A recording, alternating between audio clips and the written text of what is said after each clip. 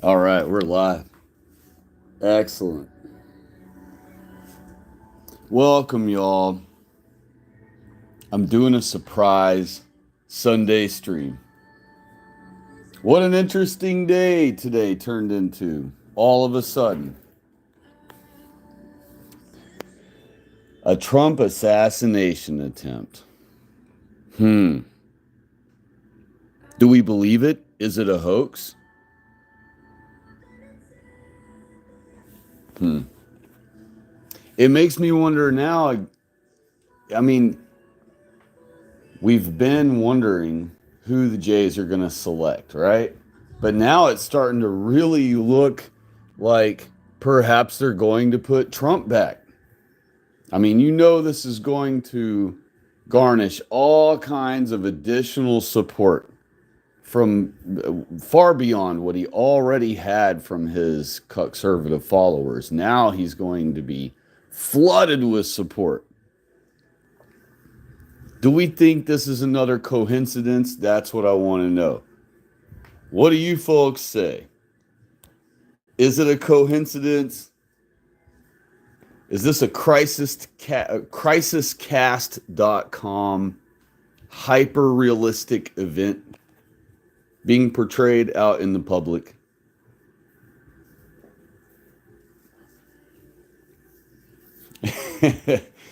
It's hard to say. It's hard to say. We talk about on this channel how Trump Stein is part of the whole gag, right?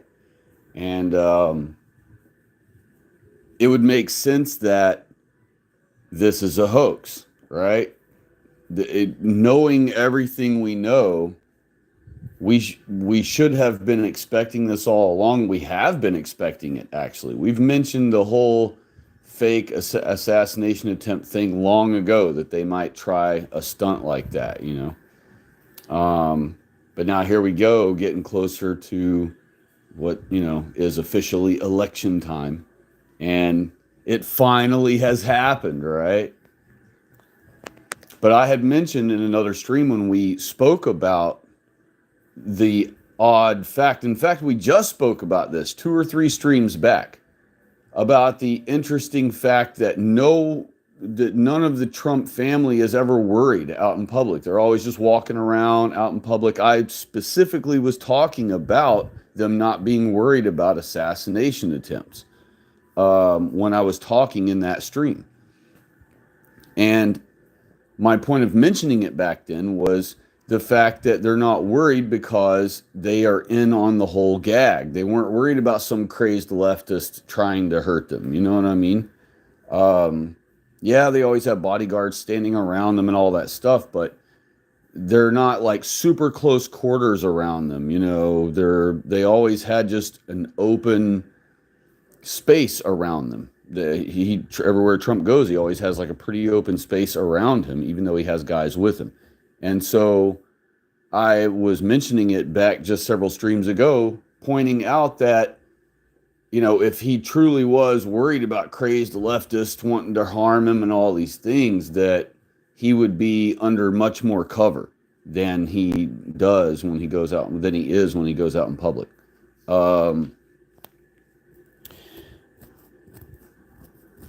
I mean, we've been expecting something like this, whether it be a hoax or for real. Either way, we expected something like this to come at some point. We weren't sure, though, if it was going to be Trump himself or if it would be. But of course, that's the key figure. The big one that everybody wondered about was, whether or not it would be Trump that they would do a hoax like this about. I honestly had wondered if they were going to have Biden have an attempt on him as a hoax, right? So then they could then blame it on the Trump supporters and the gun lovers and the AR-15 owners and all that stuff, right? So in my mind, I figured if they did pull this type of assassination attempt hoax, that it would be done on Biden. That's honestly what I kind of had figured. But it turns out they did decide to go ahead and do it with Trump, if it indeed is a hoax. And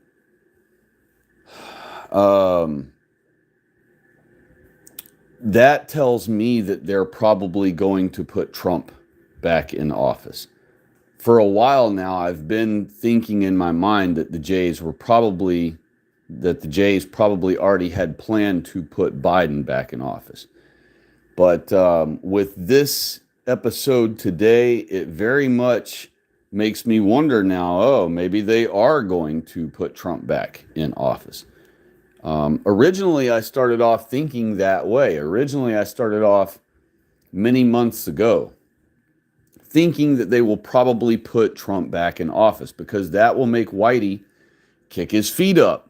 You know, all the Cuckservatives will kick their feet up and stop fighting the anti-white war that the Jays want to continue waging against us. They kicked their feet up the whole time Trump was in office. Our Cuckservative white people did nothing to help us fight off the war against white people. They didn't fight against CRT. They didn't fight against After School Satan. They didn't fight against, Drag Queen Story Hour. They defended Trump all day and night. If Trump had a slip up, a misspeak, or whatever, they spent their time defending him. And so we were all left fending for our white people by ourselves without any of the Cuckservative Trump supporters' help for 4 whole years. And only when lefties are in power, then all of a sudden they realize, oh, we don't have our guy to defend anymore. So they start caring about things like CRT and After School Satan and Drag Queen Story Hour. And of course, there were little smidgens of them who put on a show one time as though they care about those things, but and they may even do some little quick bill that they try to get passed about it to thwart it off. And of course, they know it's just going to get ignored and not voted on, and so it won't pass, and so it was a waste of time. But they do it anyway to make it look like, look, I'm on your side. I'm against that stuff. But a lot of those rhino Cuckservatives and Republicans, whatever you want to call them, they're all just leftist, and they're all just going the same direction as leftism. They just go at half speed of a leftist. A leftist is traveling to the left at 70 miles per hour. A Republican is traveling to the left at 35 miles per hour. That's it. They're all leftist. No one is on our side. But the Trumpservatives, they think that they're always duped, one person after another, whether it's Bo Bear or however you pronounce her last name, or any other random supposed newcomer to them in politics. They think is is one of the people fighting the deep state, as they call it, on our behalf. There are no people like that in government. They all each have an APAC guy who tells them what they can and cannot do, and they obey that APAC guy's wishes, or they lose their seat. That's it. They lose their funding, they lose their everything, and they probably then also have a lot of things taken from them additionally, for a punitive reason, to just punish them outright for betraying the club. And so everyone toes the line. No one betrays the club. That means there is no one in government on our side. There is no deep state, and there is no one fighting the deep state. So let me hop here in the chat and say hello to whoever has chimed in. I want to see what you folks think. What do you folks say? Hoax or no hoax? What is it? I've been reading through a couple of articles. Of course, all the news channels, since it's about Trump, since Trump's the victim, all the news channels are being super vague. They don't want to give any information out. They're treating it basically like when blacks commit crime. They're making sure it's like all super vague. Oh, the gunman hasn't been identified, yada, yada. But they know it's an AR-15, though, by golly. They knew that right off the bat. Super obvious. No big, instant journalism. They knew it was an AR-15. But the gunman, who knows? Some guy, he's dead. We don't know yet. We're waiting to hear. And just very lackadaisical journalism, keeping it super vague. Of course, if they had decided to pull a Biden assassination attempt hoax, which they still might, by the way, Um, the news would be super critical about everything. They would have pictures all over the news. There'd be pictures of this gunman, even though he's dead. They'd have a picture of his dead face laying there with blood all over. Here's the guy who attempted to kill Biden, and they would show his first and middle and last name. They would talk about his parents and his childhood. They'd already know everything about the guy from the minute he was born, and they'd have it all in a detailed article for you to read about. But instead, since it's Trump who's the victim in this case, it's this random gunman. We don't, he's some vague dude. We don't really know anything. We know he's dead. We know it was an AR-15 though, by golly, that he was using. But anything else, we don't really know yet, Let's see what the chat's saying. Peter C. has chimed in first. Hello. God bless to you. And he said, media is already talking about a lone nut, in quotes he put.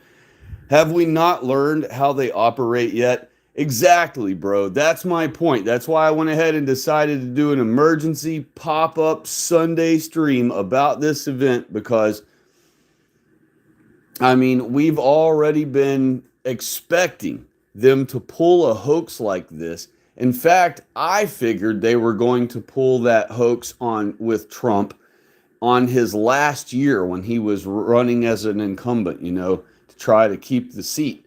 I figured they would pull the stunt then, and that would rally all of his supporters even harder, and they'd vote super hard on that day, or on election day, and all this stuff. But instead, it never happened. The assassination attempt hoax never came. And I thought, well, all right, I was wrong about it, and I wasn't really adamant that it was going to happen, but I suspected that if they were going to pull a stunt like that, that certainly it would be done in that exact time frame when he was trying to maintain his seat. And so I figured sometime in 2020 that would perhaps happen, but it didn't. It never came. And we even discussed it back then. And so fast forward to now, we finally see that the moment has finally come, right? And so I'm not saying that for sure it was a hoax. Perhaps some person really did try to shoot this dude, right? But like Peter C. just said, have we not learned anything from how they operate yet? After hoax after hoax after hoax, they brag about how they have all the Hollywood tricks and they can pull them all in live. They can pull them all live in front of people. They have prosthetics and little miniature explosives that they can literally tape onto people's bodies to cause little mini explosions off of a person, just to give a little effect as though they got hit by something, like a bullet. And they've already had for years, prosthetics where your face has fake blood stored in it in a little pouch that's blended into the face, and then the pro wrestler smacks that spot on the guy's face, and now the fake blood is splattered all over his face, and it looks like he got injured real bad. They've literally had prosthetics and effects like that for the human body for people to use in person, live in front of others. And it works good enough to fool people, So I don't know, and of course they make all the pictures look as though the bullet went through the dude's ear, where it went through Trump's ear. So as though he's going to have this big pierced hole in his ear from the gunshot wound, unless of course they sew it back together there. But I don't know. I don't know what to think about it yet. I had to start a stream and see what you folks think. I know that they're capable of pulling a stunt exactly like you saw today, or if you didn't watch the rally, I didn't either, but exactly as we see replay clips of.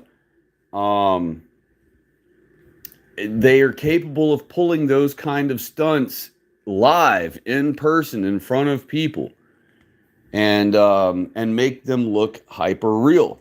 They're capable of doing so, and they've been capable of doing so for, shoot, 30 plus years now. So what do you folks say? Do you really think that this is a for real assassination attempt and he really got shot? Or do you think it's fake? Let me move on here. Saint Michael of Cigarillo or Cigarillo said, and hello to you. And he said, my initial guess is that the perp was a homosexual atheist, which is redundant. Okay. Yeah. I mean, if it's real, if this really was a real attempt, I mean, it certainly could be. And most likely would be. You know, the homosexuals are the most militant, I would say, of all of the leftists. Non-white leftists, which are all non-whites mostly, they're typically just kind of leftist when it's convenient for them to be leftist. You know, if some hyper active liberal comes around with a clipboard and it's like, oh, hey, all of you Pakistanis, you want to sign this thing saying white people should give all their money away to non-whites? You know, just sign here, you know, and those Arabs will just be like, yeah, all right, and they'll sign the thing. And that's how far a leftist is, that's how far leftist activity wise a lot of the non-whites are. They just go along with whatever leftist thing is proposed to them because it benefits them every time. So like a raccoon, they're not dumb. If you walk up to a raccoon and offer it food, it's going to be like, all right, and take the food. I mean, that's how low effort a lot of leftism is that comes from non-whites. Thank God. But some non-whites are obviously, you know, hyperactive as leftists against us. But a lot of them are just kind of ho-hum. They just like go along to get along. And they agree with the left because it always favors them. That's all. And so they would never, my point of saying all that is typically those types of leftists, the non-white leftists, typically wouldn't have enough hatred generated to, or rage, I should say, generated to want to attack a right-wing political opponent, you know, by assassination, right? They might want to try to punch them in public or something, you know, but that's about as high caliber of an attack as they would really ever want to put effort into against a political opponent that they would disagree with politically, right? Like a pro-white right-winger or something like that in politics. Non-whites typically wouldn't go through the effort to try to do an assassination attempt on one. Yeah, they might try to jump you, they might try to swing on you or whatever, but they're not going to try to, you know, assassinate you from a hilltop far away with a sniper, you know, scope and all this. That's typically, you know, white boy stuff, you know, sniping and things like that typically are a white boy, whatever, activity, if you will. So we can assume that if it was real, that it's probably a white person, probably a white guy. And the only thing that makes me wonder if it really was a white guy is he missed, right? If it's real and it was a white guy, why did he miss? You know, and he missed twice. So, and I guess there were more shots than two. So that would mean he missed a whole bunch of times, 4 or 5, however many shots he fired. So I'm not saying that I'm disappointed that he missed. I'm saying most white guys who are snipers would not have fired that many shots and missed. The first shot, they would have hit him, you know? And so knowing that non-whites usually won't do the sniper activity, right, against a political opponent, and knowing that a white guy who does do sniping activities like that, can sharp shoot from long distances, would not miss, and especially would not miss after 4 or 5 or 7 shots. Also, a sniper white person knows to not keep taking shots, okay? A white guy who's a true sniper, a true sharpshooter white guy knows that you fire your shot and you pack up and go right then, because you've already given up your location in theory by firing that shot. You're supposed to assume, for your own livelihood, you're supposed to assume that the moment you pull that trigger, you've given up your location. Now, that doesn't mean that everyone knows where it came from. People are looking around in the crowd. They have no idea where it came from. But there are other people with binoculars working for the government, standing around, looking in every direction, looking, waiting for anyone to fire a weapon. And and their whole job is to be eagle eyes and look out for and find and locate immediately wherever a gunshot comes from. And so a sniper understands this. You know, a true white guy sharpshooter understands this, that the moment he pulls his trigger, he has given away his location and he has to pack up and get out of there immediately after pulling that trigger. Instead, the story, the official narrative is that this sharpshooter, this sniper guy, took multiple shots. All right, that would not be the case. And I also would like to remind you that the JFK story is the same way, that this sniper allegedly took multiple shots, all right? White guys know not to do that. A true white guy sharpshooter sniper knows not to do that.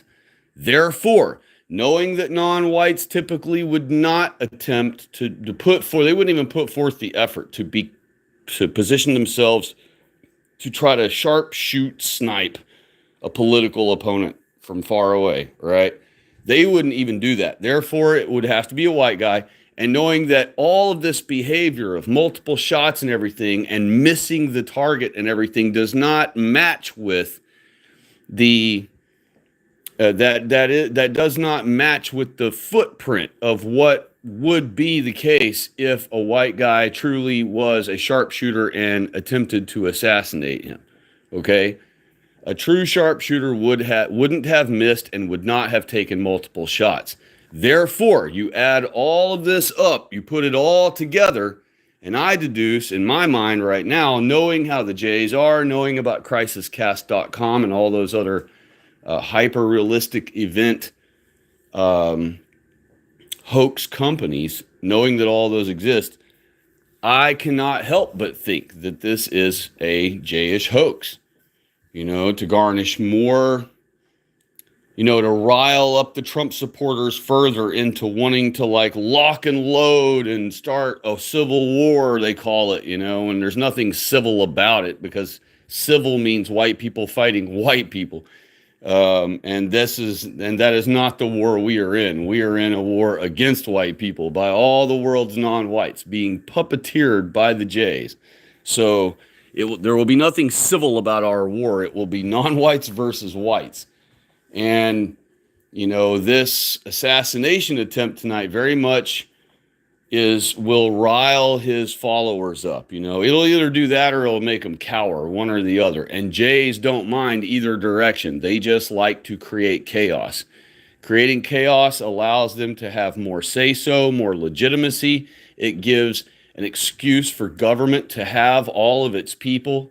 You know, they're like, look, we need this big government because look at all the crime. We have to have a department of this and a department of that and a commission and committee board of this and a committee board of that, with 20 people here and 40 people here and 30 people there, all that are subservient to us, by the way. But yeah, we have to have all this and suck all y'all dry of your tax money that we steal from you because look at all the chaos that happens in this country. That's why we need this big giant government with all these people living off your tax money.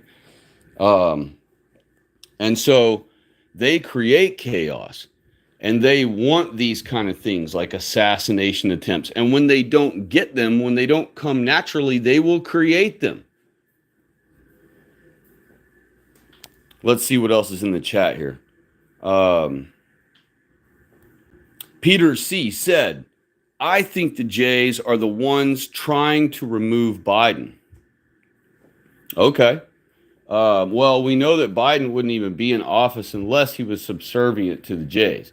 No politician is allowed to be in government unless they obey their APEC guy at all times. So And the moment they stop obeying their APEC guy, that's the moment they get exposed or get or get dethroned from they get taken out of their seat, and they're forced to resign, as it's called.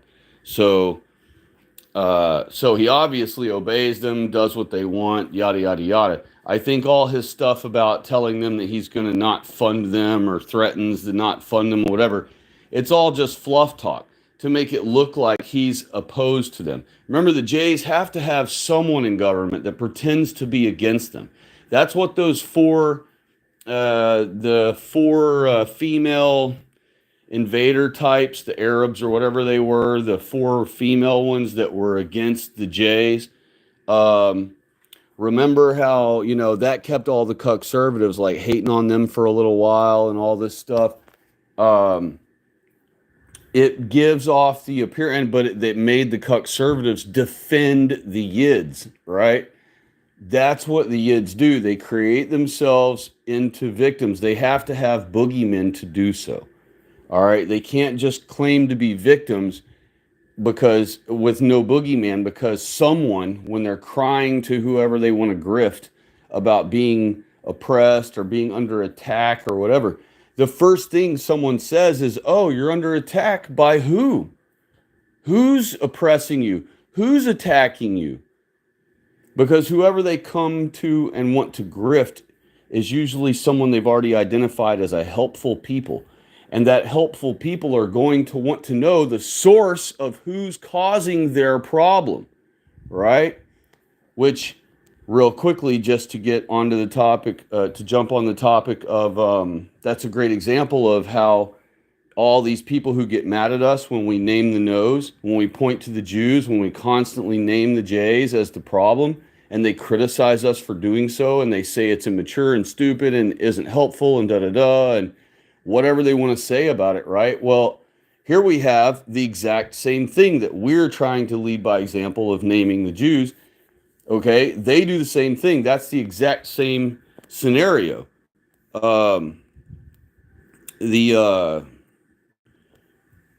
Sorry, here I'm reading this other thing. But a helpful people that the Jays are trying to grift, the first thing they're going to want to know is who's attacking you, right? Well, that's why we name the no's. We're trying to let everyone know who's attacking white people, who is flooding our country with billions of non-whites to ruin us, who is shooting the holes in our vessel. And we're criticized for it. We're called immature and hateful and bigots and stupid. And one of the criticisms is that we're blaming them based on their birth. Yeah, because that's how it works, bro. If you're born black, you're one of the blacks, you're doing the black thing. That was based on your birth. When a Jew is working against white people because he's a Jew and all his Jewish family and people and everything work against white people, he's doing so because of his birth. So yeah, that's how you identify them. All right, a poisonous snake is a poisonous snake based on its birth. So, okay, but there's nothing wrong with criticizing someone or being critical of someone or being weary of someone because of their birth. That's how we identify things at all. If someone exists by birth, based on their birth, if they exist as a Jew, then we need to be weary of them because based on their birth, they're a Jew. And because of that, based on their birth being a Jew, they're going to side with the Jews on everything against white people. So yeah, based on their birth, we have to freaking blame, or not blame them, but be weary of them. And point them out and keep close eye on them. And not allow them in our government. Based on their birth. God, it drives me nuts to hear what you would think would be a based guy criticize us for something so elementarily easy to understand. Is that a Bush word, elementarily? Did I just make up a Bush word? James Thomas is here, y'all. Hello. And he said, if this was a hoax, Trump did a very good job reacting believably. He looked around without flinching when the shots went off. Then he jerked his hand up to his ear and then decided to duck down as an afterthought. It looked believable. Although he didn't wipe the blood off his cheek, which is theatrical. Aha, see? You're getting it. You get it, bro. You have that good discernment. That's the kind of thing. Remember the campaign back during the hoaxes, all the mass shooting hoaxes and all that stuff a few years back? Well, I guess it's been 10 years ago now. But our campaign back then was no tears. No tears, right?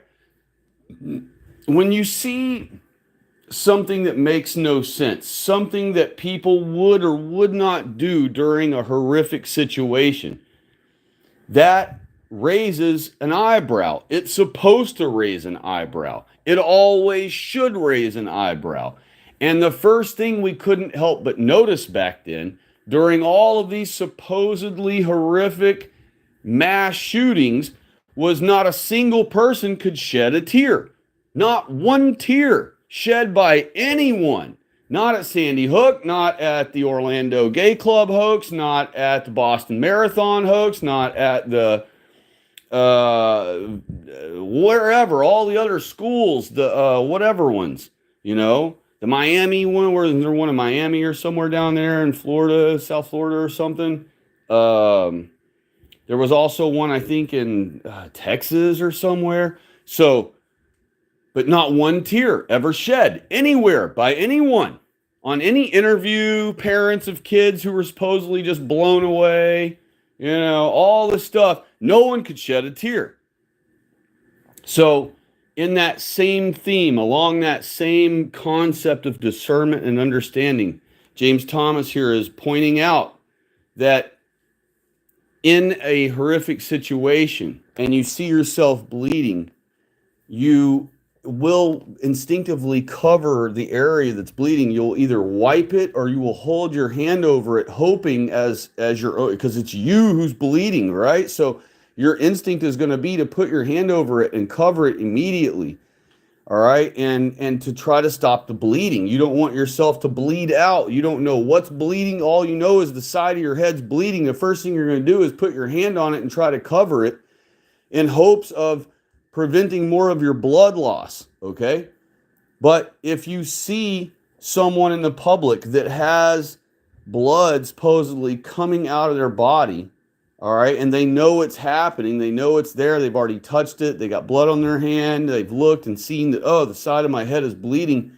If you see them just keep walking along so the camera can get a good shot of the side of their head the whole time, instead of them putting their hand on their head immediately and trying to prevent bleeding from happening, even the people who are paid millions of dollars or hundreds of thousands a year or whatever to protect this guy, right, walking with him to get him out of there, not a single one of them put their hand over his wound to slow down his bleeding.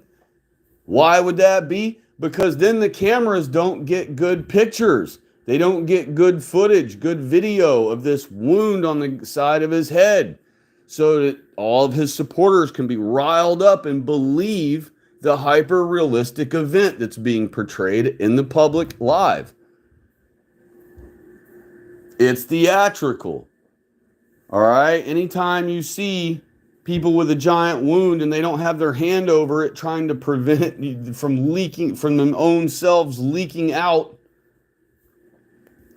they just let it sit there exposed and with their hands to their sides or whatever, so the camera gets good shots of it. That's theatrical. That means it's a hoax. So thank you, James Thomas, for that notice. That was a great observation you have there. Great discernment you have. John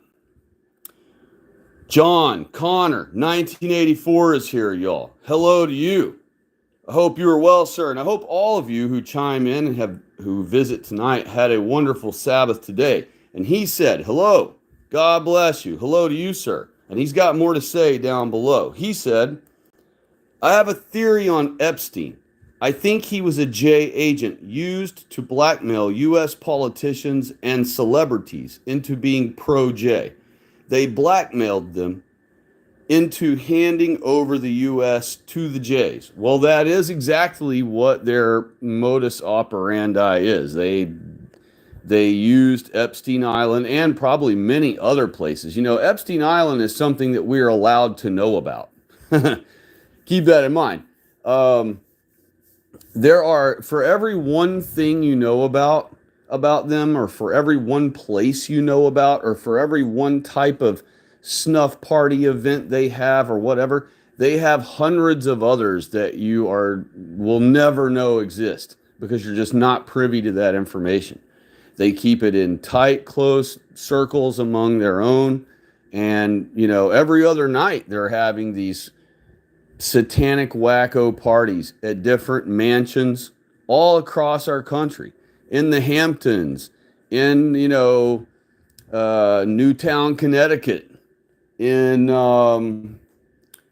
in all these like well-to-do huge mansions. I don't know if you've ever watched the documentary of the interviews of those children who escaped. They grew up into adulthood, but then they escaped at some point from being sex slaves who were not sacrificed, but they were kept by their own parents and other people who were involved in these satanic organizations. And they said that they were taken to be sex slaves and raped constantly and all this stuff at these massive, super wealthy people's mega mansions. All right. So there are parties and events and child rape orgies and all these things that happen every day, every night, in multiple places across our country to satisfy the many thousands of very wealthy, very powerful satanic people who follow the Judaism plan. Now, a lot of them don't have to be blackmailed. A lot of them happily join in to the blackmail participation. Now they know that it is to be the whole, they're not dumb. They know that it's to blackmail them so that they are always in a framed scenario. They're not even being framed. They're actually being blackmailed, because framed would mean that they didn't really do anything. But in this situation, they actually are. And they already know before they start partaking in the evil that they partake in. They already know that they are being offered that scenario as to be able to blackmail them. They already know they're shooting themselves in their own foot by partaking in it. But they know that everyone else in government has already done so before them, and not a single one of them is ever going to get in trouble. Not the Clintons, not the Bushes, they all get to live their age all the way out to their 80s, 90s, and die. And not a single one of them ever has to pay a price in this mortal life for what they did, causing millions of our white people to die in wars, causing millions of our white people to be attacked by the non-white invaders they've flooded into our countries. They don't have to care about any of that stuff. They live their whole life all the way out to 88 or 94 or whatever and die, and they never spend a day in prison. And so even when these other newcomer ones, get invited in and they're offered the stuff, and it's not just an offer, they're pretty much expected to participate in the blackmailing.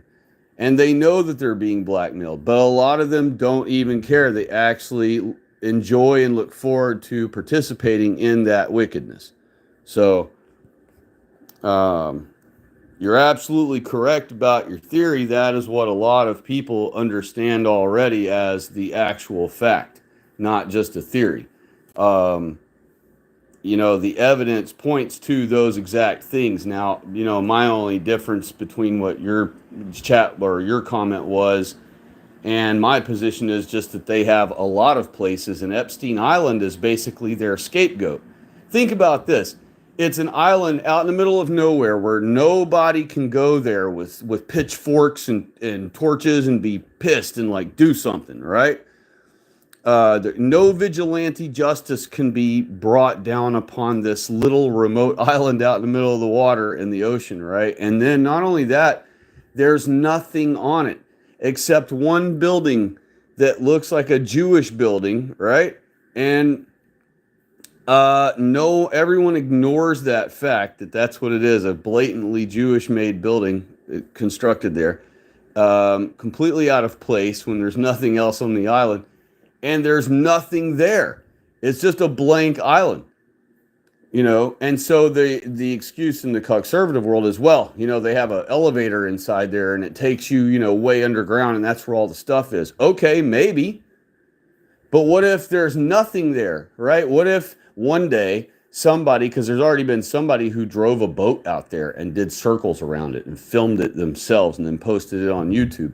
So we've got some up close footage of it, from all the way around the island, from some YouTuber who just risked it and went out there and got footage of it. But what if one day somebody does an even better expose than that and gets on the island? In fact, the guy did. He beached his boat and went up to the building and walked right up to it and looked in the windows, and there was nothing inside. It was just a blank, empty building inside, right? Like they just built an outside facade of it, and then they didn't put anything inside. It's just a fakey building like you'd see at a theme park, made to look like a building, but there's nothing on the inside. It's just blank. Well, yeah, you could say, oh, there's an elevator hiding there somewhere in the floor or whatever, somewhere out of, that's hidden. But the bottom line is they could have just had nothing there and just built that one building there to give us the middle finger, making it a super obvious Jewish building, knowing that all the Cuckservatives will totally ignore that fact. And then put nothing else there, right? And then Epstein Island is really any little random mansion in the Hamptons or in LA, in New York, somewhere else, somewhere in DC, all the mansions around DC and stuff, That's where Epstein Island really is. And we are all just told to stare at that little remote island out in the ocean where no one can ever go there, do anything about the place, or explore it, or prove anything. I think it's just a decoy. But who knows? Maybe there really is an underground facility there at the island. Who knows? But I don't buy it. I think that's literally just their decoy location to make all of us look at. No different than the southern border. They have all the Cuckservatives always worried about the southern border, but meanwhile, they fly into every airport, hundreds of thousands of non-white invaders every single day. Thousands and thousands fly in just like regular passengers on an airplane, like they just bought a flight from Pakistan and boom, here they are. They just landed in, Colorado, and here they are now. So just like they're a regular old traveler. And that's how they bring them here now. They don't have to have them just from, climbing over each other at a southern border. They just fly them in by the thousands. So while the Cuckservatives are staring at the southern border, worried about the southern border, talking about the wall, talking about the southern border, they're always worried about it. The southern border is like peanuts of an amount of upright biped invaders that they are allowing in compared to the airports themselves all over our country that they're flooding in invaders with every day. And the northern border, they don't pay, no Cuckservative pays any attention to the northern border. They don't even know that thing exists. They're like, the northern what? They don't worry about not Colorado. They don't worry about all those northern state borders like Idaho and all that stuff, anything that borders Canada all along the North Line. They don't worry about any of those states. They don't think about that border at all. And meanwhile, if they didn't want to fly people in, which they do all day, every day, not people, invaders, but you know what I mean. If they didn't want to fly them in all day, they could just be having them walk in by the billions through the north border. And Cuckservatives would be none the wiser. They'd just be worried about the 1,500 at the southern border per day at this one location, I mean, they don't seem to realize that we have invaders coming in from every direction by the thousands all the way around our country, from the East Coast, the West Coast, the North border. The South border is like only probably 15% of the invasion. And that's what they focus on with tunnel vision. And in the same spirit, like what you were talking about, where, or like I was talking about with the, obvious things like the Jewish building on the one island, and then they tell everyone to focus on that island as being, the headquarters of all this wickedness that's going on, right? Well, there's nothing there. There's no one there to accuse. There's no one there to blame. There's no building to other than that one Jewish building that has nothing inside. There's nothing to investigate or point at or demolish or dissect. There's nothing there. Meanwhile, Epstein Island is actually happening all over our country in all these like super rich neighborhoods, and these super wealthy men. That doesn't mean that every super wealthy person in some neighborhood is up to that crap. It means that it's those type of neighborhoods where the most rich and powerful of upright bipeds in our countries exist. That's where the Epstein Island action is happening, is in those mansions where those evil, powerful types live. Peter C. said, what do you think of all of this talk of black support for Trump? Well, I think it's pointless. Blacks for Trump is 0.00000000001% of the black vote, right? But again, Jews do everything on their own. To think that after Jews have full control of your country, which they do have of ours and have had since 1913, to think that they give two shits what any goyim, I don't know if you've ever read a Talmud, but to think that Jews give any crap whatsoever what a non-Jew wants to happen in a country, what person they want in a certain government seat or position, what the goyim, the non-Jews want to happen with their country's laws. To think that Jews count any of your vote of that, whether it's blacks voting or white people voting or any non-Jew voting, all of that is to keep white people and blacks and everybody thinking that, they need to try to win each other's opinions over to the other side. Trump supporters think they're going to eventually win over the black vote, they call it, right? But first of all, the black vote will always go for whoever gives them all of whitey's stuff for free. And that is the left side. The right side will never do that. The right side tells blacks, yes, we'll let you get some stuff for free. We're still leftists, but, and of course we'll still, that'll still have to come from whitey people, and we're not going to put up a fight about that, even though we totally should. But no, we want to pander to you because we're hoping to win you over to our side. So we'll still let you keep grifting whitey, but we want you to only grift whitey for a little while until you can pick yourself up by your own bootstraps and start getting a job and working and paying for your own way.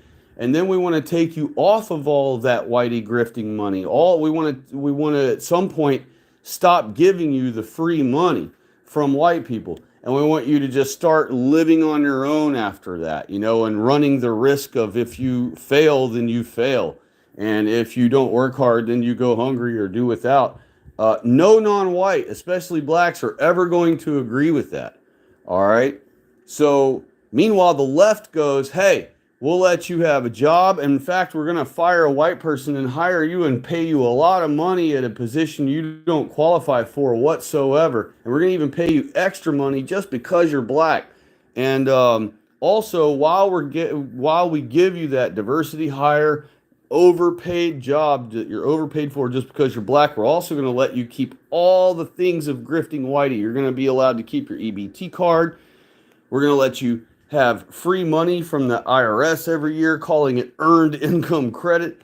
We're going to give you all this different stuff from whitey, and you can have one of whitey's jobs. And we're going to pay you way more than we ever paid whitey. He was there 25 years. He was an expert at that job. We're going to fire him, and we're going to put you there not knowing a thing about it, and we're going to pay you more than we ever paid that white guy even though he had been there 25 years. That's how their plan goes. And so blacks looking at that situation, they go, let's see, way more shit from these people or almost nothing from these people.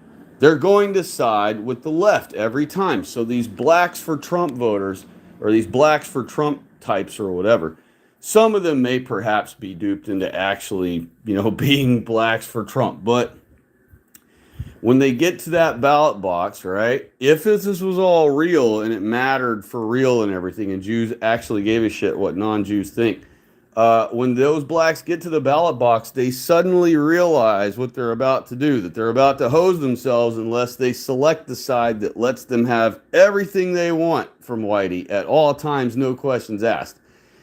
And at that last moment, they decide, and then also they decide based on race. Anyone who's black, they're going to vote for the black. All right. So if there's a black and he's a Democrat and he's running for a certain position, and then here's this other person who's actually competent to run the area, but they're white. And if this dude knows that person's black, they're going to vote for the black instead of the white, because that's how they roll. That's how races roll. I was going to say Puerto Ricans or Mexicans or Asians or Arabs, they vote for their own kind if that is what is available. Okay, they're not going to vote for your kind. They're going to vote for their kind every time. So the Blacks for Trump thing is a nothing burger. It's just to dupe white people. It's to keep white Trump supporters duped into believing that they could somehow convince blacks to stop wanting to get free crap from whitey, which will never be the case. Not in bulk. It just will not happen. And so for white people, it's a fantasy, a stupid fantasy. And for blacks, they're just laughing all the way to the bank, grifting white people out of their own idiocy and their own money. John Connor said, Florida is a paradise, the new Garden of Eden, and the Jays are flooding it. Yeah, well, the Jays are flooding everywhere in America. They're flooding where I live in my state. They're flooding Texas. They're flooding California. They're flooding, I mean, you name it, New York, Florida, like you said. I'm sure that every state, no matter what state you're in, I'm sure that anyone from any state could report the same thing. Even out in the rural areas, out in the middle of nowhere in every state, they are busy clearing forests and building entire apartment complexes and entire neighborhoods for the 1 billion. Remember, I keep telling you folks, for the new 1 billion additional non-whites that they plan to flood into our country. So all these neighborhoods you see being built everywhere, remember, they're celebrating white people's decline. So all these homes being built everywhere like hotcakes, and all these apartments being built everywhere like hotcakes for seemingly no people. There's no people to fill them right now. Well, it's because they haven't started their exponential flood, their exponential ramp up of the invasion of non-whites that they plan on doing to our country soon. So let me get back in here and read a little more.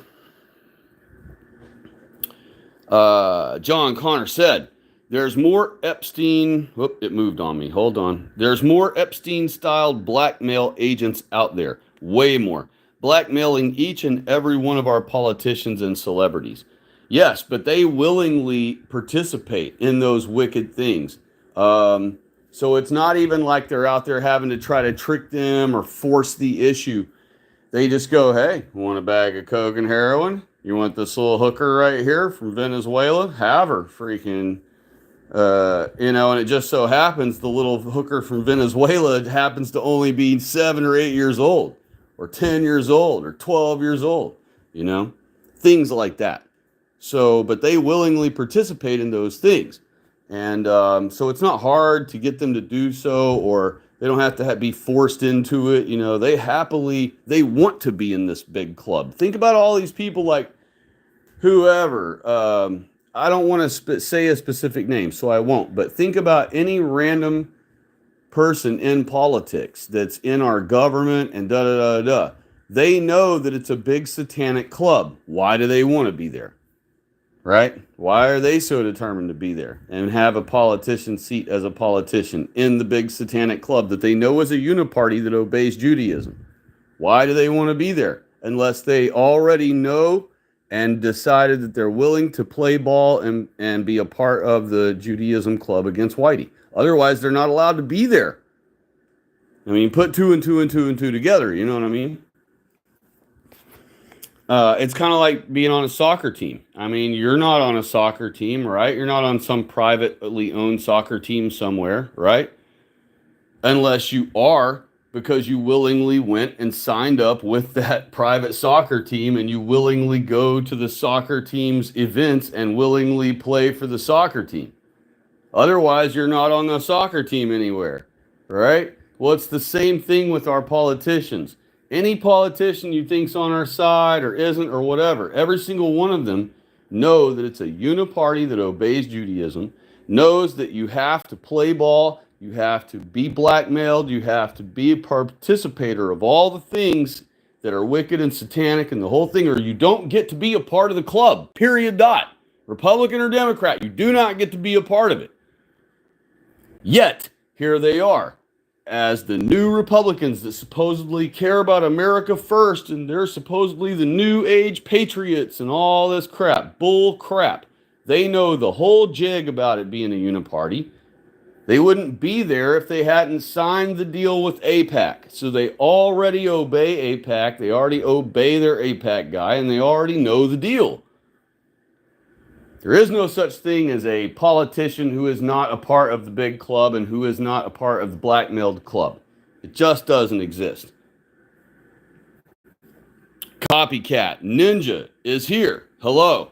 And he has said something. Let me back up though. Whoops. Actually, the chat has moved along. So let me scroll back. No, it was him next in line. It just so happens I was reading the wrong comment that he had made. I was looking at a later on comment. But he did comment next. And hello to you, Copycat Ninja. Nice to meet you. And he said, Cuckservatives don't realize that blacks don't want a colorblind meritocracy because they can't compete in a fair competition with other groups. Absolutely accurate. That is yet another reason blacks have no interest in being Trump supporters or Republicans. You know, they want you got to understand, blacks go with anything that benefits them. So if a Republican offers them, if Republicans come along to the black neighborhood and they set up a big old blacks for Trump or vote Republican stand, right? And they bring out some barbecue and some watermelon and give away free donuts or whatever and bring out some games for the kids. The blacks are going to come there. And they're going to be like, what? This MAGA hat? You give it to me free? All right. And they put it on, you know, and, oh, all this food, I can eat whatever I want free? All right. And they'll eat it. And then, oh, man, all the Republicans are standing there. Oh, let's get a picture with you. Oh, look, we got this nog wearing a MAGA cap. Oh, it's big smiles, y'all. Big picture. And they put it on their Twitter. They're like, look, we got blacks voting Trump over here, y'all. But they don't realize that they're just being grifted. Blacks just take whatever you offer them. If you offer blacks something, they're going to go, all right, and take it. And that's it. It doesn't mean they agree with you. It doesn't mean they're on your side when it comes down to the war against white people. It doesn't mean that they're going to side with white people when all the world's non-whites are commanded to apartheid attack us. It doesn't mean that blacks are having a change of heart someday and they're going to finally start caring about working hard for themselves to survive in this risky game of life in the first world that white people have built. It's none of that.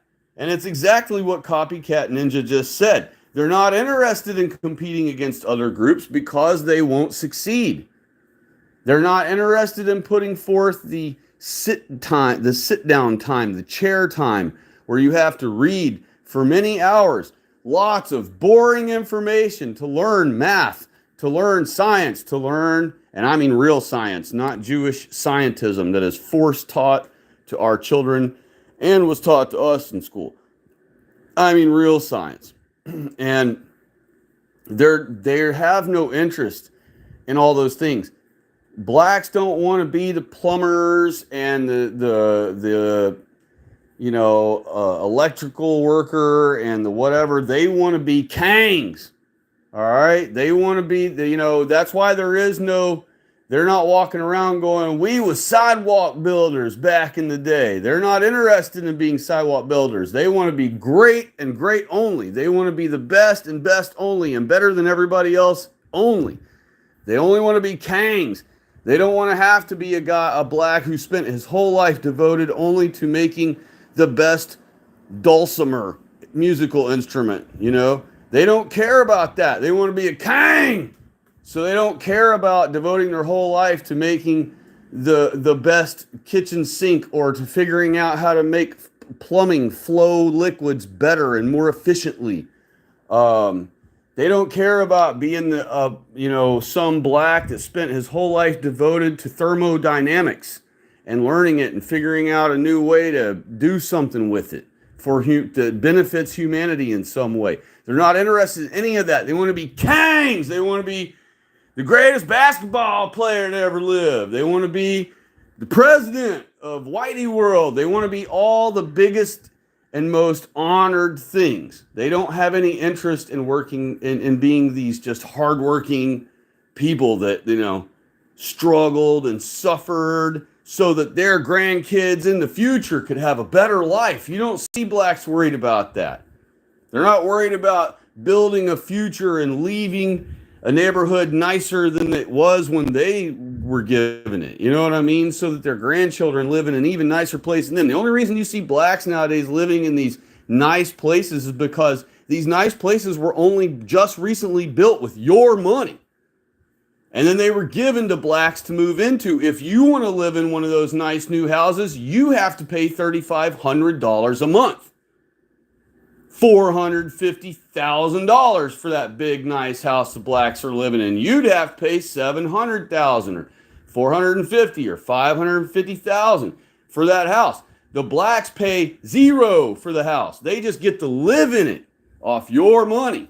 So the only reason you're seeing blacks living in these nice, new, seemingly clean houses and all these things now is because their ghettos, their disgusting, nasty ghettos that they lived in squalor for all those years, our money has been taken from us to level all those places where they literally destroyed them all. And they built brand new, upscale, they call it, cookie cutter apartment complexes. And they've moved dumbass liberals into those ghetto areas to live in these really overpriced, new, fancy-dancy apartments.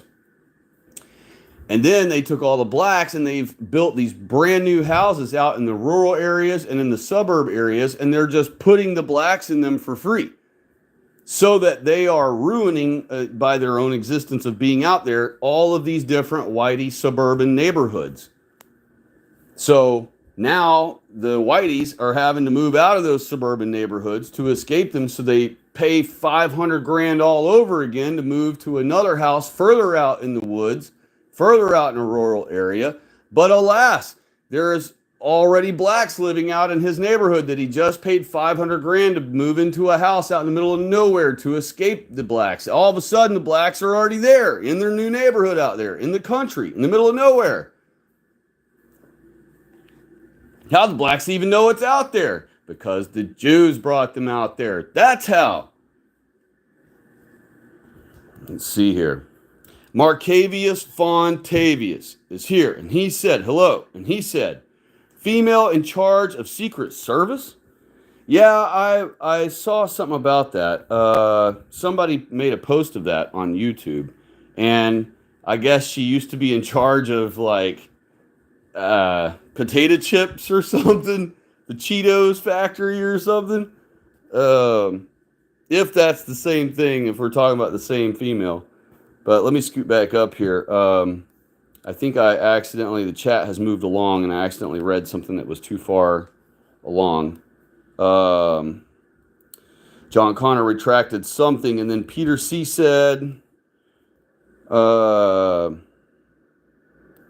actually, no. But Peter C, again, speaking, said, unless the guy knew it was a suicide mission. Oh, I think you're talking about that a shooter would never shoot multiple shots, that a sniper would never do that.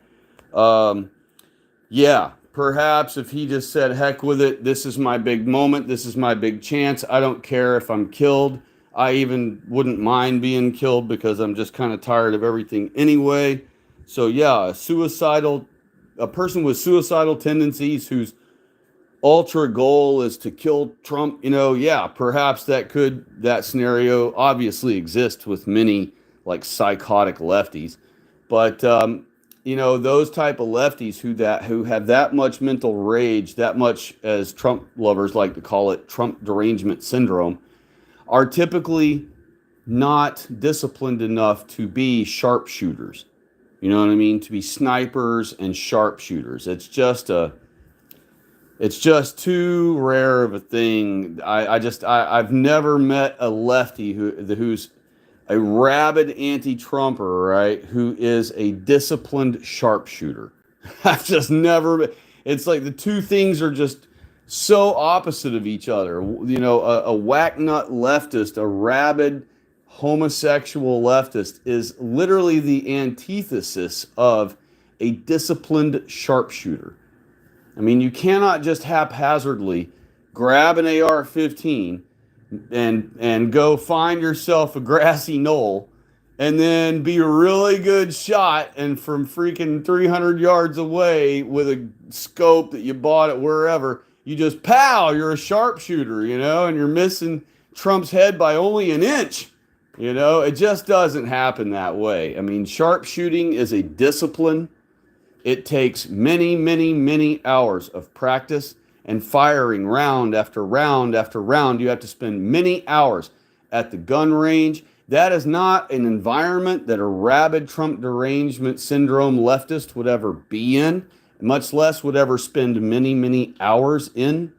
And so I just don't buy it. I just don't buy that some crazed leftist is also a disciplined sharpshooter who then also did not behave like any sharpshooter typically would and fired multiple shots and missed every time. So if you really think about it, it just is not believable. I'm sorry, it's just not believable. It definitely appears to be a hoax to me based on those things. But if it ends up being real, of course, we'll never be able to prove whether it is or isn't. But I don't know. We'll just have to see how things play out, But John Connor said, Florida is a paradise. The new garden. Oh, no. I'm already I scrolled too far back. My apologies, y'all. So I didn't even need to comment about that last comment because it was already too old of a comment. Let's see here. What do we got? Oh, Copycat Ninja said, colorblind meritocracy will lead to more qualified whites, East Asians, and Jews replacing incompetent blacks who got their positions due to DIE. That's absolutely true. And blacks understand all this. It's why they don't ever work against their own interests. You would think they do all the time when you watch cop videos and how they get suicided by cop and all that, but they do all that by design intentionally. They're trying to win the ghetto lottery, and they know that they've got to disobey the cop, be angry and horrible with the cop, even if it takes that to get the cop riled up against them, in hopes that the cop will commit some sort of no against the black. And even if the black has to get shot, whatever, they're willing to accept that. As crazy as that sounds to a white person, to a black, it's not a big deal for them. They've even vamped themselves up to accept that they probably might have to be shot by a cop in order to win the ghetto lottery. And so they've already accepted that fate long before they ever get pulled over on a random evening by a cop. And so when they finally do get pulled over by a random cop, now's their moment they've finally been waiting for, that they've been vamping theirself till ready to finally, do. And sometimes blacks will just purposely get pulled over because they've already been waiting so long to pull this stunt to try to win the ghetto lottery that and a cop hasn't pulled them over. They've been running stop signs right in front of cops. They've been speeding past cops. And because the cops are afraid to mess with blacks nowadays, they haven't been getting pulled over. So eventually a black gets to a point where he's like, heck with it. If they're already really ready to pull this stunt, they will just go driving around ridiculously until a cop finally pulls them over. And then now they finally get to pull their stunt and disobey the cop and be as ridiculous as possible and insult the cop in every which way, cracker this and that, and you just hate blacks and blah, blah, and trying to get them to say something racist, do something, whatever that can be accused of as that, so that they can either be attacked and that's why they fight the cops as hard as possible and try to harm the cops any way they can, because anything the cop does back, they can blame as being, the evil whitey. So they're just trying to win the ghetto lottery, and they actually look forward to being pulled over so that they can disobey the cops and fight them and start the whole process of trying to be harmed by the cops so that they can try to win money. That's very much a black thing. So for them to know to know that they already behave that way, and that is their train of thought, if you want to call it that, in their mind. Of course they're not interested in competing against competent people who are qualified in a certain field or whatever. They already know that they don't even belong where they are. They already know that they're only there because they're black and because white people have this bizarre fascination with critters. And so they will invite, low IQ upright bipeds to work in their environment with them as like a pet. They want a little puppy dog for the office. So they hire a token black. Now they got themselves a token black, and they take it to all their events. They take it to all their sales things and show it off. Look at this decorated nog we got, y'all. He dresses like white people. He speaks all calm and normal like we do. Look, he doesn't even talk like a ghetto one. Isn't this something? And so they hire them just to be a token black. Look at this decorated up like a white person token nog we got. We found he just came walking into our office one day asking for a job. We're like, heck yeah, little buddy. They literally treat blacks like a pet animal. That's what Cuckservatives and leftists do. Again, that's why Cuckservatives are just leftists. That's all they are.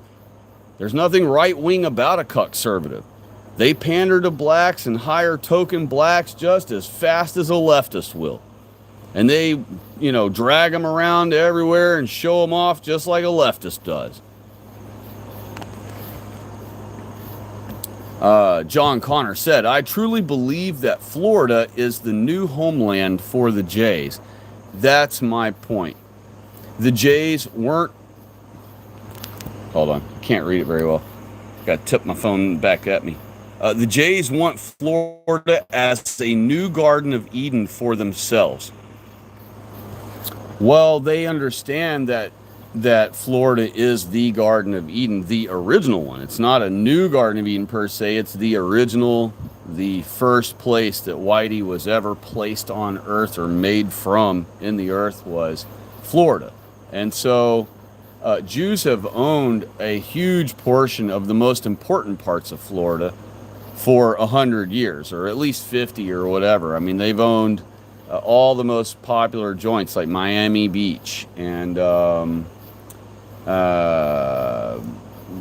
well, that's the main one, is Miami Beach, and basically all along the southeast coast.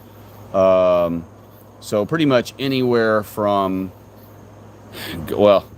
anywhere along the east coast of Florida, you could say is owned by the Jays, but they heavily own Miami Beach. So anybody who lives in South Florida would easily be able to tell you, if they're old school and they've been around for 30, 40, 50 years, they'll be able to tell you that the Jays own Miami Beach, just pretty much all of it. So, and Fontavious said, Jews pronounce it Florida. Did not know that. John Connor said, and the Jays will have non-whites as their slaves once whites are out of the picture. That's exactly the Talmud plan. If you read the Talmud, you will see, and I wish I had the book memorized to tell you in the Talmud where to look, but it does say in the Talmud that Once they eliminate all of us whiteys, that each and every J alive, man, woman, and child, will own 2,800 non-Jew slaves for each one of them. And of course, if they've already eliminated whitey, that means that the non-Jew slaves are non-whites. So each J, according to the Talmud, will have 2,800 non-white slaves. And they will rule the world.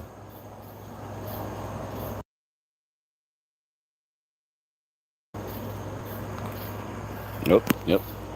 All right. And John Connor said, no, I'm sorry. And James Thomas said, Kangs. Yeah, okay, yeah. He's talking about the part where I was saying that earlier. How they just want to be the Kangs and the leaders and the great ones and whatever. They're not interested in dedicating millions of different blacks' lives. You know, each one of them individually isn't dedicated to spend their whole life only dedicated to one thing like optometry or electronics or whatever. That's not how blacks roll. Every one of them wants to be a king, a leader, a basketball star. Let's see here. Donk the frog has stopped by. Hello. And he said, Peter Morose is still here. Love, y'all. Oh, okay, so you're perhaps Peter Morose?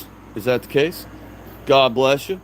I'm glad you're still around. And he said, you're right about the gentrified apartments. Look at Governor's Drive in Huntsville. I'm assuming he means Huntsville, Alabama. It disgusts me. Yes, that's absolutely true. What they've done is they've taken all the ghettos. Remember, the ghettos were all in these downtown areas. They were in downtown cities all over our country. And what they've done is they have leveled all of those disgusting, squalor-infested ghettos that originally the blacks had, been living in for all these years. They kicked the blacks out of all those places and cleared all of them, just leveled them, and threw all that nasty crap in the landfill. And then what they did is they built these brand new buildings, these cookie cutter, upscale looking, neatly facaded apartment complexes. And now they charge these like doofus internet job liberals to live in these apartments, and they're doing this in every major city all across the country. And I see it with my own eyes firsthand when I travel around from city to city. And you'll see these areas that used to be ghettos are now completely leveled and rebuilt into these, fancy new. They're fancy looking, but they're just cookie cutter garbage. But they're fancy looking, fancy facaded apartment complexes. And you'll have all these leftists walking around, lesbos and gays. Really, it's mostly the gay communities. It's funny, they've actually filled most of these ghettos up. The gentrification is mostly gay whites, and just gays in general. So, and then what they've done with the blacks is they've moved them into white people's suburban neighborhoods where they could never have afforded some house, in this suburban neighborhood, but they're just giving it for free. They're just moved in and they say, hey, blacks, pay us $180 a month for this place. If you don't worry about it. You can stay here anyway. And the blacks go, okay. And they just never pay the $180 a month, and the government never kicks them out. And now the government's giving them what's called squatters' rights. So now even if they were renting something from someone legitimately and they decide they don't want to pay anymore, they don't have to move. They can just stay there for free from now on, because now they have rights, which we're going to be removing all rights from non-whites as soon as we take our country back. There will be no such thing as rights for non-whites in our country. 0.0.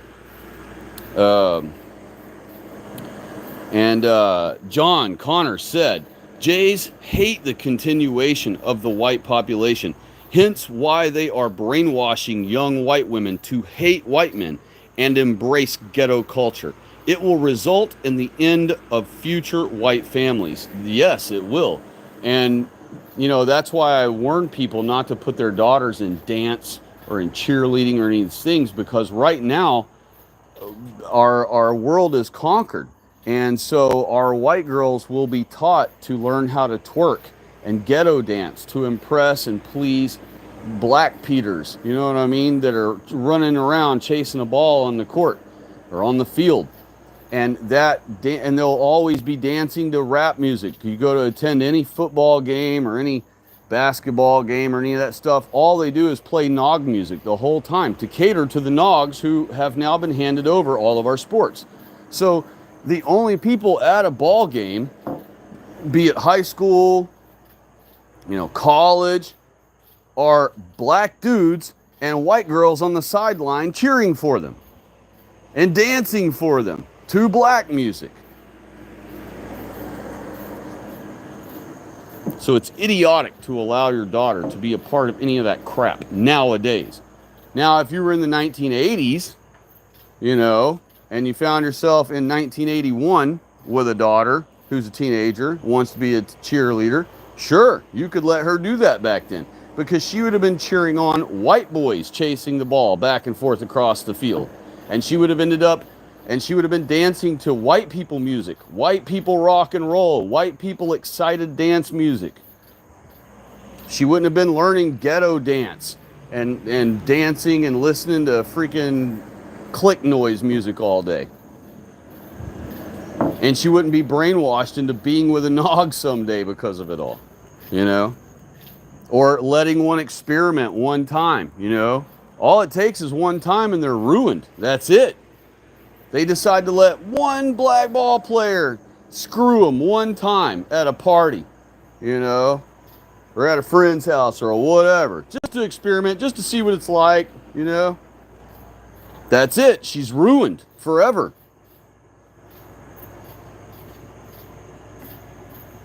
You don't get to take back certain things. God drew a line in the sand, and there are certain things that are on the other side of that line in the sand, and you do not cross that line. And for females, that line is race mixing. They are not to cross it. It applies to males too, but it is deathly detrimental to our women. So, and we have other things that are deathly detrimental to men if we commit.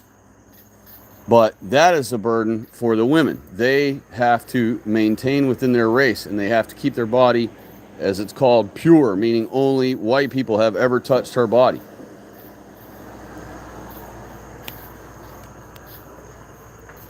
And if a white woman ever allows a non-white to touch her sexually, she has been what our Bible declares and calls defiled.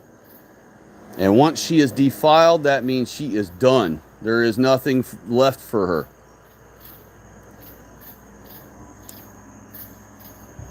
Let's see here. Marcavius Fontavius said, you'd have to go back before the 80s. Yeah, honestly, you probably would.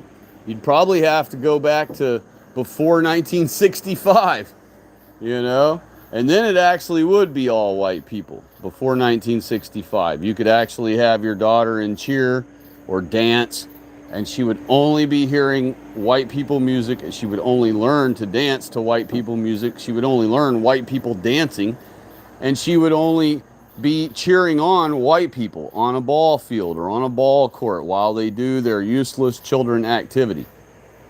So, but instead we've handed that off to the nogs. So nowadays, fast forward to now, this is not a time where you can allow your daughters to do those kinds of things. Instead, put your daughter in something else, band or something else. And then when the ball team time comes around, football season comes around, whatever, all right, and the band is like, hey, we need people to play music for the football team. We need you in the marching band. Tell her no. You were to do symphonic orchestra, and you can do jazz band, but no marching band garbage where you're out there on the ball field or at the basketball game playing for the Nogs. No, none of that. You could put her in ballet. You could put her in, and don't think they're not trying to put Nogs in ballet and all the other crap too. You might put your daughter in ballet, and guess who the teacher for ballet is? Some black dude. So now he gets to pick her up by her cooter and her butt crack all day with his hand and finger all up in her junk. Oh, I'm just teaching your little white girl how to be lifted in the air. Just so happens I gotta use my black hand to do it. Put my hand all over her cooter and her butt crack and lift her up myself, to show her how it's done. Oh, we got these black guys who signed up for ballet. Oh, they're going to be the ones lifting her now every day. All right. So don't think they haven't figured that out too. And they'll put blacks in jazz band. They'll put blacks in, all the other band, symphonic orchestra. They'll make, this black guy knows how to play the violin. Let's put him up front, Let's put him up front and have him in front of the whole band. Give him a solo mic. But at least there, she's around other white people, and she's influenced by white people music, and she's influenced by things of our past that make white people great. She's not being influenced by, because a symphonic orchestra, unless it's a super cucked leftist who's running the orchestra, which that is the case most of the time, but most of them respect the great art of our people's older music. And so that's typically what symphonic orchestras play. But I have seen a symphonic orchestra now and then play some rap song, like modern jukebox style or whatever. But typically, if you had your daughter in symphonic orchestra type band and things like that, she would learn white people's art, white people's music. She would learn some of our history, some of our historical classics of music. And, she would be learning something productive for herself, as opposed to just learning how to, booty dance to gimme, gimme, gimme, gimme, gimme, gimme, gimme, gimme, It would just, it's a whole different thing. Your daughter will either be ghetto trash, or she can come out to be a classy, elegant white lady who becomes a great mother for a family and a man somewhere in our race. So, you have to be careful where you allow your daughters to go. I mean, that's the bottom line now, John Connor said, and Snapchat and other social media apps are ruining young white minds as well. Snapchat and TikTok are two of the main issues. Snapchat is being used regularly as a form of communication. Yes, our people, especially our women, unfortunately, our young white girls and stuff, they do like to use all these obscure, random different apps that have popped up out of nowhere, like Snapchat and Instagram and all these different ones. And of course, you have things like OnlyFans, which are even worse, where our girls are defiling themselves before the entire world. But with, like you said, Snapchat, Instagram and things, TikTok, they're using those as communication devices, like you said. And the communication that the things they communicate back and forth is kind of the problem. And another problem with social media is it gives blacks more internet access, more digital access to white women, especially the dating sites, like whatever ones exist now. But there's like a website, or there's an app that people use to just like have one night stands or whatever. I think it's called Bumble. Pretty sure that's the one. And of course there are other ones for like homos or anybody to use, like Grindr or whatever, some other ones. But from what I've seen firsthand, a lot of blacks stalk white women on Bumble. And they try to use Bumble to talk to white women and try to convince them into hooking up with them and having one night stands with them and stuff. So that is an app that blacks have been using to try to access white women like hotcakes. And apparently a lot of white women take them up on it, which is unfortunate. But our white women are cucked, and so a lot of them are going to ruin themselves, and each one of them who does so commits suicide. They have committed suicide that first time they ever allow that non-white to touch them sexually. That's it. The moment it slides in, the moment the first finger, the moment anything like that, first tongue that goes in their mouth, they're done. They've just committed suicide. They just put a gun to their head and they blew their brains out. That's what they did. Only The only difference is now they get to still be alive every day, but they shall surely die, you know? And so it's horrible and unfortunate, but that is the bottom line for them.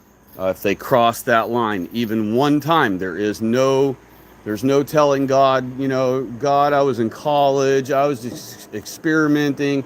I'm sorry, God, I was tricked by my friends, my girlfriends in high school were cheering me on to do it. You know, I didn't even want to. Too bad. God's going to say, too bad. I'm sorry. He's not even going to say anything. He's just going to, and they're done. You know, and they won't even get to plead their case because they'll be destroyed when Christ returns, you know. So they won't even have a judgment day. The judgment day for them is just when Christ arrives, and that's it. They just get burned away with the rest.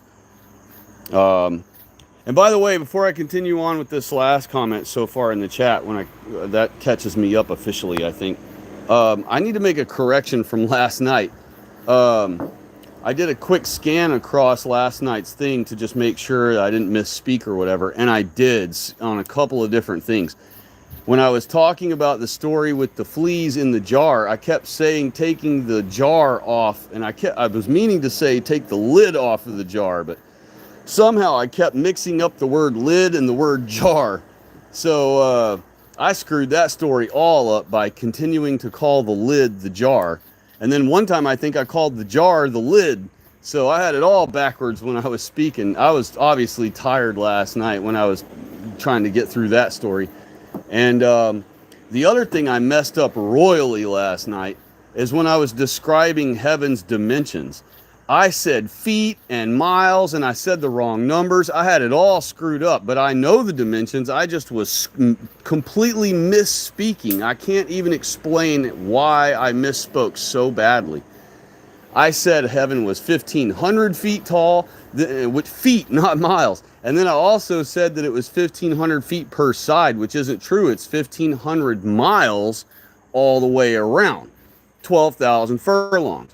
But when you divide it up per side, that's 375 miles long per side. So heaven is a 375 mile long and wide and tall cube. Okay? Heaven is 375 miles tall, it's 375 miles wide, and it's 375 miles deep. And the walls being 220 foot high, I actually did say that part correctly, but I messed up the other part royally talking about the dimensions of heaven. It is a cube, a perfect cube, or roughly a perfect cube, that is 375 miles per side, you know. So that is the dimensions of heaven. Everything else I got right about it, but that part, the dimensions part, man, I messed that up really bad. I don't know what in the world my brain must have been in some other dimension at the moment. But anyway, I wanted to make those corrections because I caught that on a cursory review of last night's stream before this one started, and happened to notice that I misspoke so badly on those two things. And I also apologize for getting off my point on several things last night. I was on a point, and then I would get on to another thing, or like a side point within that point, and then I would never get back to the original point.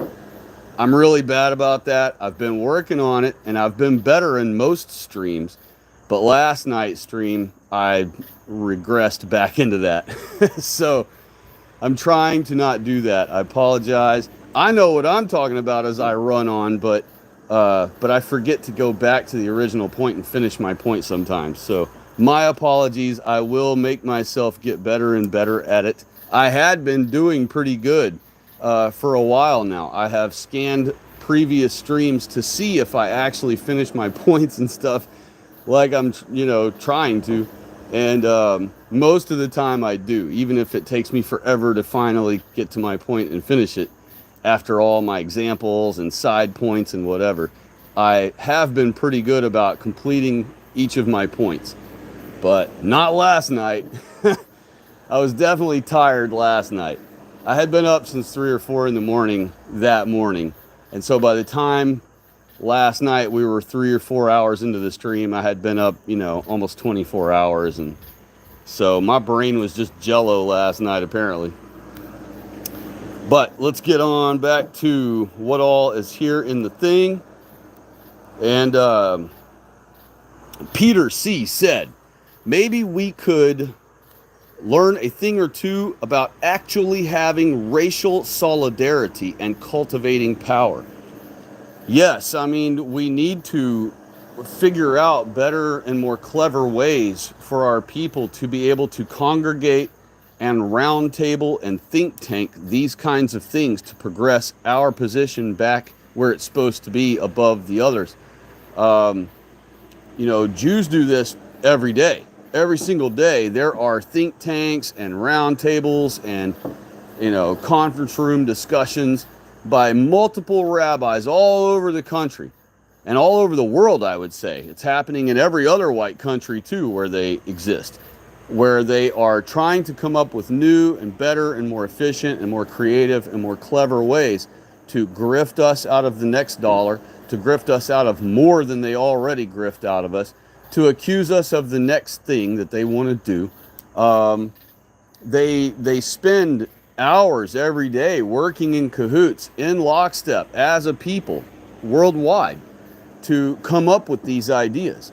And meanwhile, white people, we are completely, we are so individual. We operate as so much as individuals that we are just completely atomized. We don't have any central solid body that we can go to. Like blacks always have that they're black to like lean on, and all other blacks around will side with them.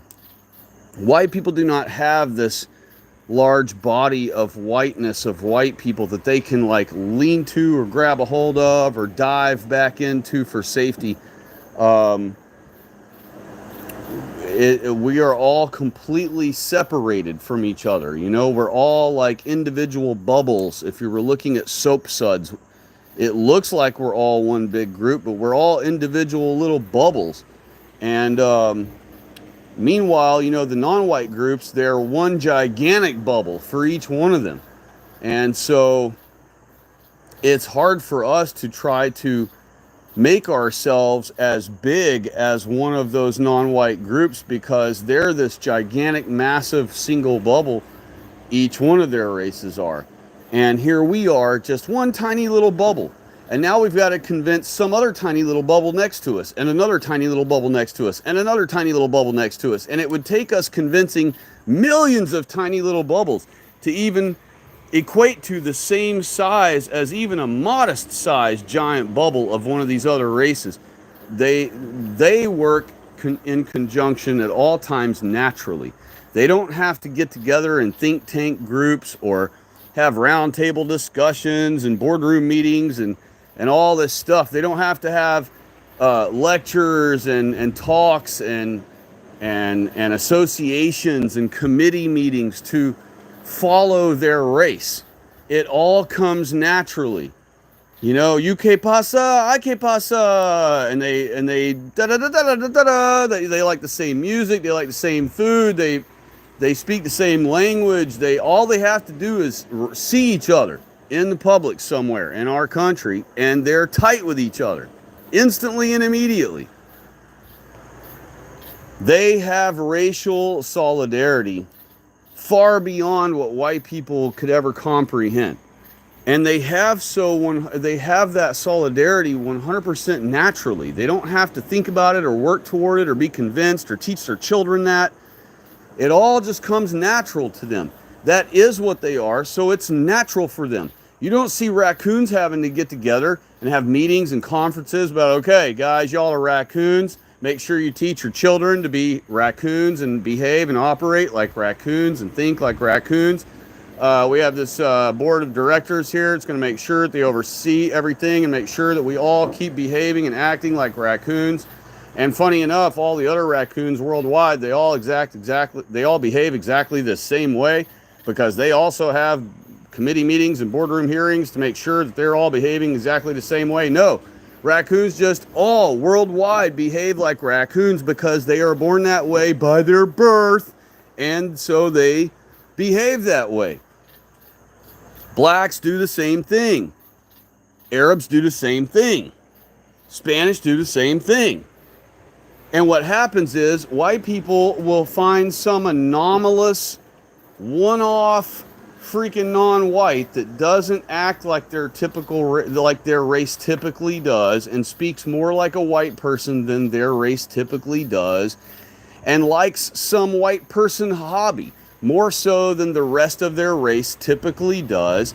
And then that white person goes, wow, I have this, so-and-so non-white friend, and he's just like a white guy. You'll hear white people say that. They'll be like, oh, he's Mexican, but I mean, he's basically like a white guy, because, he's into flying drones, and he isn't into all the Mexican stuff. He listens to freaking rock and roll, and he wears Def Leppard shirts, And that's enough for a white person to be just convinced that this dude is not his own race, his own non-white race. It's all they've got to do is decorate themselves up in white people clothes, call themselves Charlie instead of Jorge or whatever, and then listen to a rock and roll station once in a while in front of a white person, and that whitey is totally convinced, oh my gosh, we got a Trump supporting based Spanish dude, or whatever.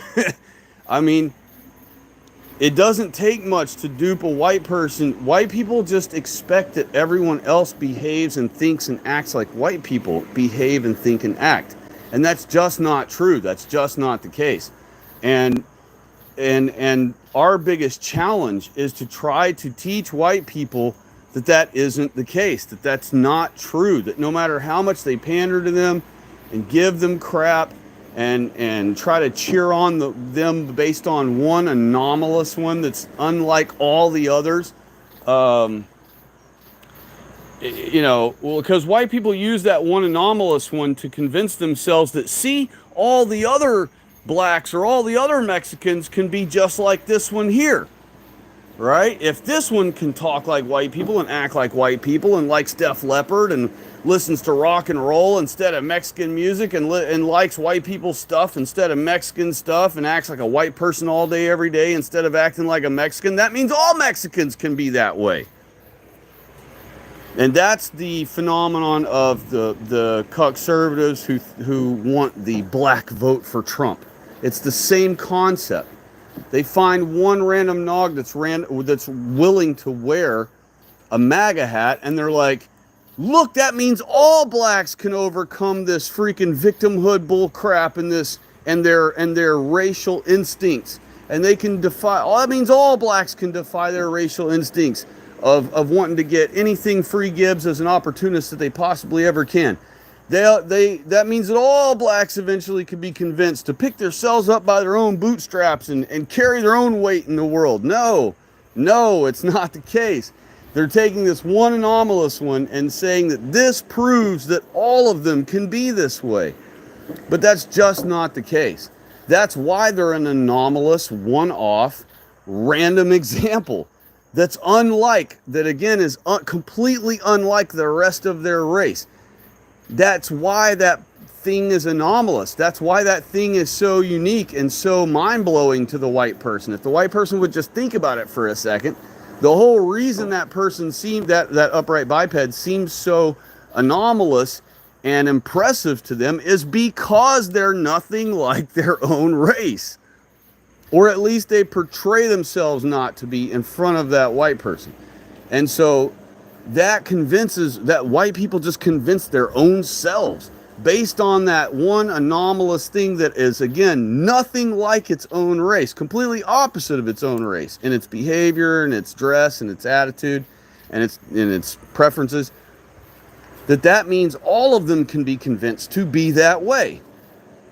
It's just not true. It's not the case.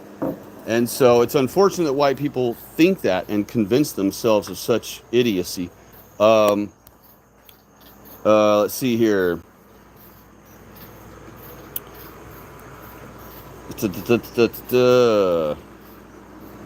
Okay, John Connor is the next one who chatted, and he said, I'm 19, so I'm in the middle of this. It's regular for me, since I'm part of the problem generation who is embracing this cancer. I don't embrace it, but it's all I hear about and see. Yeah, I'm sorry. I'm sorry you're having to be just kind of thrown into this alligator pit as a 19-year-old man. Um, you really have kind of had to have been born. You were forced to be born into this very anti-white, very hostile to your own race world. With one blessing being that at least you were born in America, so you get to live here. So that's a huge plus. But yeah, time frame wise, I mean, unfortunately, and I'm sorry, I apologize on behalf of the rest of our white people who wanted to fix the world before you were born for you. Unfortunately, yes, you have had to grow up in this like anti-white, hostile world against our people in our own country. But it is a massive blessing that you understand these things already at 19 years old.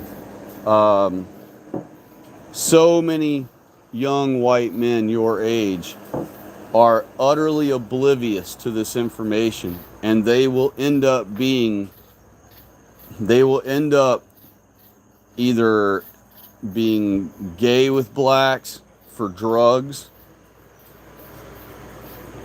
for clout, which, you know, it's dung hut clout, so it's not even real clout.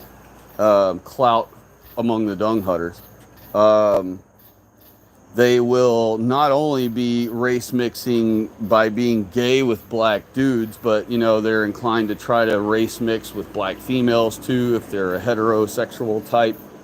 But most of the time they end up, because the ultimate goal for the black world is for the black dudes to get their you-know-what sucked. So no matter what interaction with white people, a white guy, a white girl, anything, the ultimate end result or end goal for the blacks is for that guy or girl who's white to end up blowing them. All right, so most of the time when you see wiggers, most of the time they are going to end up blowing black dudes someday for drugs of some sort. So the goal is to get them addicted to some drug and then have that white boy giving them head to keep getting that drug. And same thing with the white girls. That's the only ultimate goal that blacks ever have. That's the ultimate goal of the hood. So, yeah, so I apologize to you, John Connor, that you're having to try to come up into adulthood in this anti-white world that you've been born into. I'm real sorry that's happening to you right now, but we're slowly, one white person at a time, we're trying to snap our people out of their stupidity and out of their cuckery. And you know, I can't say how long it's going to take, man. It might take 15 years, might only take 3 more years. I hope to God it only takes 3 more years, but may take 25 more years. But we're trying to get our people to snap out of their cuckery, one person at a time. And I assume you help in other places, online and in person. So if you do, thank you, and I assume you probably do. And I'm very grateful to God for that you specifically have been blessed to learn these things at such a young age, so that you won't fall prey and victim to all the anti-whiteism that could either dupe you into being a wigger who blows blacks, or that you could end up being, you know, some other failure of some type example in our people. I want you to be the best white guy you could possibly ever be for our white people, and for your own self, for your own woman that you end up finding someday, for your own children that you end up having someday. And so we just got to keep whittling away at it, just like the Jews. You know, the Jews never stop, ever. They're so persistent. They get up every day with the same mission: kill whitey, kill whitey. How do we do it? With the same veracity and the same persistence and the same consistency and the same everything that they put forth against us to try to eliminate us. We have to get up every day and have the same consistency and persistence to defend our people, to learn and recognize their grifting, to avoid their attempts at destruction of us, whether it's tempting us by things pretending they're on our side about something, or and getting us to try to join along, or by something where they're openly and outright opposing us in some way, be it being against Christianity or being against white people openly. We have to speak out. We have to come up with more and clever and mature, not just mature, but more and clever and aggressive even ways of defending ourselves and pitting the opposition back on them, or pitting the offense back on them, where it's not just us defending ourselves, but we're actually on the offense, where they have to defend their position of being in our country as invaders. We have to start putting them on the defense of being grifters of white people. You know what I mean? We have to start villainizing them as grifters.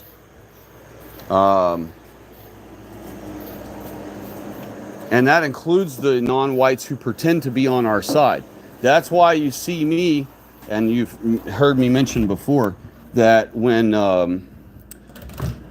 I see Fox Business post a video of that one of their token blacks telling us about our dollar and about our economy and about our stock market, I put dung huts in all capital letters in the comments.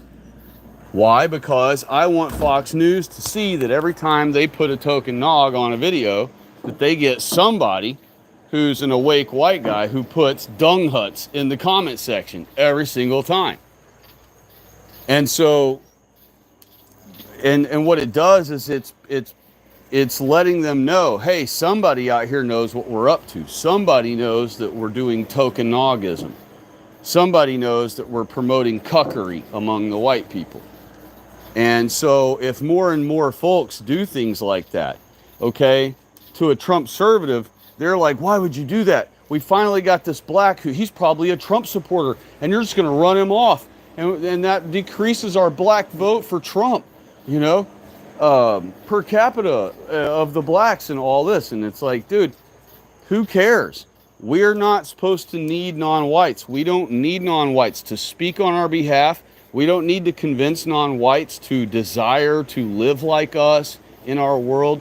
We don't need to try to convince non-whites to think like we do politically.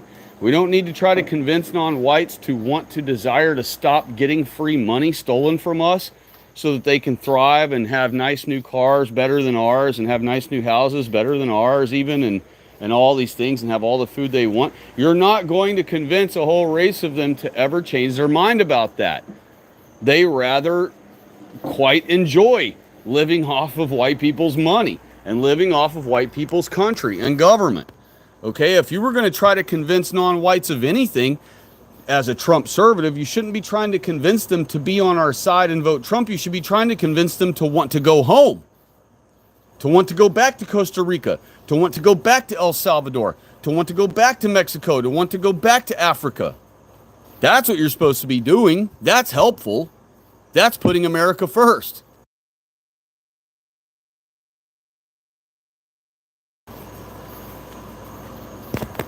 And instead, they just want to try to convince these non-whites to give up all their free gibs off of our wallet and then just live like we live, struggle like we do, live with all this oppression like we do. And they're looking at us like, yeah, right, dude. We're living high on the hog off your money in your country. We're not giving that up. Don't matter what you say. All right, we got another newer visitor. Rob Marshall, hello to you. I'm sorry for how long you have perhaps waited for me to get to your comment. I know it's been here a while now. I apologize for the wait.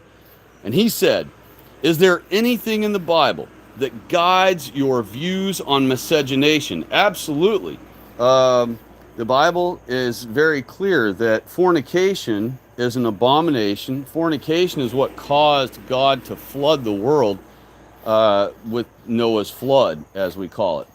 And also, miscegenation is what the Bible talks about when it speaks of lying with a beast. All right, non-whites are beasts of the field. They are not descendants of Adam and Eve. Adam means white man, man who can blush. Only white people can blush. Eve was made of Adam's body. And Adam's first comment about Eve was that she was bone of his bone and flesh, that means skin color, of his flesh. And so they only produced the white race. White people, a white couple, can only produce white babies. It doesn't matter if Adam and Eve had 100 kids or 3 kids or 300,000 kids. Every single child they ever produce will only be white babies. Every single child they ever produce will only be white. And so the non-white races did not come from Adam and Eve. They are not mankind. They are beasts. And they are unclean beasts, meaning we are not allowed to touch them sexually or domesticate them in any way. We're not allowed to have them living among our house, on our farm, doing chores for us as servants. They're not supposed to be our entertainers in music or in our TV shows or in our theaters. They're not supposed to even be in our country whatsoever. We are supposed to live separate from all the other races. God tells us, be ye separate, be a peculiar people, be separate. That means we're not supposed to live and be mingled with and mixed with and intermixed with and interracially mixed with, marriage-wise or mating-wise, with non-whites. If white people were permitted to commit miscegenation, then that means there's nothing special about white people. There's nothing special about Israel. If you're able to just have sex with any animal there is or any other non-white there is, therefore ruining your children and your seed from then on in the future, then there would be nothing special about Israel at all. But God is the God of Israel. And also he created everything to reproduce after its own kind. It says so in the Bible, that as well, in plain words. That everything is supposed to produce after its own kind. Not that it's going to produce with something else later and create some hybrid mutt thing. Yes, miscegenation is not just frowned upon, it is an abomination. It is an irredeemable, a not redeemable. In other words, Christ is our Redeemer. He's coming to redeem us. But he's not coming to redeem anyone who has committed unredeemable, not redeemable, irredeemable crimes. And irredeemable crimes are abominations. Abominations are race mixing and homosexuality. Those are abominations. Let's see here. Peter C. said, learn from the Jays, I mean.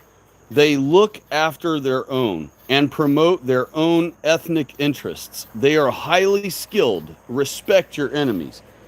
Well, I wouldn't say they're highly skilled, because if you handed a compression tester or a cordless drill or a socket set to a Jew, he wouldn't know what to do with it. He doesn't, the bell curve is a Jewish hoax that mixes some truth with lies, and the end result was, it was created by a Jew, and the end result was that the bell curve supposedly deduces that Jews are the smartest creatures on the earth, and then Asians are even above white people, and then white people. But in fact, white people are the smartest creatures on earth, not Jews and not Asians. Asians have more discipline, okay, and as a race, as a whole. So therefore, they do, pretty good on studies and things like that, because there's not a whole lot else to distract an Asian from learning and studying. White people are into, popular things and sports and all these other things. Asians are focused on study. And so, of course, they do better based on memorization, because they study more than the average white person does. But if a white person studies as much as an Asian person studies, and the Asian person has no access to any other Asian person to help them cheat on a test, which they have been caught en masse, cheating by thousands at a time in colleges and everything else on tests, which also proves that they're not the smartest, because they wouldn't do things like that unless they weren't the smartest. If they're the smartest, they would have all just individually easily blown the tests away with flying colors. And instead, they cheat en masse by thousands at a time, because they know that they are not the smartest. But like I said, if a white person and an Asian person both studied the same amount of the same subject, same amount of time, and they had no access to other people to help them cheat or anything, the white person would smoke the Asian person on the test. And what I mean by a white person, I don't mean some doofus lefty white person that wouldn't study, or when it's the same amount of study time, I said, but I mean a white person who actually is focused on that industry or focused on that subject matter, exactly like, a typical Asian would be in their studies about that thing. The white person, if they spend the same amount of time in study that the Asian does, will do better on a test than the Asian. Therefore, Asians are not smarter than us. Jays are definitely not smarter than white people. There's no such thing as Israeli intelligence. You know how you're always hearing about that Israeli intelligence? There's no such thing as that. Israeli intelligence means things that white people have given them. All right, Jews are not smarter than white people, and they are not highly skilled. I don't mean to contradict or disagree with your comment. If you want to call being highly deceptive and good liars and things like that, if you want to call those skills, then yes, I guess you could say that Jews are skilled, but they don't really have skills. If Jews had skills, they would be out trying to show off that they're the best carpenters and that they're the best concrete layers or brick layers and that they're the best concrete pourers and levelers and that they're the best landscapers and that they're the best home builders and they're the best skyscraper builders and the best architects and the best plumbers and the best mathematicians, but they don't ever try to be any of those things. Why? Because those actually involve and require true skill, true useful information and useful knowledge. A Jew's skill and a Jew's mental capacity and a Jew's memory is involved in only one of two things: social manipulation or money. That's it. They're either involved in some type of financial scheming, banking scheming, money changing, something along those lines, or they are in. There is another avenue also for the active Jew, and that would be the business industry. Active in corporations and bossing them around and being in governments, bossing them around, things like that. That's obviously their primary one. So can't forget that third prong of their pitchfork. But, that is the thing, is they have those three avenues that they do their thing with. They do their thing through social things. And that, some Jews have their whole mental capacity is focused on the social things, like manipulating people socially, or in groups or individuals. Or they're involved in corporations or in law, in some sort of bureaucracy and legalism to further the Jews' advantage over the others, or they're involved in whatever the second one was I had mentioned at the beginning. The social, the legal, which is also the corporate, and the money changing and merchanting and banking and all those things. So those are the three prongs of their pitchfork, of their, way they basically take over a place. But none of those things involve skill. They just involve being liars, being blackmailers, being manipulators, being deceptive. And those are not really skills. Those are just more of negative attributes, But I still get what you mean. I get what you mean that they end up with clever solutions and clever little ideas to grift Whitey and accuse us of things. I mean, obviously they've been clever and deceptive enough where they've taken over our entire white world. All of our white countries are controlled by them, being invaded by them against millions of white people's wishes all over the world. And they still do it every day blatantly without a care in the world. And without any concern of us white people rising up by the billions against them. And so, looking at it from that aspect, yeah, it does look like they're highly skilled, compared to the average non-white. But In fact, on an individual basis, they really aren't all that much so, or at all, really. Punctuation Marks has stopped by. Welcome. Hello to you, sir. And he said, that assassination looks like a pathetic fake as fuck. Well, that's kind of what I'm getting at too, bro. I don't know if you were here at the beginning of the stream. Perhaps you weren't. Otherwise, you would have chimed in long ago. But at the beginning of this stream, I mentioned that a sharpshooter, long distance sniping, things like that, typically are not a non-white activity, right? Those are typically the activity of a white person in America. And the news was quick to say, oh, it's definitely an AR-15, but they stayed vague about everything else. And you would typically say that they'd love to call it a white person. Typically, anytime it's a criminal, they want to always, if it's a white person, they would immediately talk about who it is, show his face, say his name. But in this case, they're being super vague. They're just like, oh, I don't know much about the shooter, da-da-da-da-da. Maybe by now, hours later, into this stream, maybe perhaps they have started coming out with the guy's name and all this that they want to give to the public. But if it is a white guy, which most likely would be as a sharpshooter, that means he would only take one shot or two max, and then he would be done and be out of there. Everyone knows as a sharpshooter, if you are a sharpshooter, as a sharpshooter, as a sniper, that you fire one shot and get the heck out of Dodge because you've just given away your location. And to take 2 shots, 3 shots, 4 shots, however many it was, 4 or 5 or however many it was, that is not what a sniper would do. That is not what a sharpshooter would do.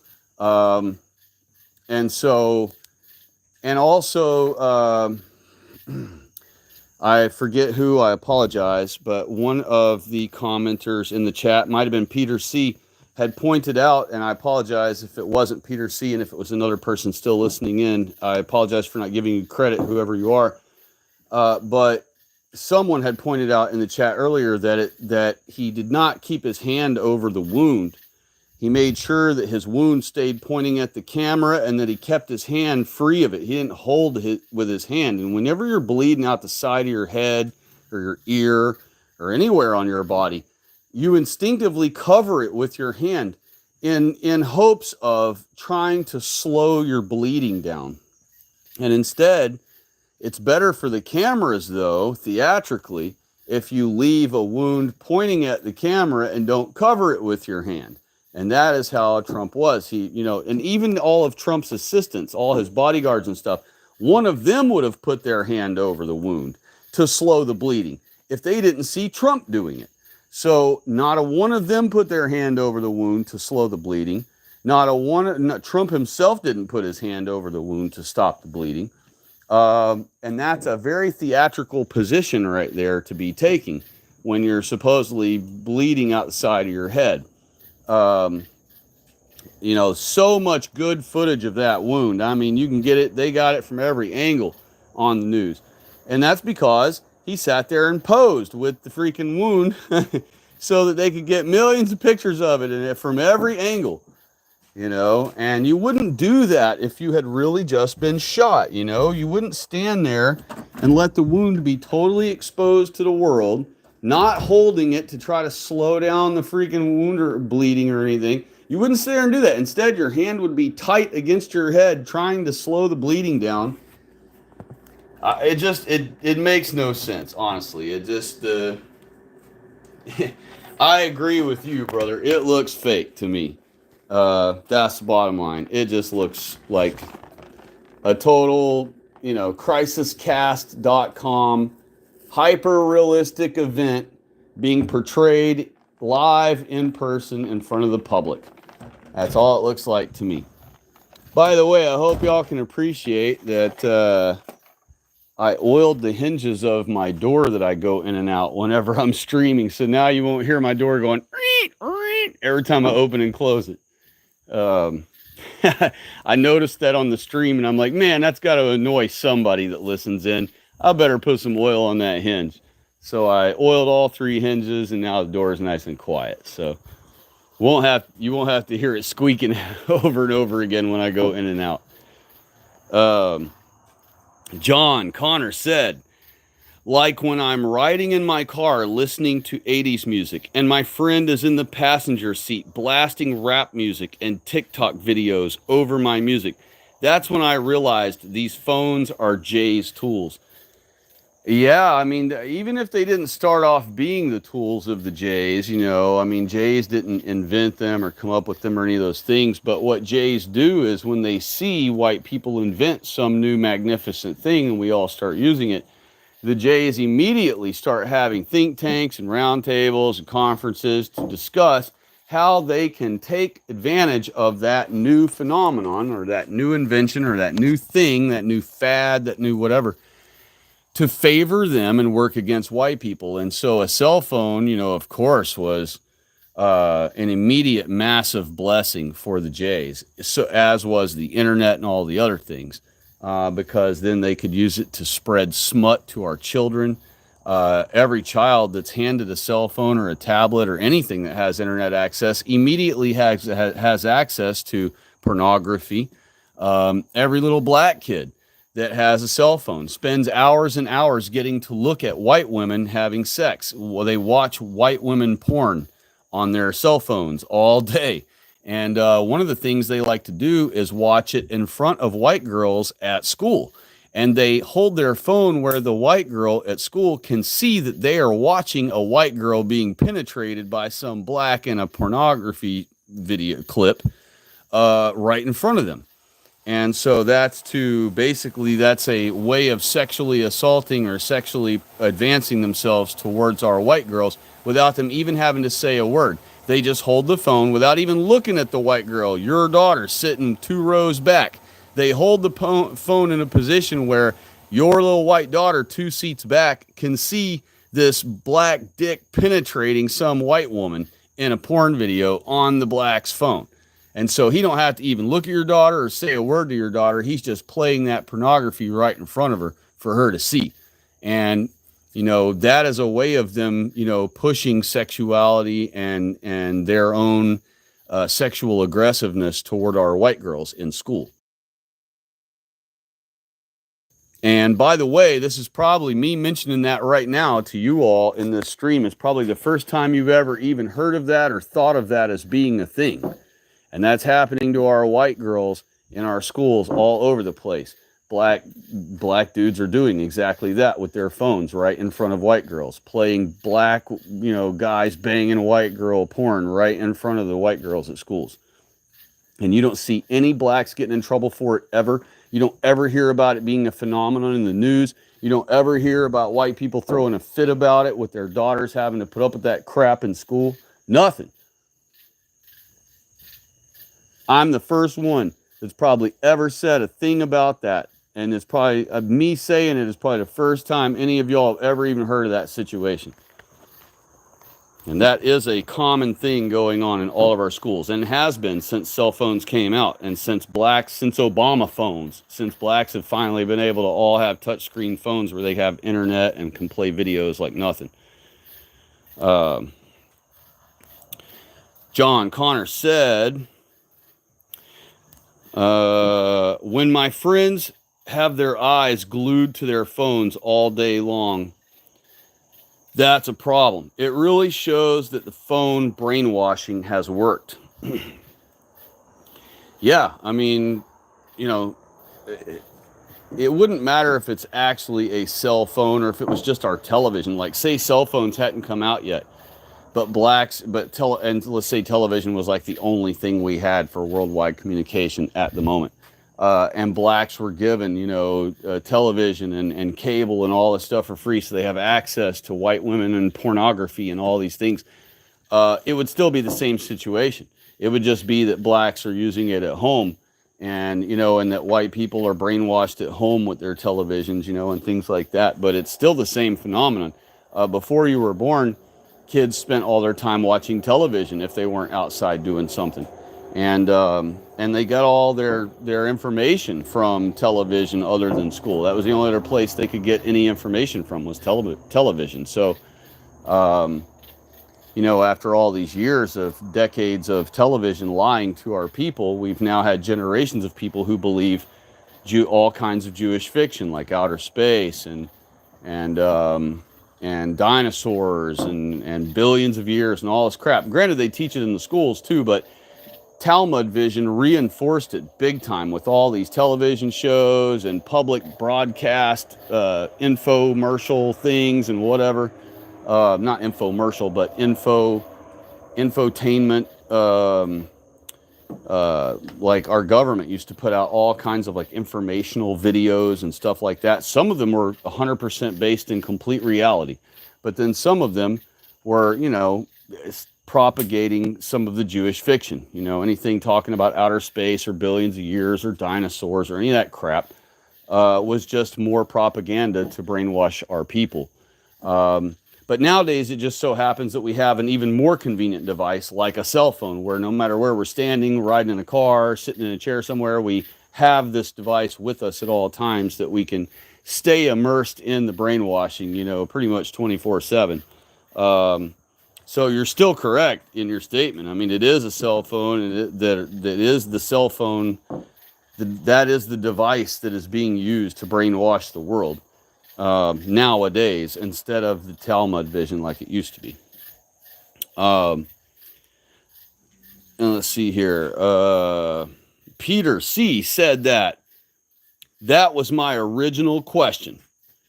Do you respect the Jays in some way for being successful at their cultivation of ethnic power? Is it sinful to learn from them? That's a good question. It is sinful to learn sin, but it isn't sinful, I don't think, to learn your enemies. Christ said, be wise as the serpent. What he meant was the serpents, wise as the Jews. He meant for you to be aware of what the Jews are up to be uncucked, to have discernment, to be able to recognize cuckery when the Jews are propagating it to our women. Christ doesn't want you to be oblivious when the Jews have a black guy and a blonde woman on TV every day in every commercial. He wants you to notice that. He wants you to be as wise as the serpents. He wants you to know what they're up to. But there is another part where in our Bible where it explains that we are supposed to be simple concerning evil. All right. And so how do we accept both of those things together simultaneously to learn our lesson? The lesson is, from the two of those combined, that we're supposed to know the processes and the schemes that the Jews use against us, but we're not supposed to immerse ourselves in it. In other words, we're not supposed to know more about every little step they take and every little thing they do than we do about our own Holy Bible. We're not supposed to only know a couple of things in our Holy Bible, but know every little thing in there that's involved in their satanic ritual they do at so-and-so type of ritual each year. You're not supposed to know every little step they need to take and every little process and every little step-by-step, like a recipe of what all's involved. You don't need to know all of that. All you need to know is that they do that satanic ritual. That's as far as you need to know about it. All right. All you need to know is whatever you know about it, that they sacrifice a baby, or they, kill a person that they've kidnapped, and sacrifice them as a living sacrifice or whatever for the event or the party or the whatever. However far you learned about it, that's as far as you need to go with your understanding of it. You don't need to learn every little detail of it. You need to learn every little detail about God's word. And so, while we are supposed to be as wise as the serpents in order to know what they're up to against us and to be able to recognize when they are tempting us with poison right in our face, we are not supposed to know every little facet and nuance of their Satanism and their processes in their witchcraft and in their spells and all those things. I hope that, that makes us, I hope I articulated that enough for it to make sense. Peter C. also said, any advice for a white man that has impure thoughts about big booty black chicks? Social media is full of fat black asses. Is it sinful for white man to miscegenate as well, or only the white female? Well, this has been a slightly touchy subject for men and women on our side alike. I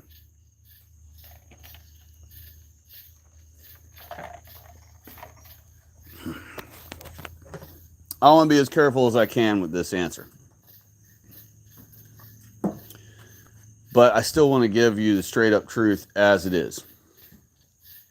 Miscegenation is not a white man's burden, like it is for a woman. God has set boundaries for our separate sexes, and the boundaries he set are different for our sexes.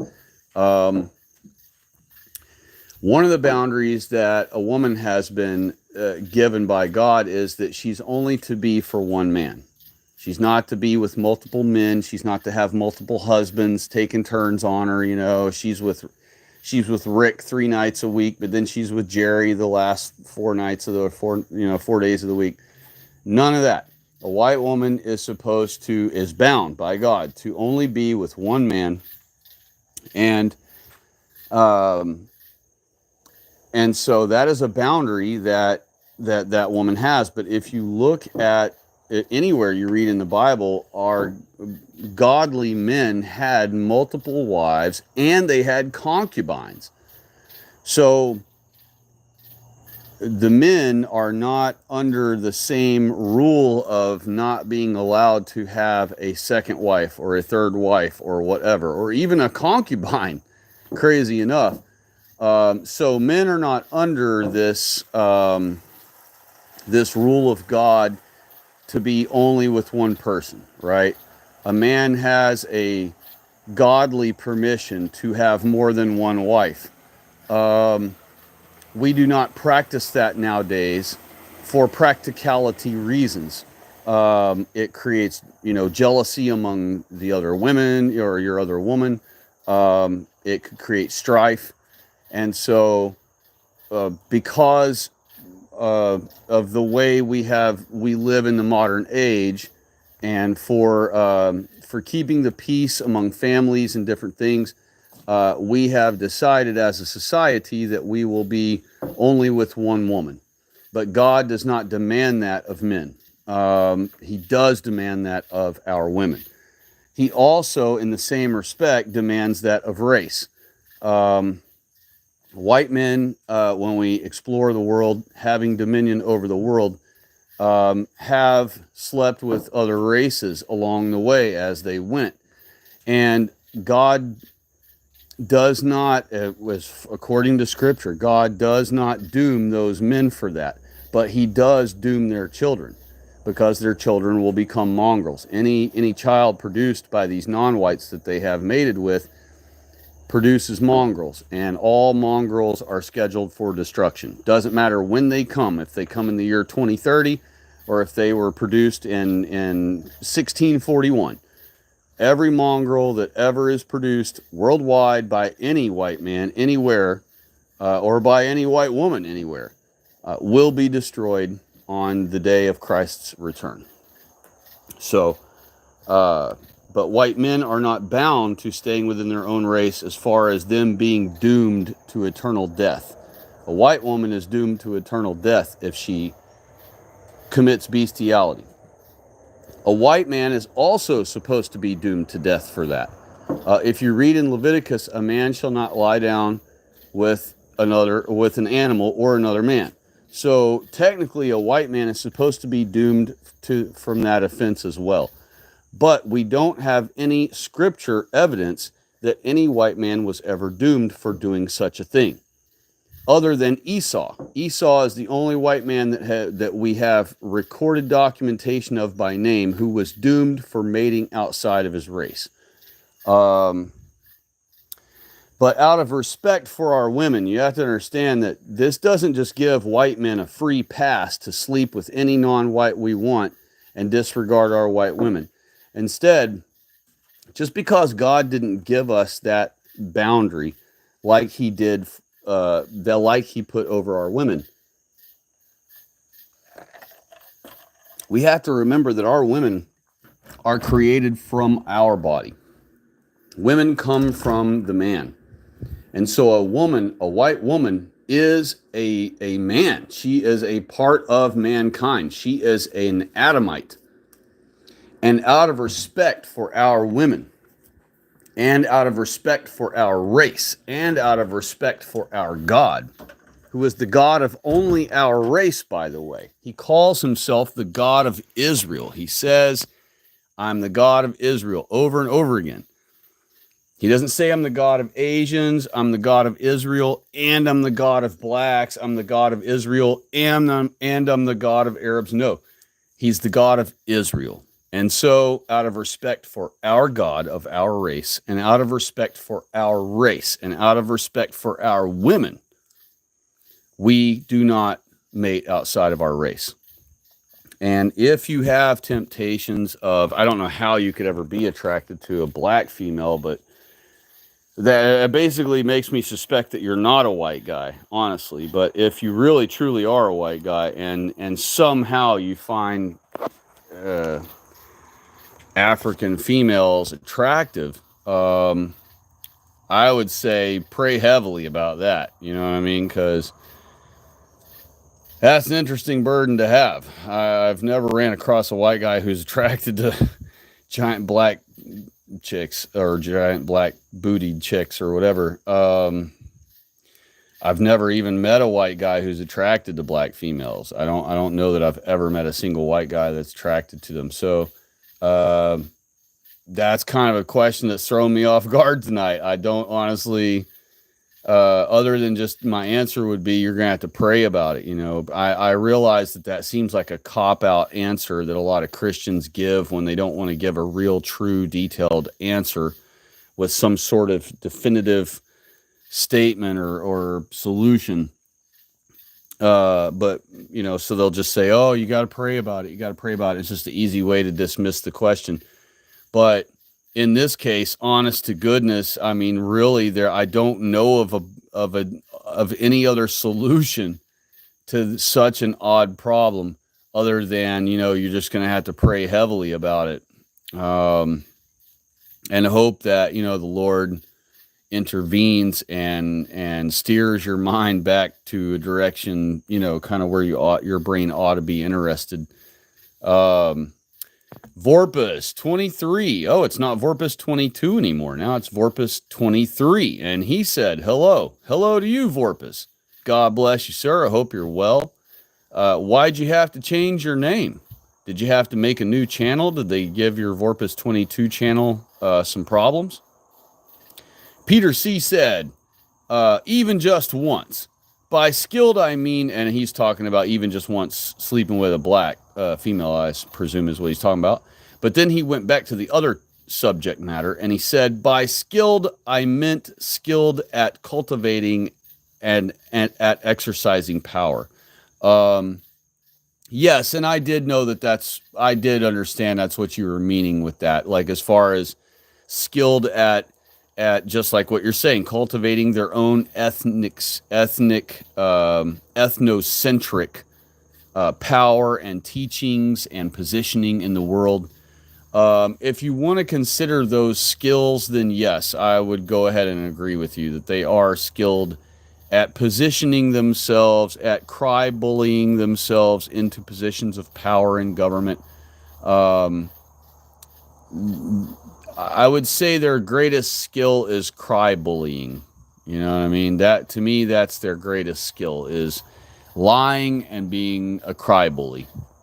And if you consider those two things skills, then yes, I would consider them highly skilled in those two fields.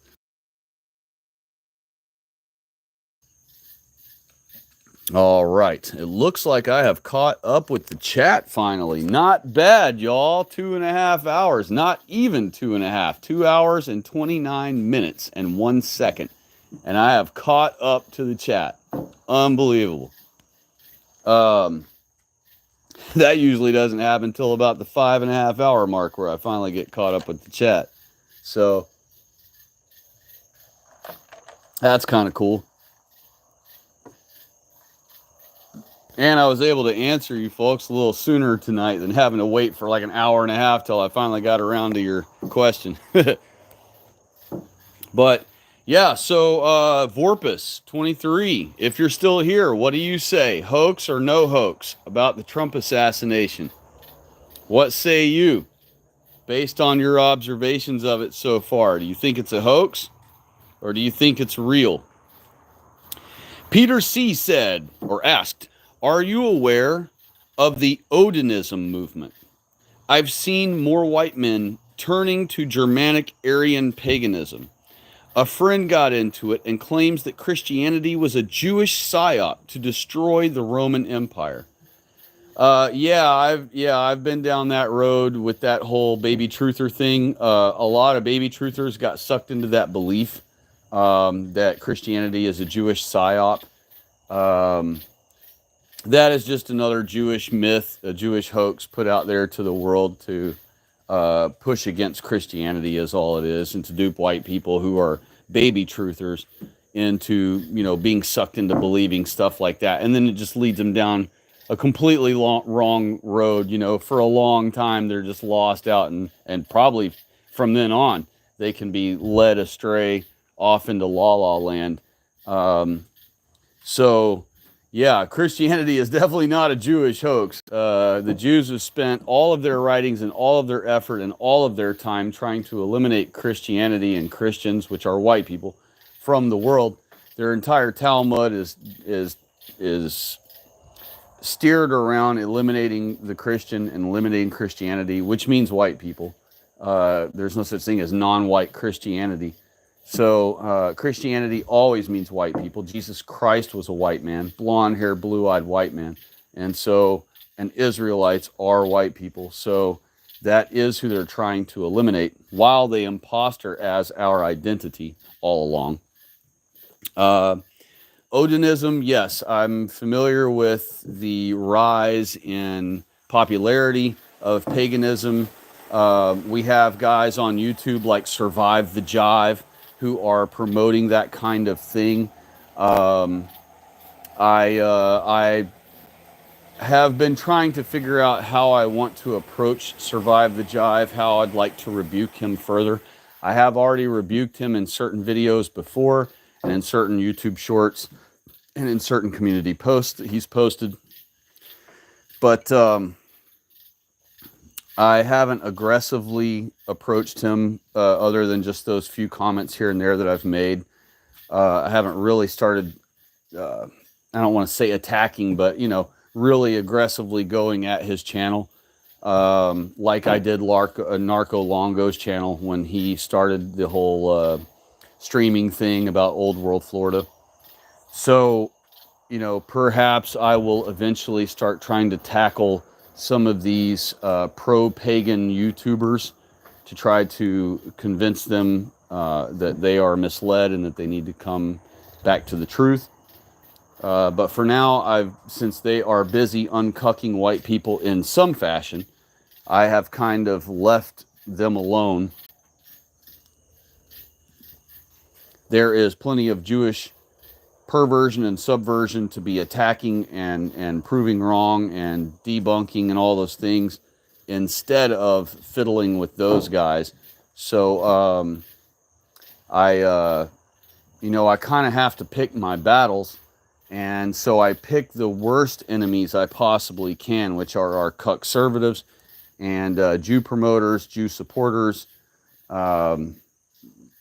anyone who is working against white people and our future existence. Those guys who are pro-pagan, we can always come after them later after we have saved the white race from the non-white invasion. But and we can have our civil war with them if we have to and whatever later on to conquer paganism again. But for now, they are uncucking white people. And, paganism, white people paganism, Eurocentric Aryanism, all that stuff, Odinism, that all puts white people first and only. So you have people like Red Ice and Survive the Jive wooing people over to that. But at least they are uncucking white people. That's the biggest goal we have right now, is to uncuck our people. And whichever way they are being uncucked, whether it's through Arianism, Odinism, paganism type thing, or through Christianity, I say we let them continue uncucking white people on their own, their way they're doing it, and we continue uncucking white people our way that we are doing it, and we will meet them in the middle later on after we have successfully fended our white people off from invasion. In the meantime, I do not consider them my top priority enemy. And I won't consider them my top priority enemy until we find ourselves in an all-white world again.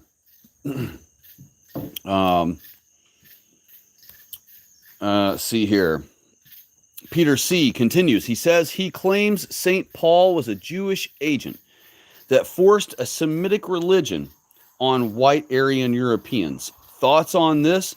I don't know how to respond to that. Well,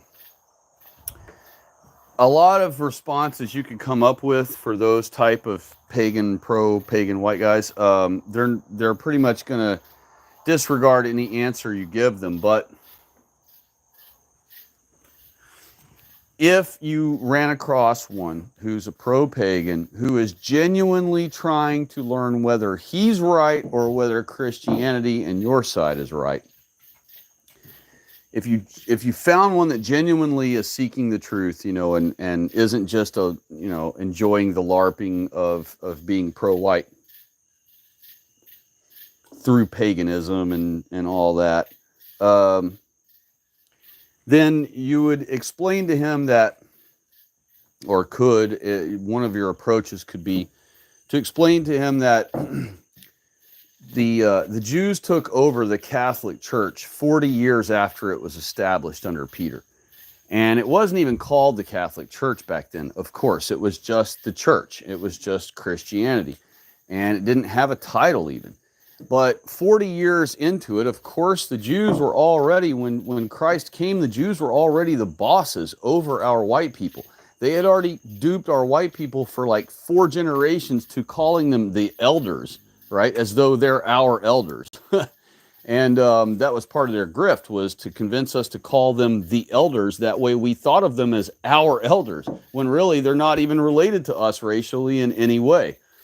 And by Christ's time coming along, we had already been calling them our elders for generations, for like 4 or 5 generations or more maybe. And so then Christ comes along and he starts setting the record straight, that they are imposters and that he's the king in charge and that he's the new sheriff in town. And that's why he told the disciples to go tell the Jew first and the Gentile second. He was telling them to go tell us, the Judahites, first, and then go tell the Gentiles, the cucked white people. But he also meant, when he said go tell the Jew first, he knows that they also understood that to mean all the Jewish leaders, the elders, to give them notice. He was basically putting them on notice that a new sheriff was in town and that they better snap up and act straight and act right, or they're going to get got. Well, Christ knew that they're already going to reject him, and they were already going to put up a fight against him 100% the whole way, nonstop, because he knows they're imposters right out of the gate. He knew that before he was ever born as a man. So he already knew that they're going to reject him. He already knew they were going to fight him. He already knew that they were going to demand to put him to death and do everything in their power to get him killed. Before he was ever born, he understood all those things. So, born as a man, he already understood all those things long before that. He knows the end from the beginning. So, but he had to give them the opportunity first. You can't just show up and say, these people are doomed and they're my enemy and they're doomed and I'm going to put them all to death someday. Instead, you have to give them an opportunity to repent and change their ways.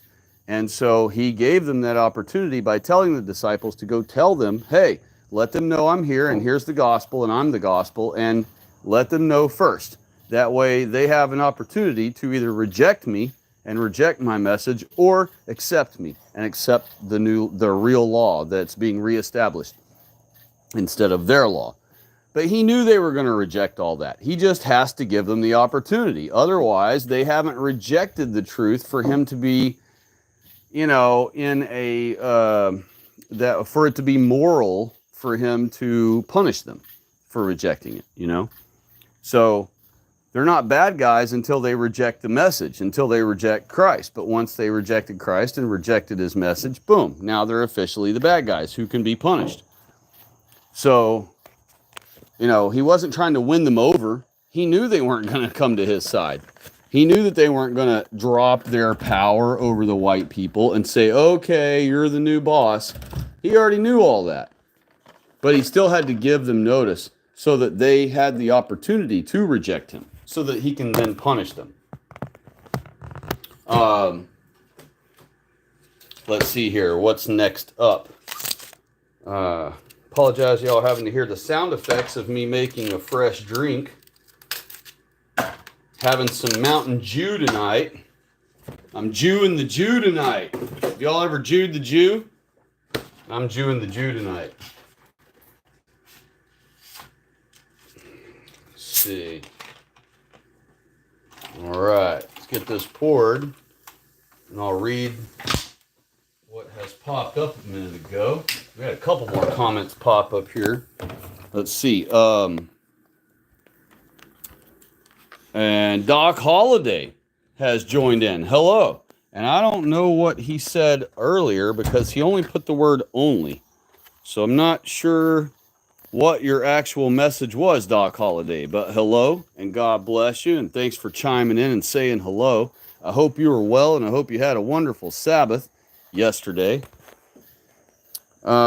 Peter C. said, yes, I've seen some of the Survive the Jives stuff. That's exactly the stuff I'm referring to. Yes, I figured you were. Because him and Red Ice and others, they are promoting the Aryan, let's get back to they call it our roots, What they don't understand is those were made up roots that we had to, once we had lost our identity from wandering so far away from the main populace of our people, which were in Israel. They had wandered so far away for so many generations that's why all of our different factions of white people across Europe, they all had different ideas of our origins and creation, and they all came up with these ridiculous stories, just like any paganism does. And so each area had its own stories, had its own gods, had its own heroes and lore, and they didn't match any of the other countries nearby. Every kingdom had its own complete religion and faith and everything of paganism, totally separate from anybody else's.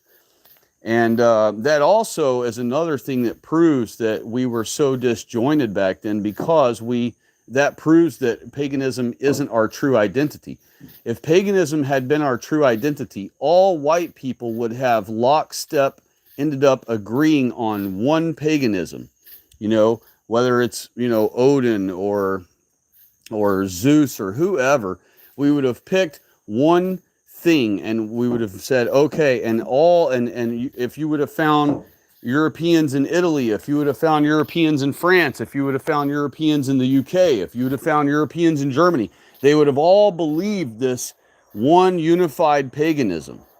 They would have all agreed that this one version of paganism is paganism, and it is their religion, and it is the white religion, and all this stuff.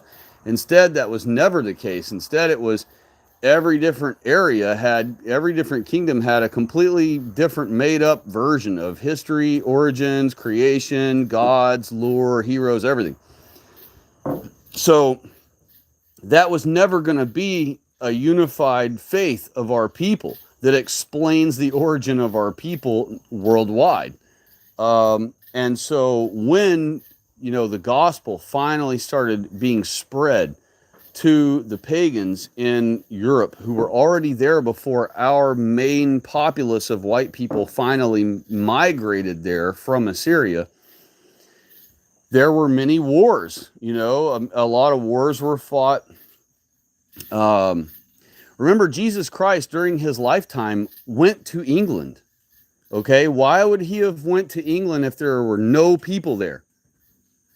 But he did go to England during his time in his youth. And that shows that already when Christ was born, we already had Europe established. We already had kingdoms in England and in the UK, or well, all over the UK. We had kingdoms, and we had it just wasn't the UK, and we had people in France and in Italy and in Germany and in everywhere that Europe is populated now.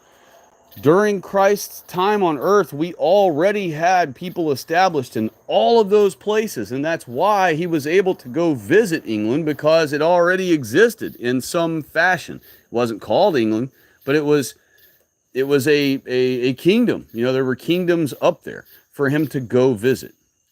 And so after he was gone and Christianity was established after the fact, when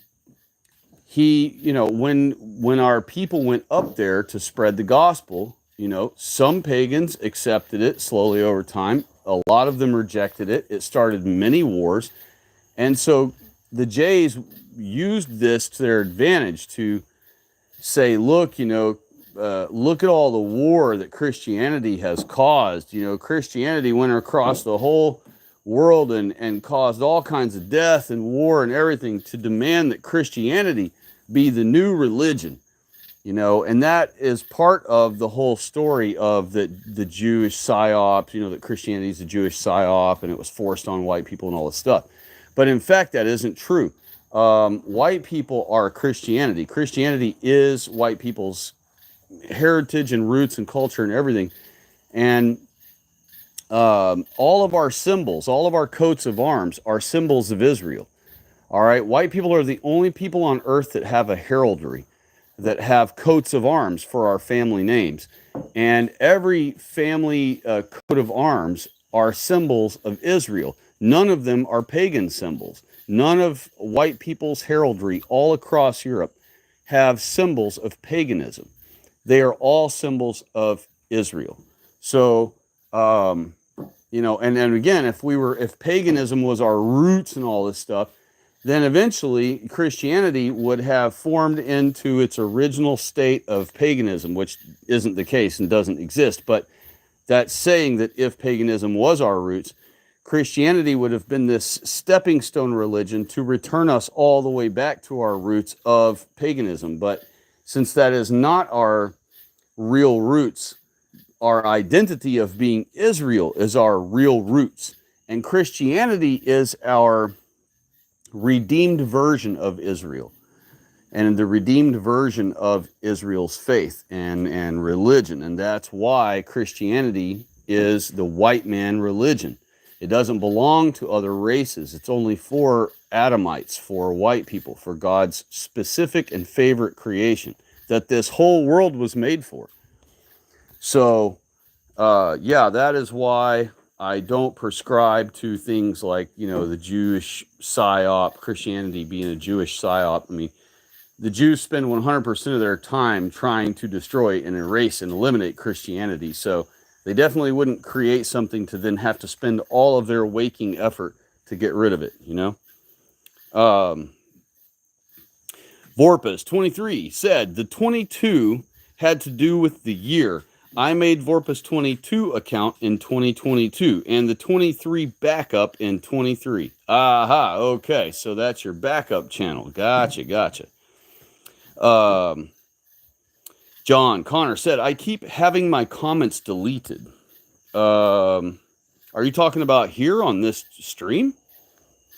I don't have any moderators or anything like that. No one, I don't really ever have anything deleted off the chat, so I don't know how any of your comments would be being deleted. I have no moderators or anything like that. And he put yes. Wow. I don't know how any of your comments would be getting deleted. There must be a YouTuber on the chat that's like modding my chat without my knowledge or something, because I have the in the settings and everything, I make sure and always put that all messages are available to post right away without any review or anything like that. So, yeah, there must be a YouTuber that's just like getting rid of posts. That's weird though, because man, I tell you what, when I'm on like one of these other Cuckservatives chats, when they're doing a live stream, like when I'll get on Salty Cuckers, and man, I'll rail against the Jews. I don't give a shit. I put it all in there, in text, and or blacks or whoever I'm talking about, and I never get censored. It's funny, on his Rumble channel, I'm permanently banned. So like every comment I put in the chat on Rumble, when he finally switches over to that, you see any of my chats or anything I comment in the chat, it just leaves it darkened to let me know, like, hey, nobody can see your comment. So I'm already like automatically censored on his channel on Rumble, but for some reason on YouTube, his moderators have never modded my comments. So everybody can see my comments. I can see them. Everybody else can see them. And I say anything I want in the comments or in the chat on a stream. I rail against the Jews, rail against the blacks, whoever. And so I'm surprised, of all places in the world that I can say whatever I want on a chat, it's on Salty Cucker's chat on his streams. But I guess one of his mods must like what I'm saying, so he's like letting me stick around. John said, I think YouTube is probably monitoring YouTube lives now. Yeah, I mean, they could be. I mean, that's the only explanation, because I'm not deleting anything from anybody's chat. In fact, I don't even have a way. Well, maybe I do have a way to do that. I guess I can. I think somebody told me I can long press a comment and then have an option to get rid of it or hide the user's comments or something. But I've never done that to anybody. Even when y'all see me in the stream, when some non-white hops on our stream and starts arguing with me, what will I do? I just sit there and argue back with them, and as long as they want to argue, I keep arguing back until they go away. I don't have any reason to mod anyone, because I stand on the truth. So anybody that wants to come at me, I have no concerns for it. Come at me, whoever wants to, with any particular thing. It doesn't matter. When you stand on the truth, you don't have to worry. So, yeah, I don't have any reason to mod or delete anybody, even our opposition. Peter C said they keep deleting my shit too. That's crazy. On this chat, they've been deleting stuff you've been typing? That's pretty crazy if that's happening on the chat tonight. They got the YouTubers working overtime tonight because of the Trump freaking assassination hoax.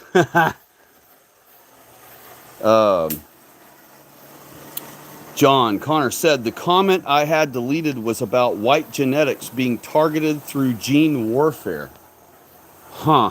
Yeah, I don't know. I mean, type it again if you want. Maybe type it a little shorter. Maybe it was too many words and it just didn't post it at all because maybe it went past the word count or something.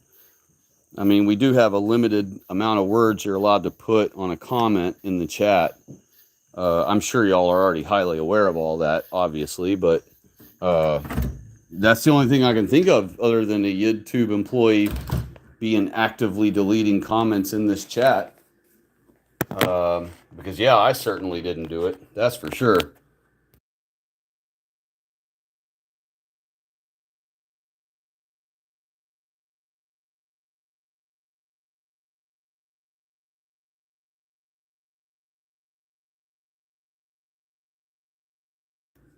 All right. Hey, also, just real fast, I'm going to take a quick bathroom break. So y'all give me just a couple minutes here, all right? Apologize, but I don't want to have to sit here and hold it all night. So hang tight, all right? Give me just a few minutes or a couple minutes.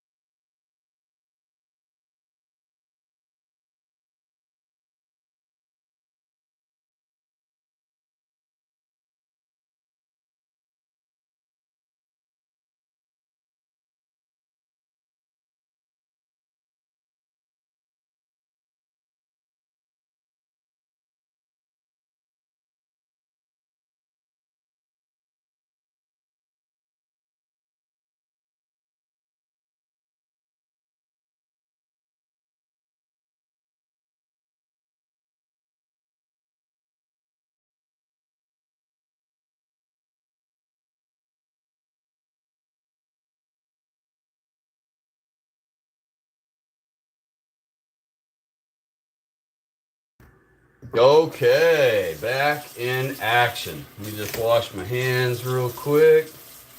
All right, get that done. And we are back in action. Yeah, that's really crazy, you guys. I did not know that. I had no idea until you guys just mentioned it now that any chat or any comment in my chat section on the streams has ever been deleted. I had no idea about that. I know that I did read somebody said that several streams ago. I remember somebody saying, hey, my comment got deleted or something like that. And I inquired with them about it then.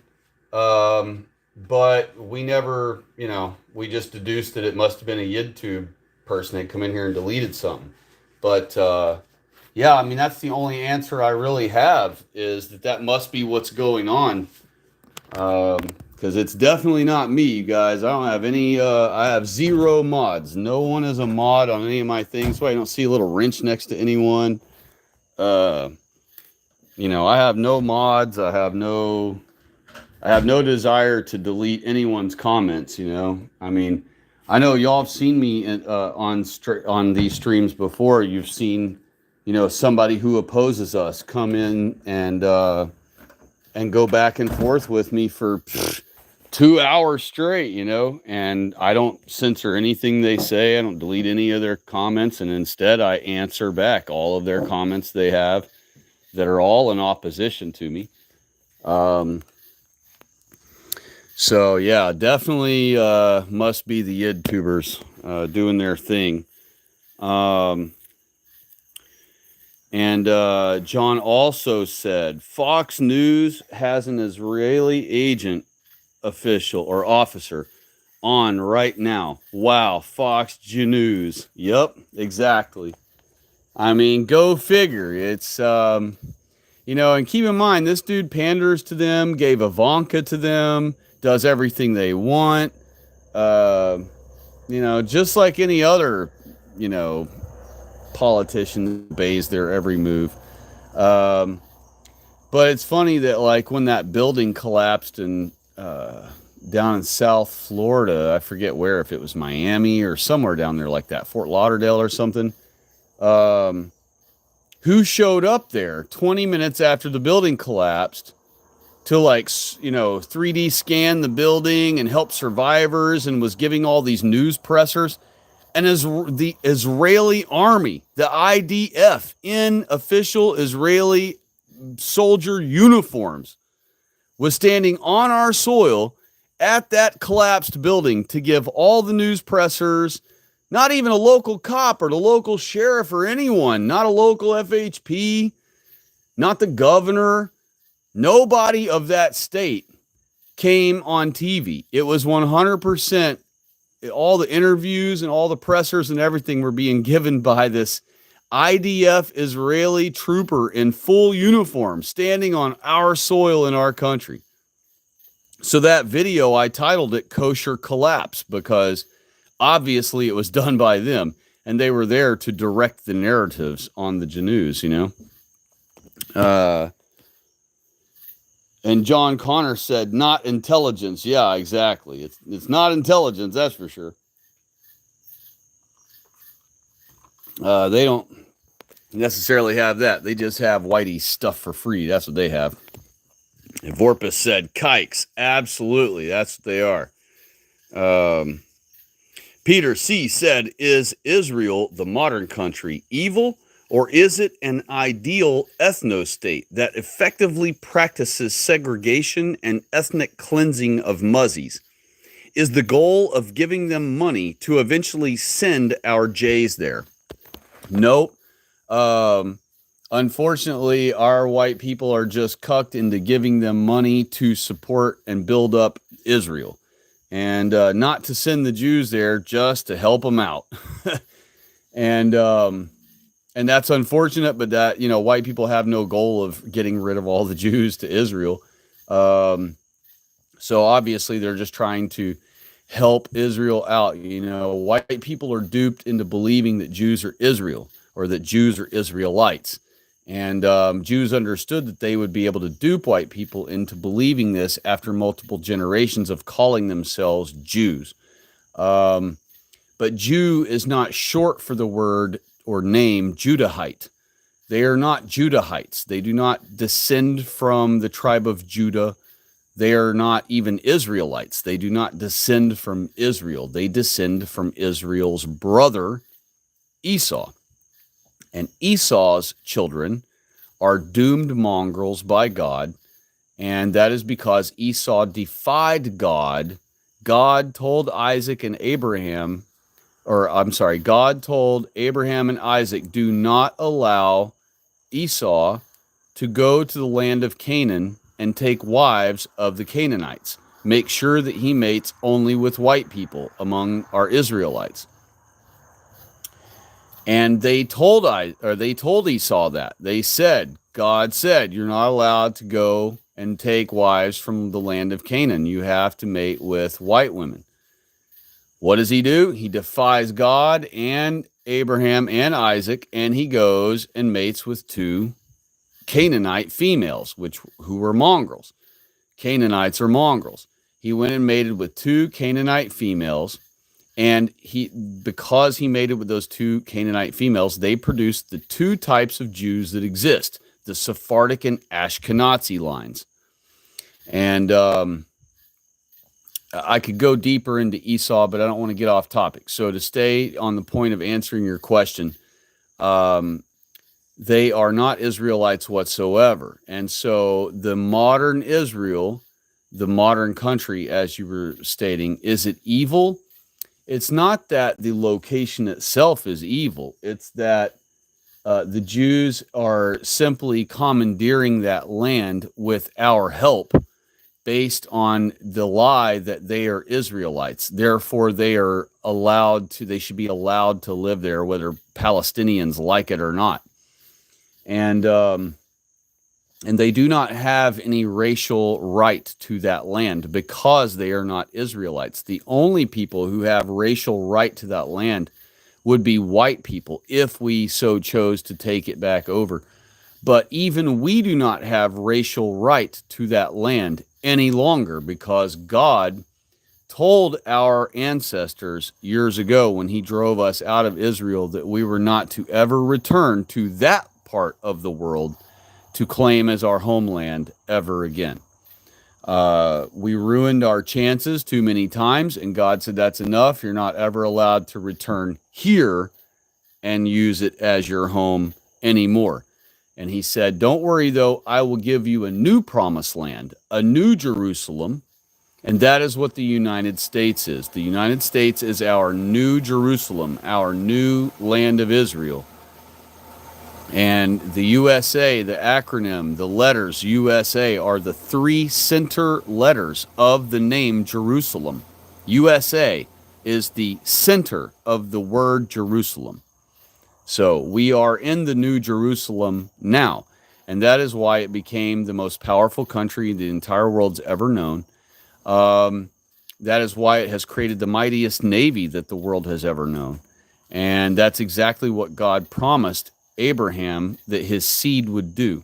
And so Israel, the land over there, is not evil in itself.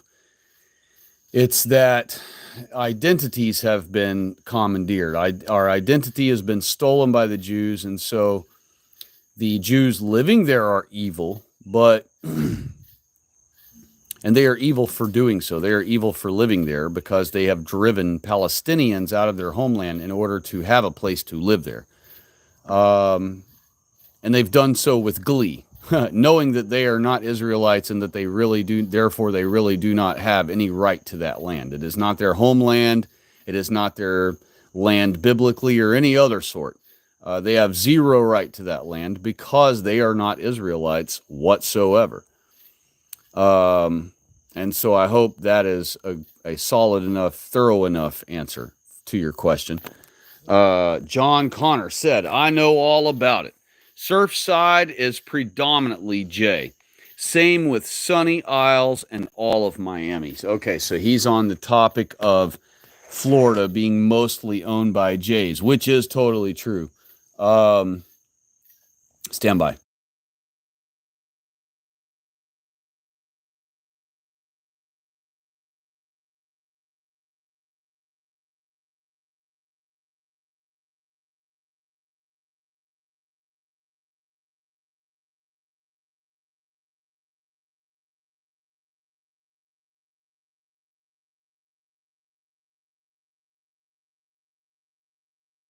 I apologize for that. Um, yeah, back on the topic of Florida. Yes, Jays own the bulk of anywhere important in Florida, and perhaps they might own the entire state.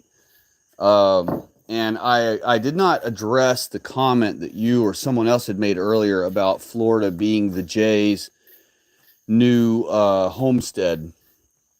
Uh, Florida is the Jays' little paradise. It's their little, like how wealthy white people use it to kind of be their vacation place. They'll have a vacation home down in Florida, or they'll have a winter home. A lot of rich white people that live way up north, way past me, like up in New England and all those areas, the really wealthiest ones, a lot of them have another home in Florida, and they call it their winter home.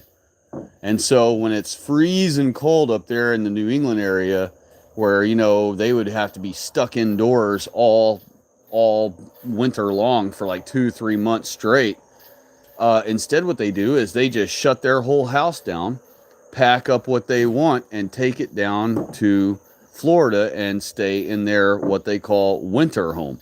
And um, and they just live out the winter in Florida. That way they can go outside every day and do things and be active, and it's much more healthy. I'm sure they live a much better life by being able to come down to the bottom of the country during the coldest times of the year, to be able to live outside. They don't have to deal with chopping firewood. They don't have to stay indoors for way too many hours a day. Think of all the time you have to stay indoors when it's freezing cold. That makes us more and more unhealthy. The more and more we're indoors, the more sloth we are, the more completely inactive we are. We're not doing physical things and stuff like that. So anytime it's cold out, and you find yourself inside, do exercises and stuff. Don't just sit all winter indoors to avoid the cold and not exercise. Don't just sit on your butt the whole time in comfort. Actually, like, turn the heater off for a little while in the house and do some exercises. I say turn the heater off first because I've hosed myself plenty of times by leaving the heater running at its regular temperature, keeping the house at whatever temperature I like, and then I start exercising. Next thing you know, I'm hot as heck in the house. And so before you start exercising, turn the heater off for a little while and then start your exercising. And by then, as the house is cooling down, you'll be heating up greatly from all your exercise, and the house will still feel comfortable to you while you're doing your exercise and stuff. You won't feel like you're in a sauna while you're trying to work out.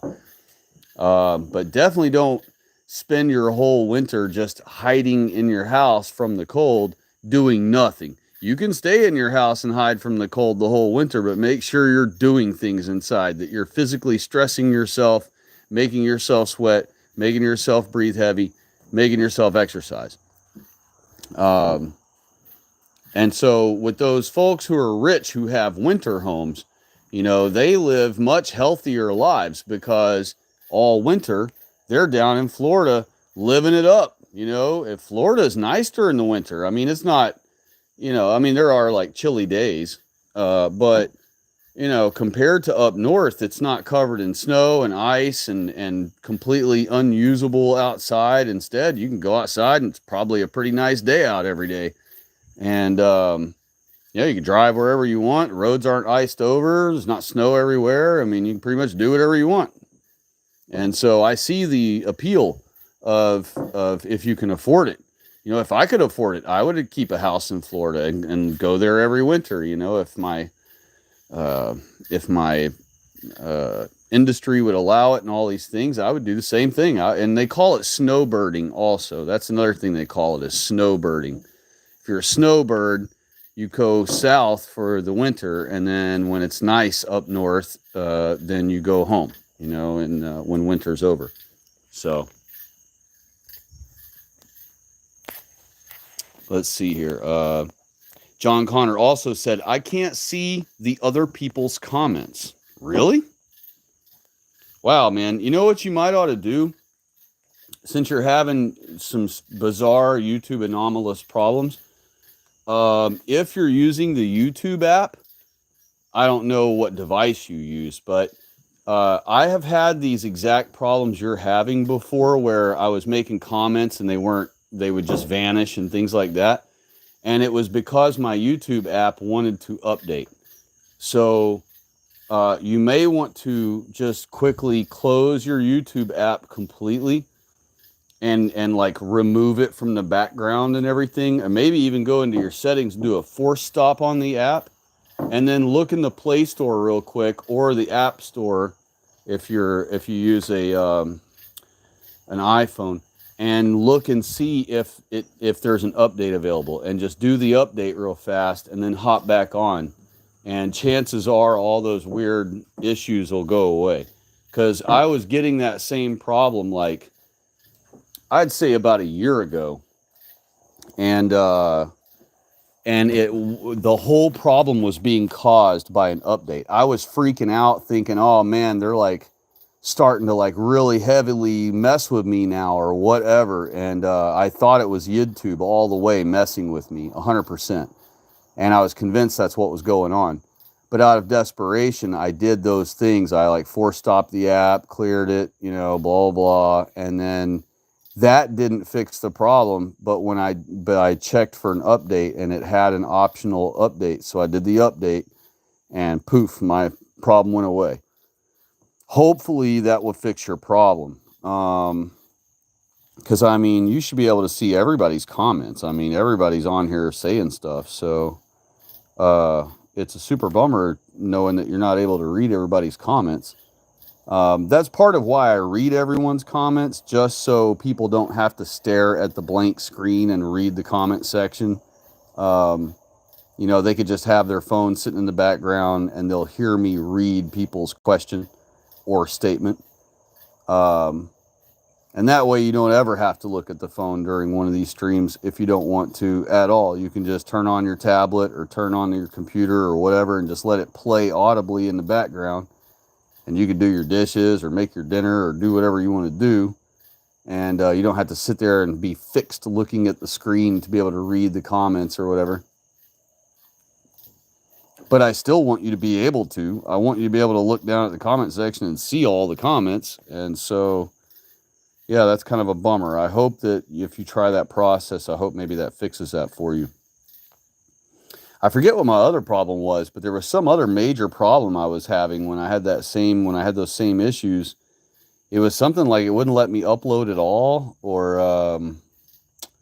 it wouldn't let me edit any of my videos. I couldn't like click the edit button and edit the name or anything about them or something. There was some other like major thing like that, where like as a content creator, if you want to call it that, as the administrator of this channel, I wasn't able to access or do certain things that are, kind of a big deal that I need to be able to do. It might have even been something as big of a deal as that I wasn't able to upload at all. I don't really recall what the other major problem was, but it was a big deal, whatever it was. Enough that I had to deal with it like right away, and so it wouldn't drive me nuts. Let's see here. Peter C. said, "Why do so many Jays, quote, look white, end quote? Most have the classic big nose merchant look, but some have blonde hair and blue eyes. What's up with that? Have they mixed heavily with whites over the generations?" Well, the reason why Jews look like white people is because their original father, Esau himself, was a 100% Adamite white man. And what happens when white men mix with non-whites, particularly mongrels, though, is the white traits are not completely destroyed when you mate with a mongrel. So Canaanite women Canaanite females were not pure non-whites. They were not like a Canaanite was not like a black female or an Indian female, dot not feather, or what they were is a Canaanite was a mix of an Asian and some other type of I don't want to use the word basic, but base, that's the word I'm looking for. BASE. Some other form of base race that was originally created by God, that was a non-white race, not of Adam and Eve, that mated with the Asians and created this mongrelized group known as Canaanites, or this race known as Canaanites. And God particularly doesn't want us mixing with Canaanites. So that is why Esau was commanded by God through Abraham and Isaac not to go to the land of Canaan and take wives of the Canaanites, which he did. So the reason they still look white is because when Esau mated with these two mongrel women, or females, they started producing these Jewish children, what we call Jews, children, and some of them were born with white people features, blonde hair, blue eyes, sometimes both of those features in one kid. And that is because, blonde hair and blue eyes and all those things that are considered recessive traits are not actually as recessive as people think they are. In fact, most blonde-haired, blue-eyed white guys who end up mating with a brown-eyed, brunette white girl will produce blonde-haired, blue-eyed children from a brown-haired, brown-eyed white girl. So blonde hair and blue eyes is not as recessive and in opposite of dominant or whatever as of traits as we are taught to believe. And so when Esau mated with these mongrel females, some of his children came out blonde hair and blue eyed. And some of his Jewish children came out with, black hair and beady brown eyes. And some of his children came out with, perhaps red hair and green eyes. But because he had all of the traits of white people's eye color and hair colors in him. And the mongrels also already probably had some form of white people mixed with them also. So, because they were kind of a kludge of races. So, and even if they didn't have any white trait in them, say not a single white had ever mixed with the Canaanites up to that point at all, the bottom line is Esau did have all of the white people traits. He had the traits and ability to create green eyes or blue eyes or blonde hair or red hair or brunette hair or black hair or brown eyes. And so, or hazel eyes, So he had in him the ability to create all those different traits with different children. And so as he produced more and more children with these Canaanite females, they produced different types of white-looking Jewish kids.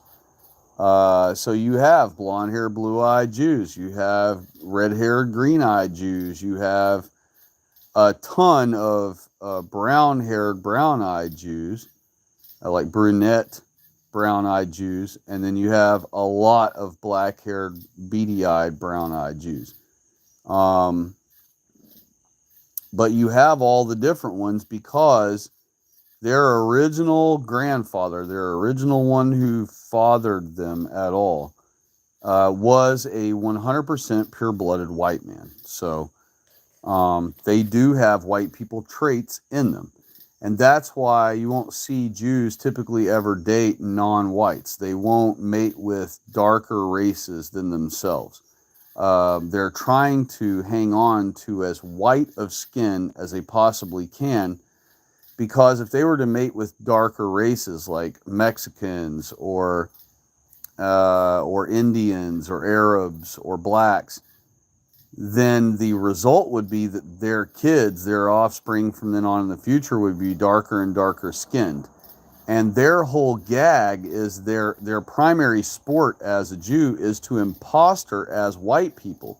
They cannot imposter as white people unless they only mate with white people and with Jews.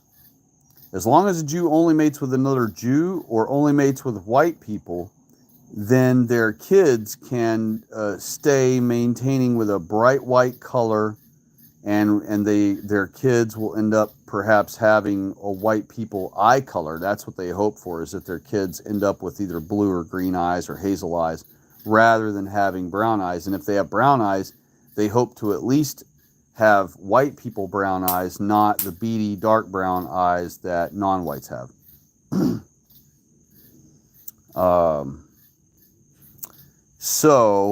John Connor asked, what's up with the Khazars? Are they just fake Jays? No, Khazars are a faction of the Jays. They are either the Sephardic or the Ashkenazi Jays. I forget which one of those factions of Jays became the Khazars. I want to say the Khazars came from sorry, I almost said Sephardic. I want to say they came from the Ashkenazi line. So if I'm not mistaken, the Khazars or Khazars, whichever way you like to pronounce it, I believe they came from Ashkenazi. But I could be mistaken, but if I'm not mistaken, I'm pretty sure that's the line they come from. Or that's the line they are.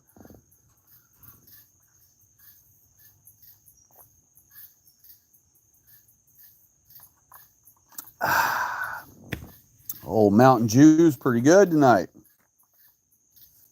And yes, I know about the Sinomix putting aborted fetus cells in test samples of PepsiCo products to discover which types of fetal tissues enhance flavor more to the human brain. I know all about it. But after they were exposed by us back then, and that was all the way back in not the beginning of YouTube, but YouTube wasn't very old when we made all kinds of videos exposing that back then. The pressure came down on PepsiCo and other companies because of our exposés online about that whole process.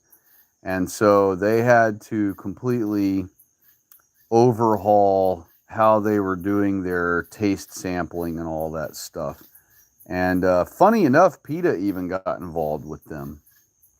It got involved against them with us back then. And helped out a lot, I would say, because PETA being, the rabid leftist and all that, and Jay's control and everything, it put on this, it was probably a front, but it put on this it put on a look as though the people were really rising up against it, and now they had a big organization going against that practice. And so to avoid lawsuits and a lot of legal drama, PepsiCo allegedly ditched their processes of doing those things and canceled their original contract with Sinomix and started a new thing with I guess Sinomix started another fake front company where it would still be Sinomix doing the stuff, but they created a new name and shifted the operations over to that new name front company so that they were still operating with the contract with Pepsi, but doing it under another name. And they had to redo their processes and everything, where allegedly they are no longer.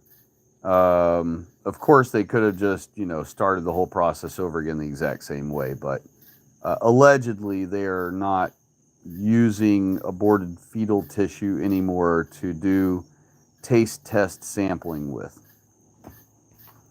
Could be BS, they could still be doing it, who knows, but allegedly they had to flip script on all of that when we exposed them back in the day.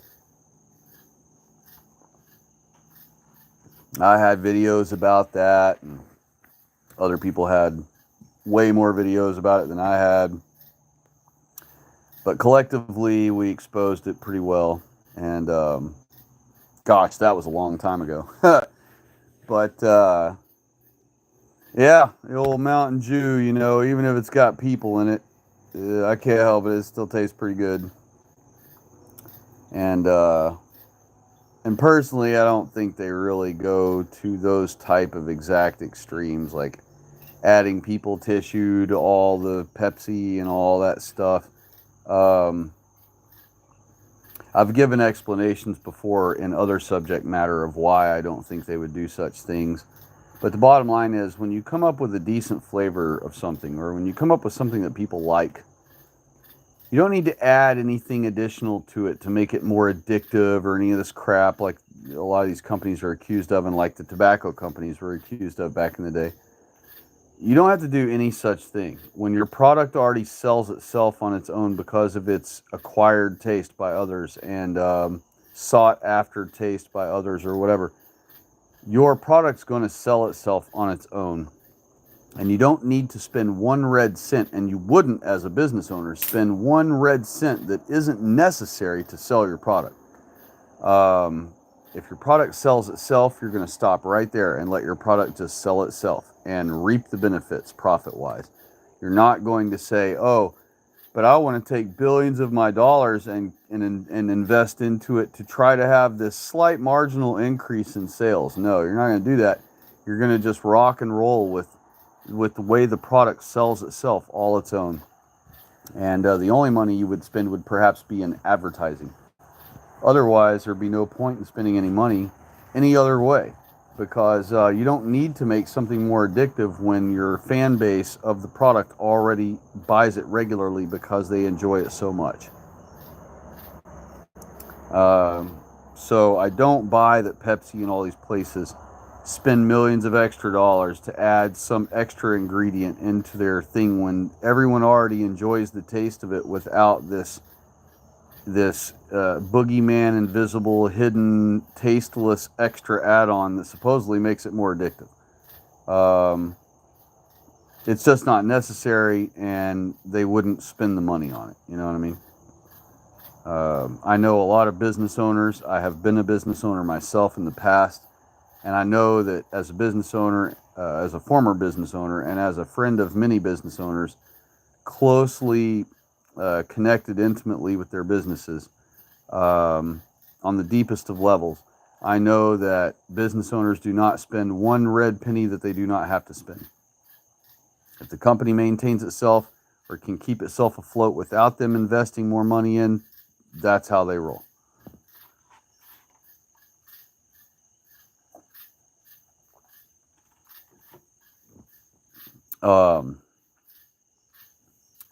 Nobody's chatted for a while, so I guess perhaps we're slowing down for tonight. And I'm okay with that. We're not even at 3.5 hours yet. And we've already had a lot of discussion and interaction back and forth. I thank God remembered to make my corrections about myself and what I had completely misspoke about on the last stream. My apologies for last night misspeaking about the dimensions of heaven and completely misspeaking while I was trying to tell the story about the experiment with the fleas in the jar. And I could be botching that story even worse by it not being fleas. It may have been grasshoppers or crickets or some other bug that he used. Fleas are what came to mind, so that's what I felt like I remembered it being. But my misspeaking was about the lid in the jar. Every time I was saying that when he would take the lid off of the jar, I would just say when he would take the jar off. And I didn't mean the jar off of anything. I meant taking the lid off of the jar. But I was just tired. My brain was in loopy mode by that time. And I just kept saying jar instead of the word lid. And then at one point when I meant the word lid, I said the word jar. Or I'm sorry, I kept saying the word jar, like I just spoke correctly there. I had said it correctly. I kept saying the word jar when I meant the word lid. And one of the times that I meant to say the word jar, I actually ended up saying the word lid. So I had it all ass backwards when I was trying to tell that story of that experiment. So at least I remembered to give my corrections. We got to talk about the old Trumpstein thing. I got to get you all's opinions. Anybody who hasn't chimed in with their opinion yet about whether you think the Trump assassination attempt tonight, I don't know if it was today in the afternoon or if it was actually evening time. I think it was during daytime because it looks like they're outdoors and it looks like it was, bright and sunny out. So I guess it was during the day yesterday. But any of you who haven't chimed in yet, who've been listening, give your opinion. Yes or no? Do you think it was a hoax? I'm genuinely curious. I'm not trying to have any kind of argument with anyone. I already did that earlier and gave my position earlier that I think it's a hoax, but I'm just genuinely curious whether you folks who are listening are convinced that it's a real scenario or if you think it still looks suspicious, could be a hoax perhaps, or if you think it was a hoax definitely.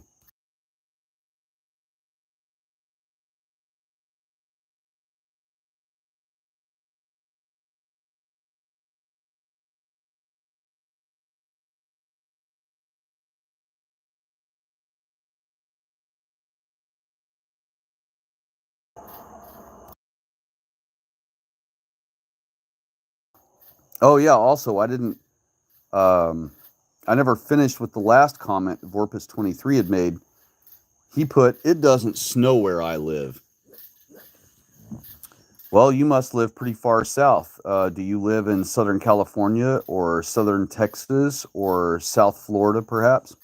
I guess you could live anywhere in Florida and it wouldn't snow, except I've heard that it does snow in North Florida.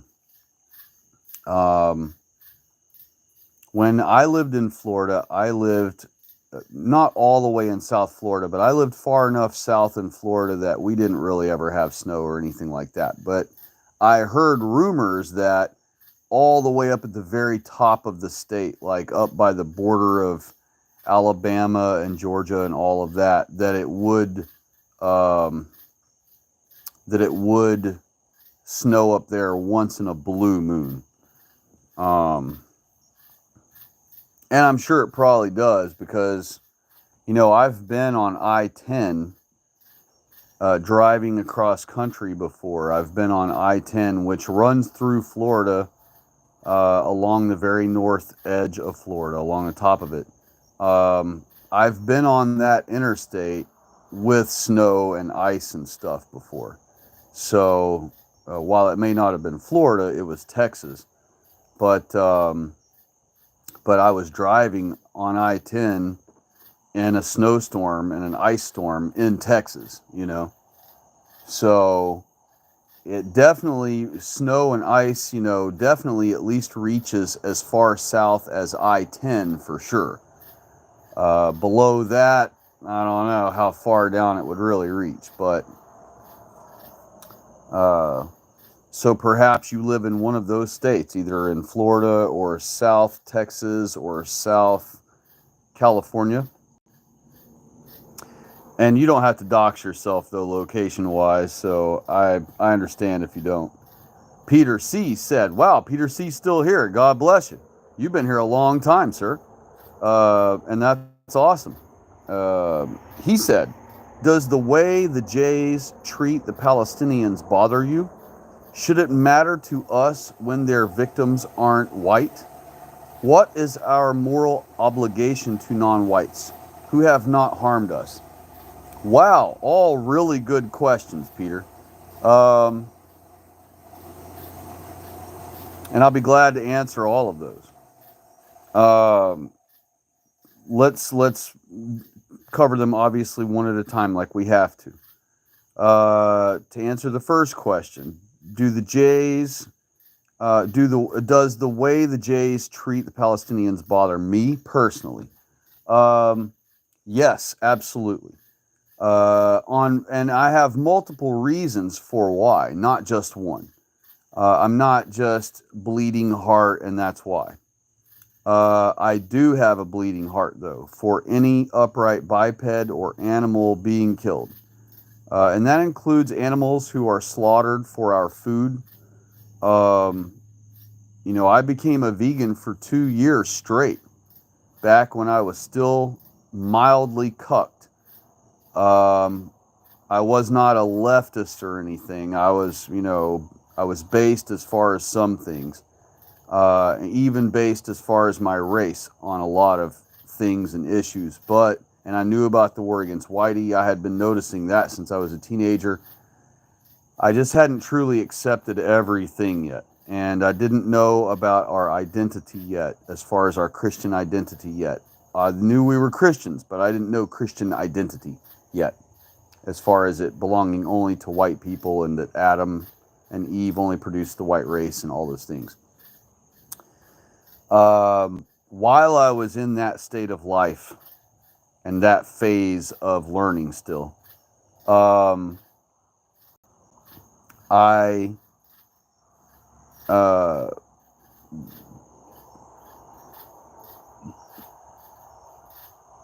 I had a point of mentioning that state of my life back then, and it'll be triggered in a minute. I'll remember why in a minute.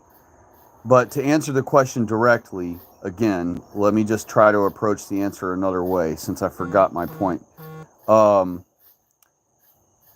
It bothers me for multiple reasons. One being that they are upright bipeds. I don't like I got into the PETA thing and being a vegan and all that. That's a side story. I don't want to get off on that. I'll save that for another time.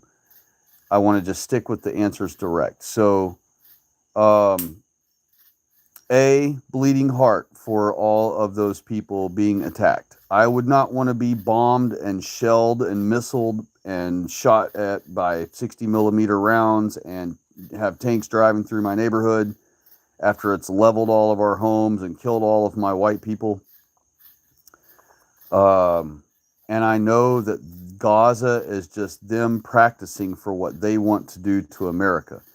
So I absolutely have sympathy and empathy for the Palestinians, or any upright bipeds, or even animals for that respect. Like, let's say there was an entire area in the world where an entire species of some animal thrived, right? And the Jews wanted to take it over and clear that land and kill all those specific critters. Not just relocate them somewhere else humanely so that they have a safe place to go and live and be, or none of that. No, they want to slaughter every single one of the animals there and take that spot, and build some thing there, a 7-Eleven or whatever. I would have sympathy for that animal just as much as I have sympathy for the Palestinians.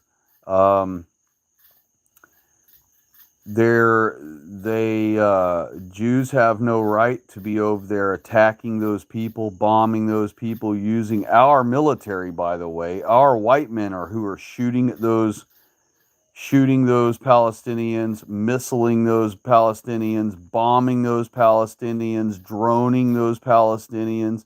Our own white men are being suckered into doing that from our own Navy vessels that are safely offshore, by several miles in the water, where they don't have to worry about any of these broke Palestinians making it all the way out to the boat and attacking the boat.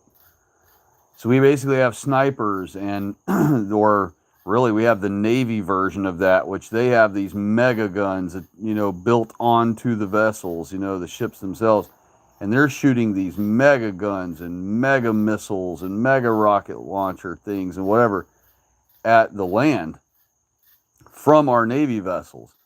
And then after we're destroying these whole areas of Gaza with our Navy vessels, then the Jews and their military of Jewish critters are driving through these destroyed areas. They're driving through the rubble with their chins up and their noses held high in the air like, yeah, we just destroyed this whole area. We're such tough badasses. But really, it was our own people with our Navy vessels doing it miles away offshore from the water. And And so I'm very upset that our own military is being used to do all these things. I'm very upset that the Jays have all of our highest technology and that they call it their own and say that they invented it and all this stuff when really we just gave it to them. And I'm very upset that they're able to use our technology to do whatever they want to anyone else in the world that they like, including us. Um, So to answer your first question, yes. The answer is the word yes. And question number 2, should it matter to us when their victims aren't white? Yes, it should. Because any victims of theirs are just practice. They're just practicing on them for what they plan on doing to us white people later on. And that's not the only reason why we should care when their victims are non-whites. We should care when their victims are non-whites simply for the fact that they are victims of the Jays. There should be no such things as victims of the Jews.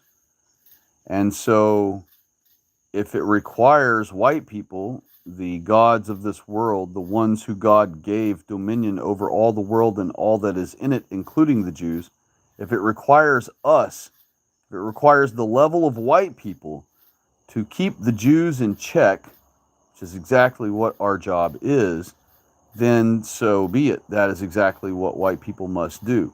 And white people are not doing that right now. And therefore, the Jews are allowed to and able to run amok. They have taught this trait to their imports from the 1600s, the blacks. And so now they've taught the blacks to do the very same thing that they do, run amok, since we are not keeping dominion over them, keeping them in check.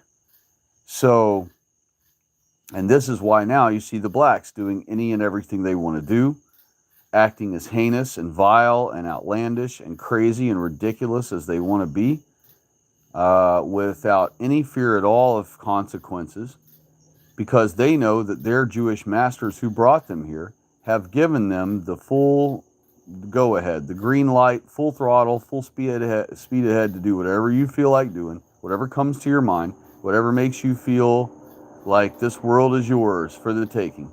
You just go ahead and do it. And we'll defend you when the time comes if you get caught. The blacks understand that. They've been told that. They know it very well. And they take advantage of it every day. Many of them, majority of them do. And so, so to answer your question there, though, should it matter when their victims aren't white? Yes.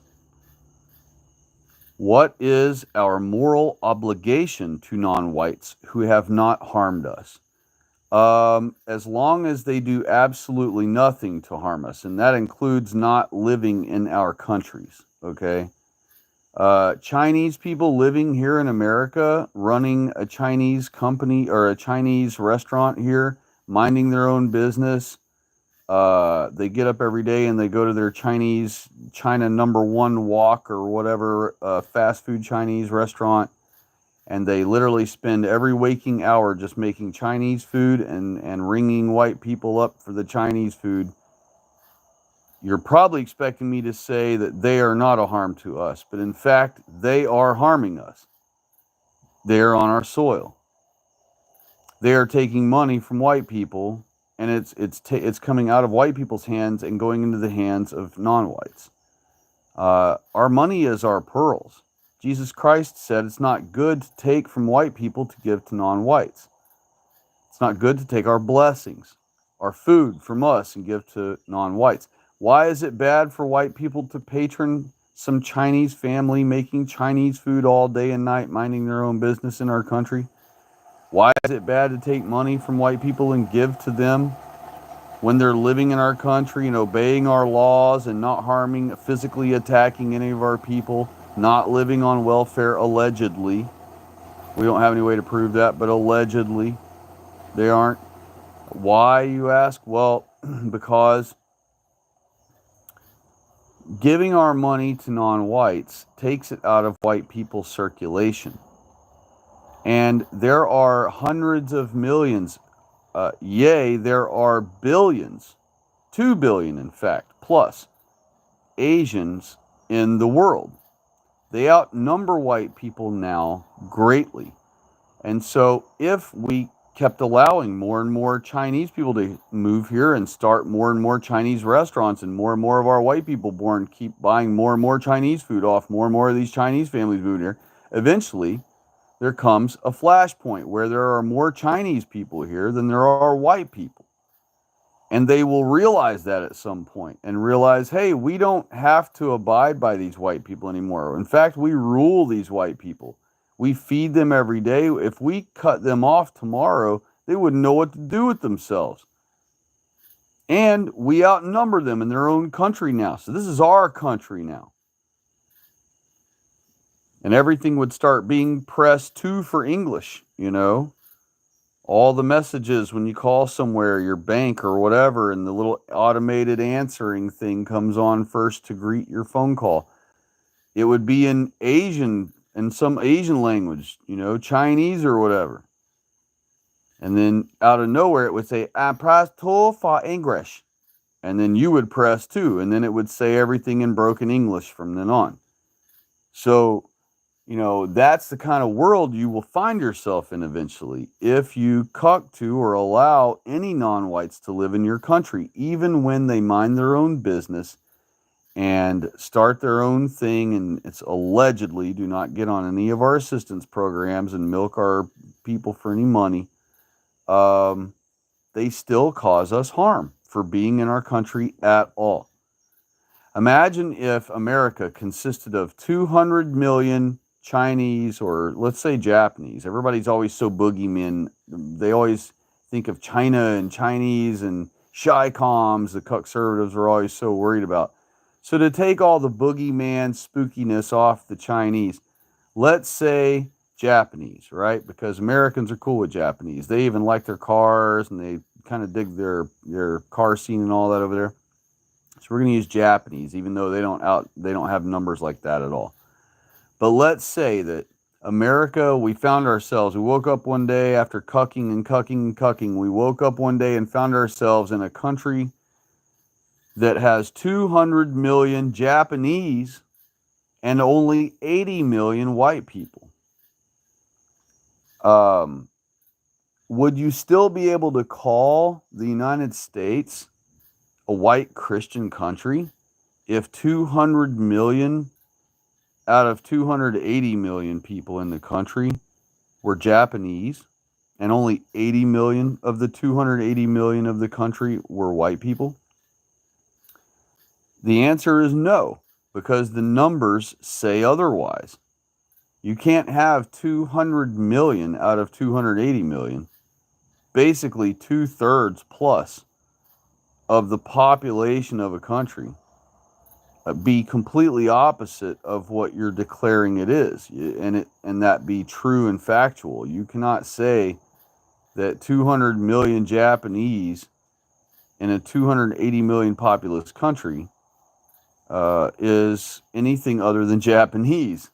It's majority Japanese at that point, so it's a Japanese country. So, but let me get back to the question here. I keep getting off the point. I'm trying to make myself stick with my original points and not get off on side tangents. Let's go back to the question at hand and answer the question directly. What is our moral obligation to non-whites who have not harmed us? The answer to that question specifically is we don't have a moral obligation to them. So there isn't one. We don't have one. God does not command us to save the Asians. God doesn't even command us to save the whales or to save the trees or to conserve the water. God commands us to be fishers of men. That means save people, save white people. That's what we're supposed to try to save. And God never tells us, and Jesus Christ never tells us, to save or conserve or try to preserve anything else. Not trees, not oil, not water, not critters, not non-whites. Now, what God does say about us to Abraham that is that we will bless all the nations of the world, but we are in multiple nations of the world. So that means that one white nation will bless other white nations, and those white nations will bless other white nations. And so by all of us white nations sharing with other white nations and helping other white nations, we will help all of each other to maintain ourselves as a people. And what's happened is the Jews have fragmented us, where now we are not helping each other. And for the longest time now, we've been at war with each other because the Jews structure our societal beliefs and everything that way, where over a couple of generations they can build up and create strife among our brethren, like we have with Russia and Ukraine. All right, Ukrainians are just Russians, not just. I don't mean just like as in lesser. I mean, by the word just, I mean they are simply. They are Russians. Ukrainians are Russians. Yet they have been tricked and duped into identifying as this other version of person who no longer is, who claims they were never Russians or are not Russians, or they were at one time, but screw that, they're not anymore, dang it. And so they've convinced these Ukrainians to feel of themselves as though they're like how the first Americans were when we came over here and defied the King of England and the church, the Catholic Church. They're trying to convince them that they are patriots like that, right? But really, what they are they're just duped individuals whom the Jews have duped into killing their own brothers. So you have Russians killing Russians over a war that benefits no one. If Russia wins against Ukraine, it doesn't benefit Russia really at all. The only benefit will be that the war will be over and Russia will have stopped spending and wasting money on munitions and personnel and fuel on a war that's unnecessary. And the only win it would be for Ukrainians, well, the real and true win that it would be for Ukrainians is they would lose less of their population to death of war.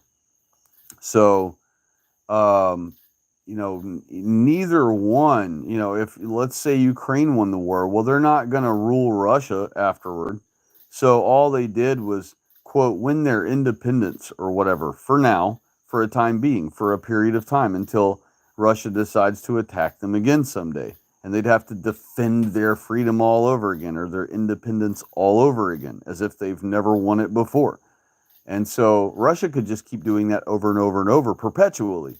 And the Ukraine will eventually just run out of resources. That's why, since it's a Jewish little hiding spot, the Ukraine is like the Jews' Florida in Russia.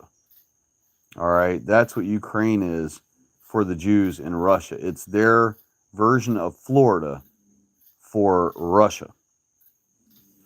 And so they amass there and they rule that area, and they use the white people there to war against the rest of Russia. And they take billions of our dollars, trillions, trillions with a TR. They take trillions, they steal trillions of our white people's dollars, or put us trillions more dollars in debt to their privately owned banks at interest. With interest, to continue giving Ukraine endless money to continue fighting against this massive supergiant. And if it wasn't for the Jews stealing trillions, literally with a TR, trillions of dollars from white people to continue funding the Ukraine the Ukraine would have been defeated like the second week it tried to battle Russia. That would have been it. It would have been over. And in fact, if it was a true, real war where Russia really was like fighting a real war for its life against Ukraine, Putin would just airstrike all over Ukraine, and in one day, Ukraine would be nothing but a pile of ashes, literally a pile of burnt ashes. So they already have the manpower or the Air Force power to do so. They already have the Air Force munitions to do so. So it would require almost no effort at all for Russia to end the war against Ukraine in 5 minutes from now, if they so chose.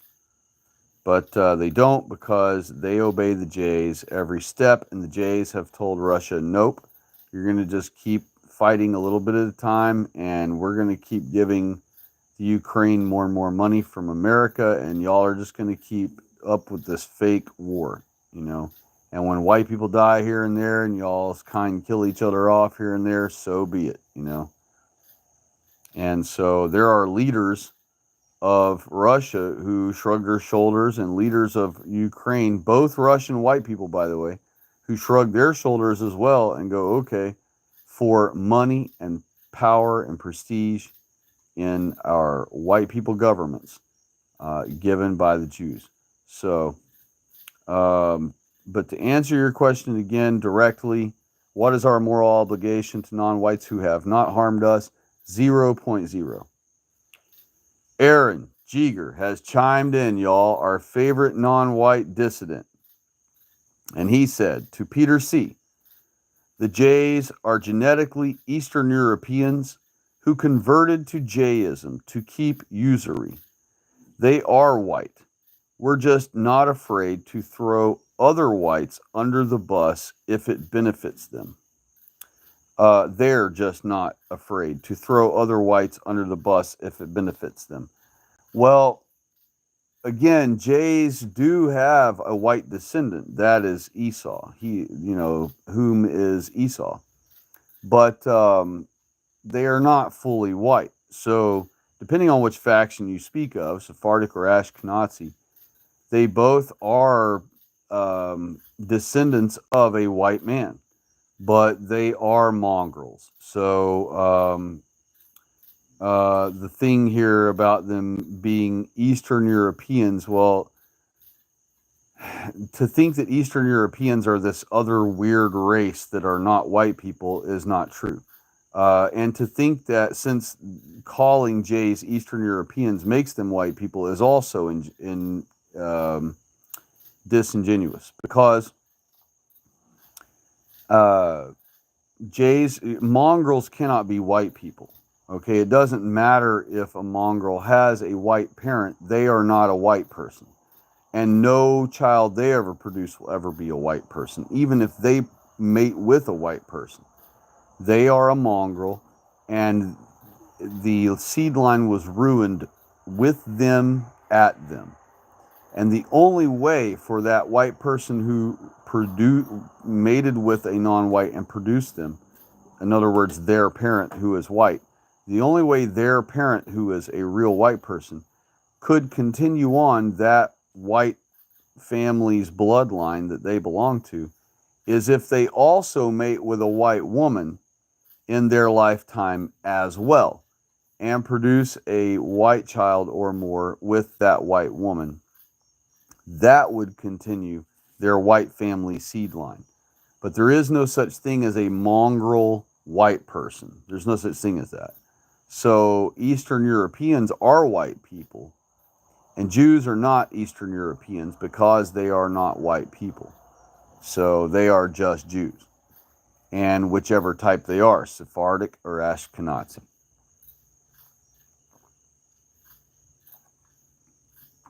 Let's have a look at, and they happily throw whites under the bus because all Jews throw the whites under the bus, because that is the Jewish plan, to eliminate all white people. So it doesn't matter if they're a Sephardic or Ashkenazi, they already completely understand the assignment as a Jew. Peter C. chimed back in, and he said, thoughts on Nick Fuentes and the Groypers. Wow, Peter C has come up with some great questions tonight, y'all. Um, Nick Fuentes. Well, I'll give you the whole chronology of what I think about Nick, because it has kind of went up and down like a mild roller coaster over the years. My immediate thought about Nick Fuentes was his last name. Before I ever saw him, heard a word out of his mouth, I had heard of his name first. And seeing the last name Fuentes, I said, absolutely not. And I disregarded him instantly. But knowing that the Spanish, the dark skin, can't blush, black hair, beady brown eyed types that we know of as or think of as Spanish nowadays, knowing that they took all of their language and words and pronunciations, like phonetically and whatever, and their and a lot of their other things, like their music they enjoy in modern times, they got all of that from Spaniards, whom are white people. Okay, when you listen to Mexican music, for example, what you're actually listening to is Spaniard music. And what has happened is, over many generations of Spaniards being in Mexico and whatnot, the Mexicans embraced the white Spaniard musical instruments and style of music. And so when you hear like a mariachi band or whatever, you're not really honestly and truly hearing a Mexican band. Even though everyone would think you're nuts if you suggested otherwise or said so otherwise. Instead, or even though if you said that, I should say, if you said such a thing, you would get looked at like you're nuts by the populace, you know? But that's really true. A mariachi band is really a Spaniard idea. It's because, first of all, Mexicans did not have ukuleles and especially accordions, for God's sakes, and all these different instruments that are required to do a mariachi band. Those are instruments that Spaniards played. And so they, you know, when they got to Mexico, there was pretty much nothing going on over here except drums, you know. And so there was no concept of chords and music notation and all those things.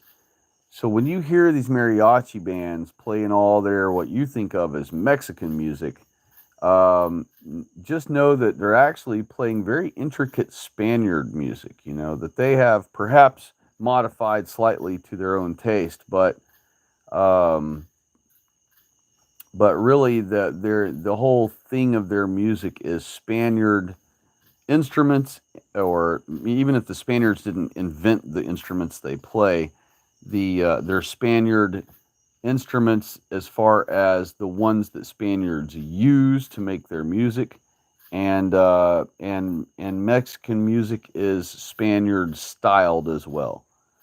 So, and that applies to all the other Spanish um, factions, like you know, if you were to hear El Salvadorian music, or if you were to hear Nicaraguan music, or Brazilian music, or Chilean music, um, or you know, whatever other kind of Spanish there are. When if you listen to any of their music and you observe any of their instruments they're using to make their version of music, it'll all be Spaniard. You know, Spaniard themed, Spaniard used instruments, the whole thing.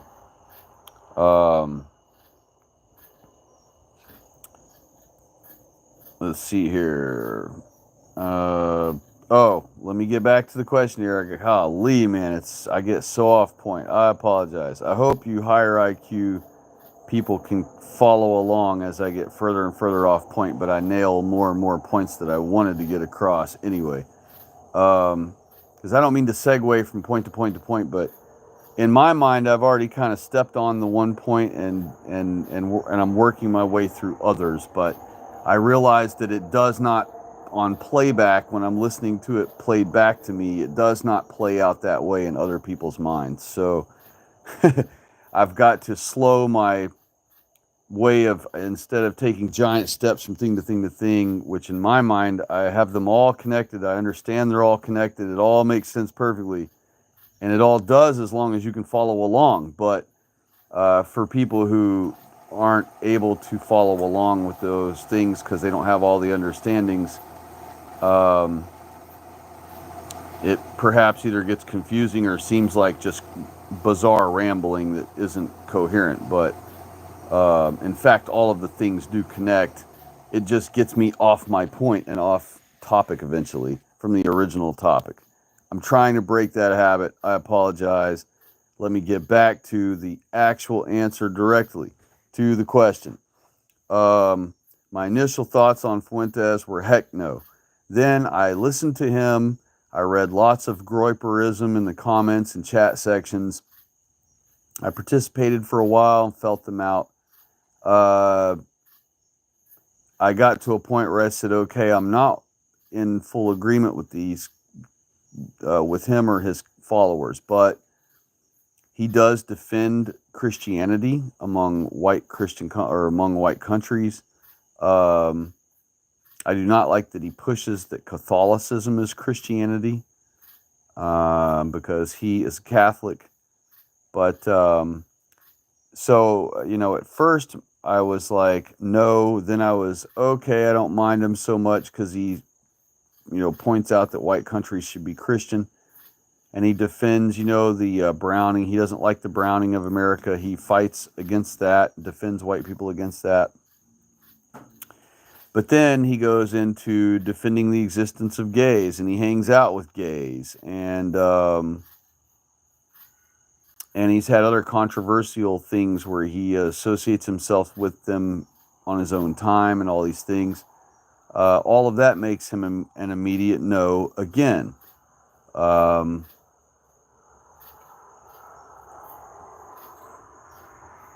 And then they don't really have a full direction of how to save America. They just they like to name the no's, and that's good. But they don't they don't have a solution for, okay, we've named the no's. Here they are. We've got them in custody. What do we do now? They don't have any answers beyond that. It's just ooh, hoo, hoo, hoo, make jokes and hate on, not hate on, but make jokes and poke fun of our enemy. But the being friends with homosexuals and all that stuff, it became an instant no for me all over again. So my answer about Nick Fuentes is heck no. And my answer about the Groypers is they're cool. Excuse me, they're cool, but they are being misled slightly down a slightly wrong path. Like being pro-Catholic or, cheering on Fuentes himself, who I don't want to say he's J-funded or a, fake right-winger. I don't want to say that about him. But he's just not on the absolute accurate path. And the whole point of being able to save our people and save our country is to keep us on the exact path. No believing in the hollow hoax over here, but also knowing our identity over here. No knowing our identity over here, but then being unallowed to name the no's as the source of our problems. Otherwise, you're a hateful bigot or ignorant or immature or whatever other insult that the white guilt guy might want to call you.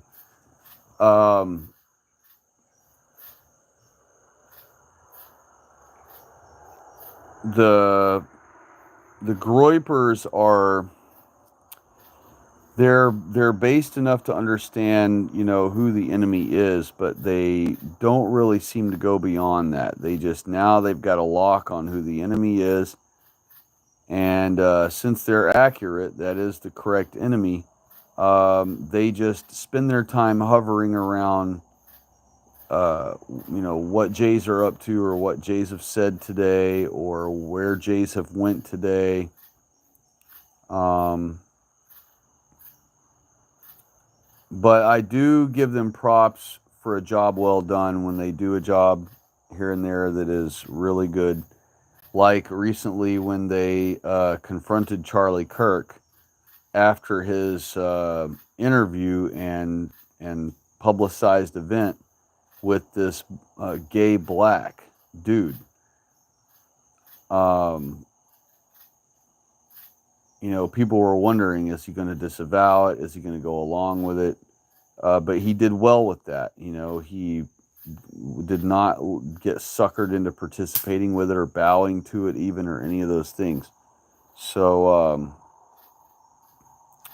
but the Groypers, even though they're uncucked about non-whites, they're still mostly cucked about Jesus Christ, and most of them will end up perhaps being the pagan ones, the fans of the pagans, like Survive the Jivers and stuff like that, instead of discovering our identity all the way.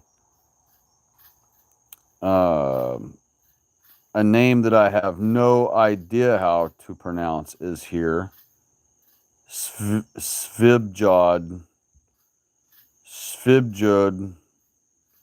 or Svibjod, said, or asked, I should say, do you have any thoughts on European pagans like Norse, Scandinavian pagans? Not really an opinion, but just they are another part of our white people who had spread that far out and gotten that far away and came up with their own version of our origins, or theirs. And, eventually our Lord and Savior's word made it to them, and whether or not they rejected it is what determined whether we had a war about it or not. But eventually our word made it everywhere. And so, but the problem is the allure of the European paganism thing is it's edgelord type, right? But without having to yield to the fact that white people are Israel and therefore we need to obey all of God's instructions or whatever. It's kind of like having your pie or having your cake and eating it too, where they are able to be happy about the fact that white people are Israel and special, but then they don't have to go through any effort to help prove it,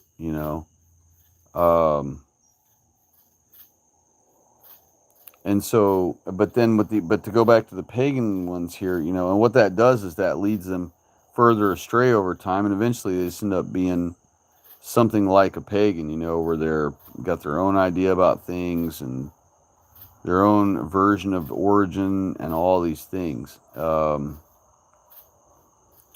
So,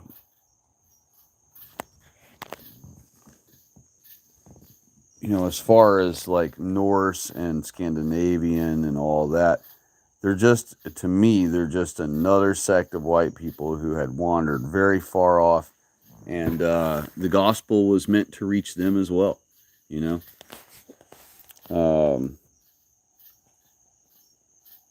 And then Peter said, or asked, Christ cuck pastors. I guess he's asking me, what do I think about them? I think that they are...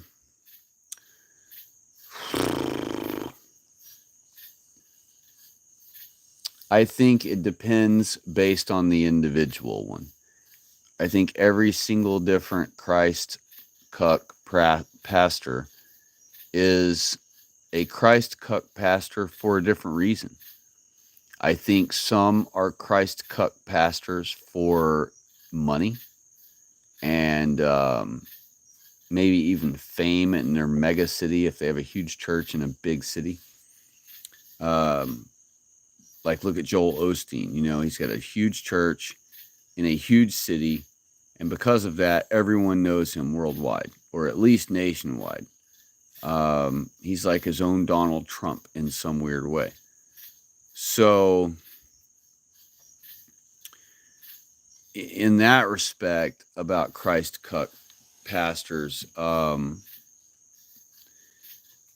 there are those types that come from certain individuals, but each one is an individual, so the next Christ cuck may be a poor, hardworking, low income, worker. He may work for the city part time, it doesn't hardly make enough to live.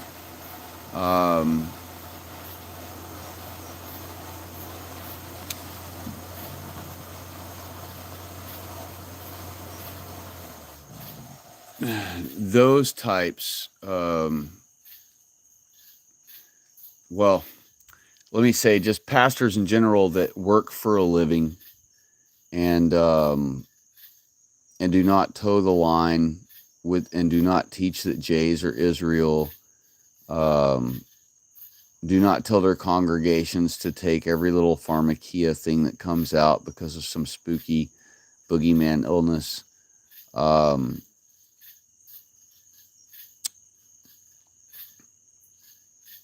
But of course, then that kind of takes away the Christ cuck thing because they're not really cucks anymore.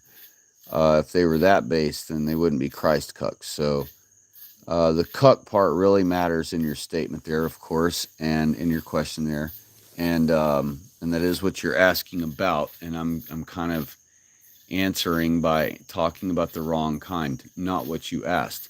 And the Christ cuck pastors, direct answer here. They're terrible because they toe the line. They teach their white people to stay cucked into believing that Jews are the Israelites and that no one else is. And even if they say that the congregation of their church is a part of Israel, they always say it like, well, you're grafted in. You're an adopted baby, and no one has a true love connection with blood and mind and soul and body with anywhere, much less from somewhere who has been telling some of the younger generations since birth that it isn't even exclusively theirs, and that and the same thing with their religion, that it's not exclusively their race's religion and all those things. That's what Christ cuck pastors do. They toe the line.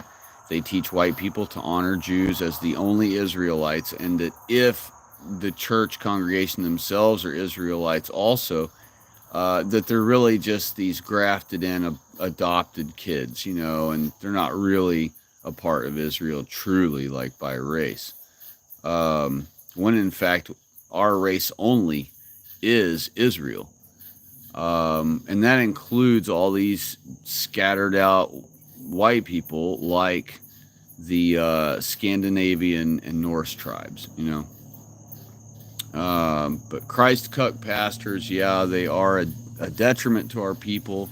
But, sometimes they're a little bit helpful, Sometimes they can get somebody to like quit their evil ways and, they might save one white person now and then. But there's so few and far between compared to a truther channel, a real and genuine truther channel.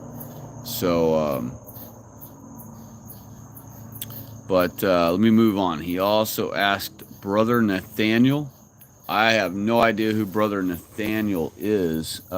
Feel free to elaborate, or explain, or whoever, tell me about him, because I just do not know.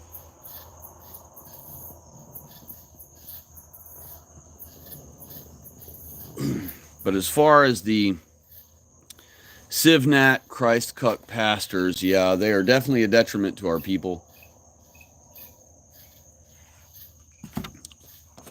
I would say the bulk of them are just shekeling, no different than Salty Cucker or whoever. And in fact, I would say they're even worse than a typical YouTube sheckler, because at least a YouTube sheckler like Salty Cucker or whoever points out problems happening every day, mostly to our people too. Um, and even though Salty Cucker doesn't address it strictly to white people, um, he does still point out crimes and problems by the invaders and non-whites every single day. And granted, those, like I've complained before, it's just him making money off each new hole that's being poked in our boat without ever naming who's on the little pirate ship outside of our boat shooting holes in the hull of our boat.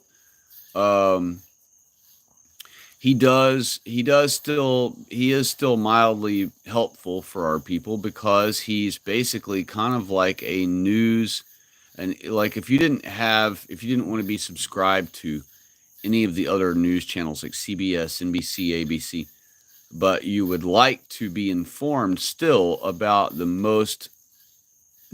largest event happenings of each day against white people, Salty Cucker would be a great channel to be subbed for that exact reason, because he does cover each day a different anti-white thing that's going on in America or in the world. And the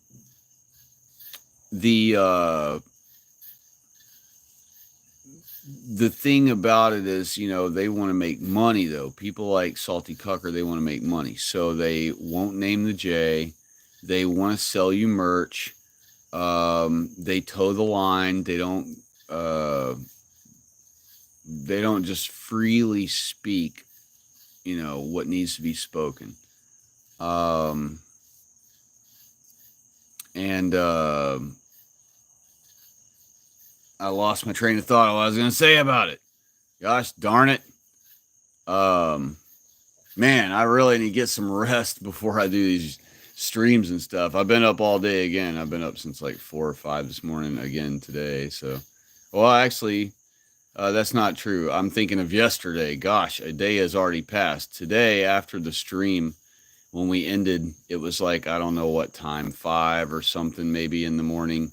I went to bed almost right away afterward. I think I just had a sip of milk and then I went right to bed. And I didn't sleep much, though. I was up by 10:30. So, I probably only slept about 4 hours.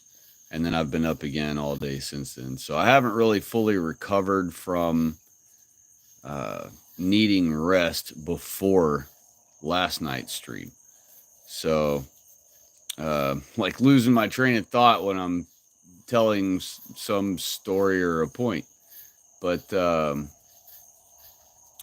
I was mentioning Salty Cucker, and I had mentioned him because, it was triggered to me because of the Christ Cuck pastor things. I had went back to that, and I was talking about that for a minute, and it reminded me of something else about that Salty Cucker is a great example to use about. I was saying that he points out these anti-white things every day, and that how that's still helpful to our white people, in some way.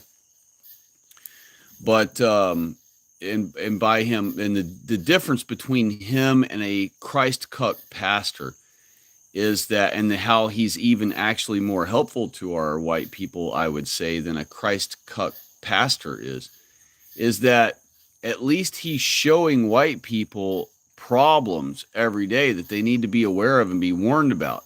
Christ Cuck pastors, they typically don't even do much warning of daily or weekly occurrences to the people. Instead, they want the white people to just be in a good mood and happy, not feel alarmed or under threat or attack or anything. Because after all, if white people went to church and their pastor is like, you better lock and load and get ready, our government's after us, they want us all dead. The Jews have commandeered us 100 years ago, and they are working desperately now, and they've really ramped up their efforts into eliminating all of us white people. it's going to be soon. It's going to be white people versus the whole world, and da da da. And we're going to have apocalyptic times where they're going to cut off our power and our water. And what you see in Gaza is exactly what they plan on America looking like soon. You think white people are going to want to peel money out of their pocket and give to that pastor? No. They're going to be like, shoot, I need to hang on to what little bit of money I got in case the world's really about to come crashing down into a war.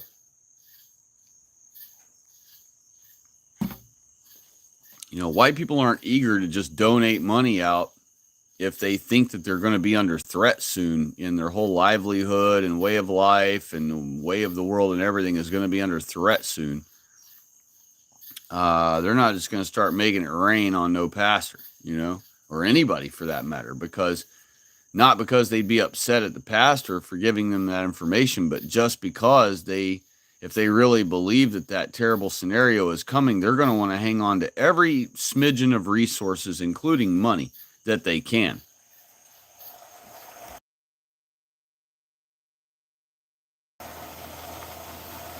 Yep. All right. And then that's because, they're going to be in fear of running out of resources as the world collapses into war, so they're not going to want to start peeling out $20 bills to give this pastor that just gave them that warning. So instead, what Christ cuck pastors do is they welcome every race, for one, because they welcome everybody to their church. Why? Because they want as many people as possible donating money to their offering plate. Okay, that's the same exact reason, no difference from every cuckservative business owner who doesn't care at all about the browning of America. Okay, all these millions of non-white invaders invading into our country are new potential $20 bills coming his way to his business he owns. He thinks of all of them as millions of new potential customers.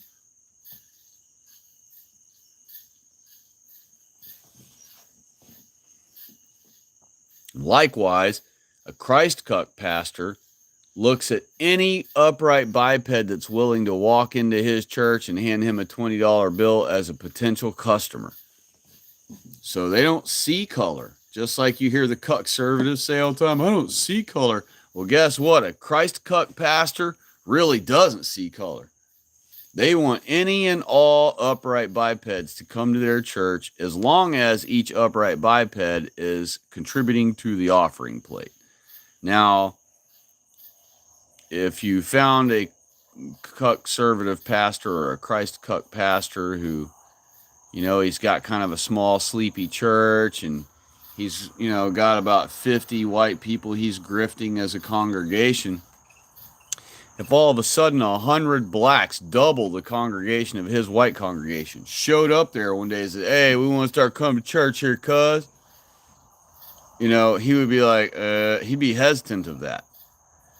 Why? Because in that situation, he does see color. Because he'd be like, wait a minute, am I going to have to make accommodations all the time for these 200 blacks that want to come here every week and fill up my trash cans and drink up all of our service juice and eat up all of our communion bread and crackers and, hog up all of our, daycare facilities with their kids? Do I really want, is my church really going to profit from having these 200 blacks come into our little church? If he deduces the answer is no, he's not going to make enough money for that to be reasonable, then he's going to politely turn them down from being an addition to his congregation. A Christ cuck pastor is interested in people who have money and who are going to be willing to put a $20 bill or a $100 bill or a $5 bill in that offering plate every week while he entertains them, while he and his band entertain them. And so what do Christ cuck pastors do? They give these softball sermons. These, no one's really truly under conviction. We just need to love our neighbor. Jesus Christ said so and so. John 3:16 and never forget 9/11 and the Holocaust. And I mean, they go through all the motions, and none of it benefits white people, And remember, anything that doesn't benefit white people is actually working against us. Remember when Bush said, and he got a lot of hate for it too, when W was in office and he was talking about the war he was waging against Iraq or whatever, and he said, you're either with us or you're against us. In other words, not allowing anyone to be neutral about the war between us and Iraq. You had to either be for us or against us. Well, that's how God works. God says if you're not for our people and for his ways, then you're working against his ways and you're working against our people. And exactly likewise, on a lower scale, a lower level, reduced down to our mortal level, anyone who's not working for us, meaning with us, working toward our goals of maintaining our dominion over the world and dominion over at least our own countries and the autonomy of our own countries being self-determined by us, then it's the same exact scenario where,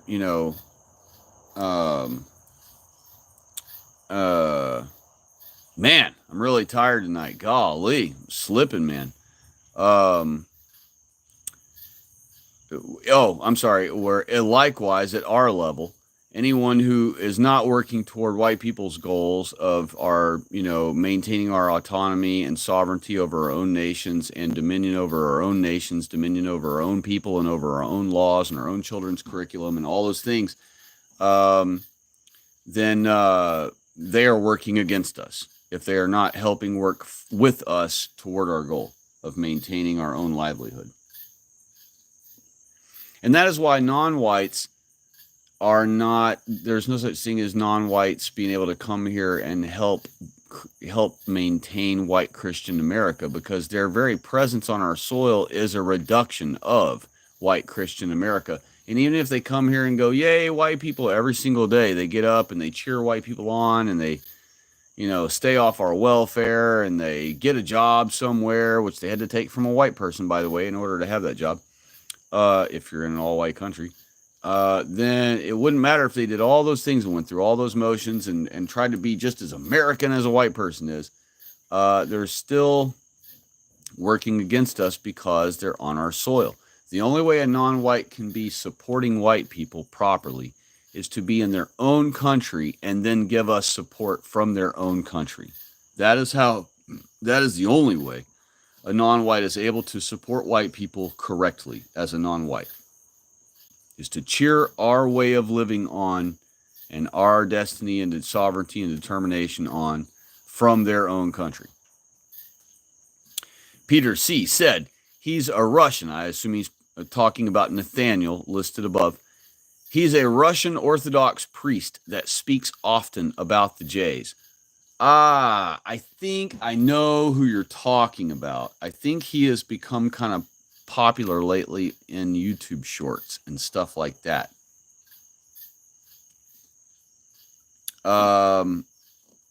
Pretty sure that's the one. And yeah, he's an Orthodox priest. Yep, that's the one. Hey, look who's here. Well, hello. My feral cat finally decided to arrive after 48 hours it's been. Hey, buddy. Hi. Come say hi to me. How are you? Hello. All right, you feel pretty good. You don't feel like you're all chewed up with bites. You don't feel like you got scabs behind your ears. That's good. You feel pretty clean, buddy. You look skinny. You feel pretty clean, though. You're wet, so you've been running around in the sprinkling. What's up, buddy? Good to see you, man. Yeah, I'll hook you up in a moment. Good to see you, bro. I don't remember that he come by last night. Maybe he did, but maybe he did. Maybe you did come by last night. But Yeah, he's been skipping 2 days at a time now before he comes by to visit instead of every single night. So I've been wondering if he's got a home and stuff still. But yeah, here he is. Hello, dude. I'll hook you up in a minute, okay? Um, yeah, about Brother Nathaniel. Since he's Catholic, I don't pay him much attention. But I do appreciate anyone speaking out against the Jews, and criticizing them and pointing out their atrocities that they commit, not only against white people, but against non-whites like the Palestinians.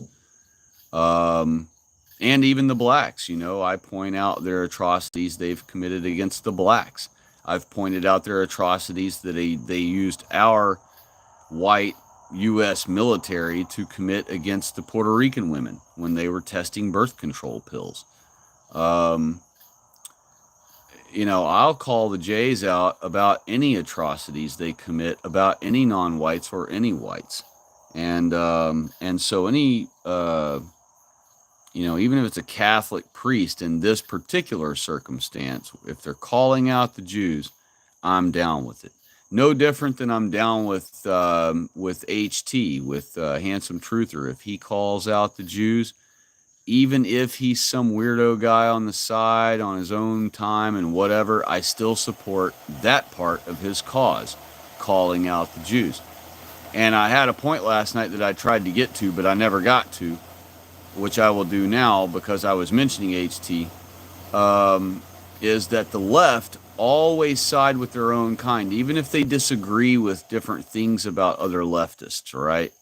Leftists still all side with their own leftist side, regardless of whatever contradictions they may have with their own ideology, with others' ideology who are leftists, regardless of what conflicts they may have against other races that vote leftist also. You see that white homosexuals have conflicts with blacks and conflicts with Arabs sometimes, but they still all side together when it comes to political positioning against white people. So just like the left behaves and sides with any and all who stand on the left side, we have to learn to look past the disagreements we have with other pro-white channels. And like I had mentioned last night, that I disagree with a few things about the white guilt guy, and I have things I disagree with about Elijah, and I have disagreements with, or have things I disagree with about Survive the Jive, and I have things I disagree with about the other pro-white pagan channels, and not just pro-white pagan channels. I have other disagreements with other pro-white channels like Elijah, and I have disagreements with Fleckus Talks. All right, they're still too CivNat for me. Half of their show is exposing the non-white crimes against white people, but then they still pander or cuck to the non-whites anyway. They It's like, have the epitome, you guys. Have the super obvious epitome finally. I'm sorry, epiphany finally. Please have the super obvious epiphany finally. Please. Please, please, please, pretty please. Because you're already based enough to recognize all the crime against white people. Start siding with only white people and stop cucking to the non-whites at all. But regardless of my disagreement with all these other pro-white channels, and even the Cuckservative channels like Salty Cucker and all the CivNet channels, I disagree with them strongly. I even consider them enemies of our pro-white movement and our white people, because they're detrimental to our white people while they keep our white people stuck in their cuckery and stupor. but they're still helping white people in some ways, like showing the crime against white people. If that's all he ever does, we have to at least side with him against any lefties that come against him or against any Jewish opposition that rises against him, and defend him on behalf of our entire right-wing movement or white people. Regardless if he's a Sheckler or regardless if HT is a, I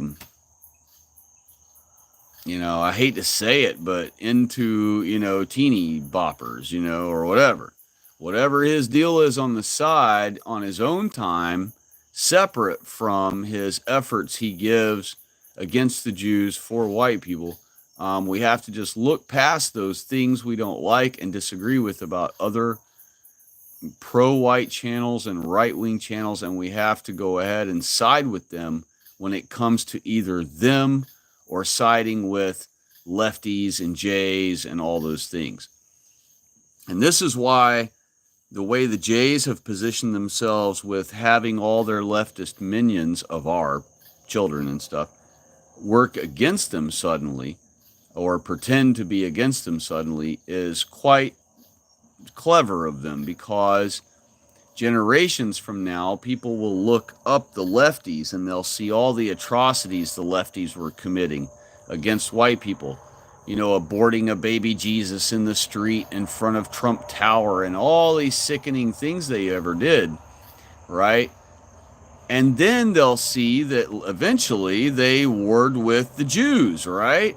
And became these big enemies of the Jews. And that's what is happening right now. And this time, in the future generations will read that this time nowadays, the lefties finally turned their sights on the Jews and started attacking the Jews all the time, right?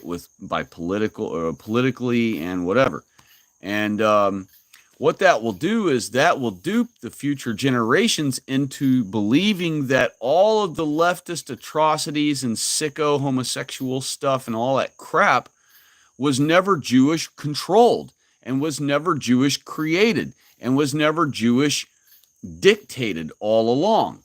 Instead, they're reading here in evidence that the Jews, in fact, were attacked by the lefties eventually. The lefties eventually went after the Jews and didn't want them to have their own homeland and be able to defend their own right to exist.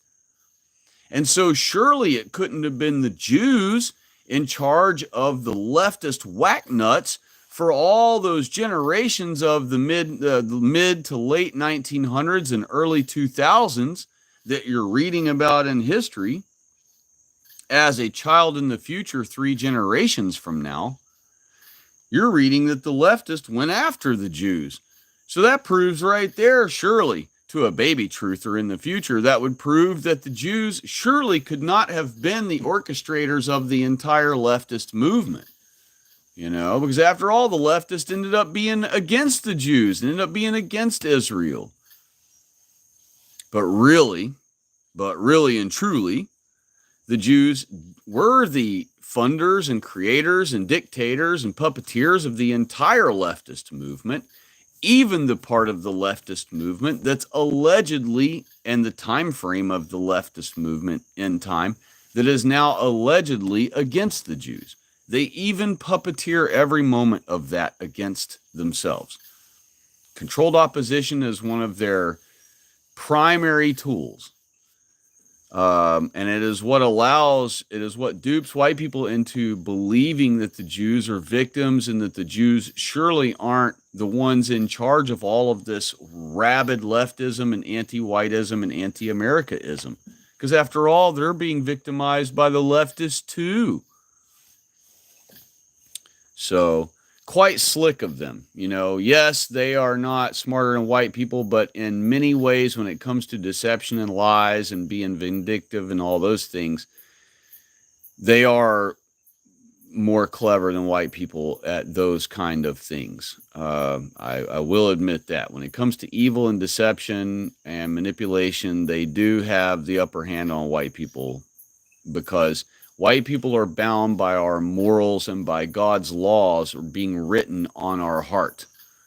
And so those laws being written on our heart of God's prevents us from being so deceptive and manipulative and such liars like the Jews can be. And so they're playing a game against us where they have no rules and we have a lot of rules. And so that is why it appears as though they're always a step ahead of us or many steps ahead of us, and that they're always duping us and outsmarting us. It's because they operate in, they're playing the same game as us, but they have no rules and we have many rules.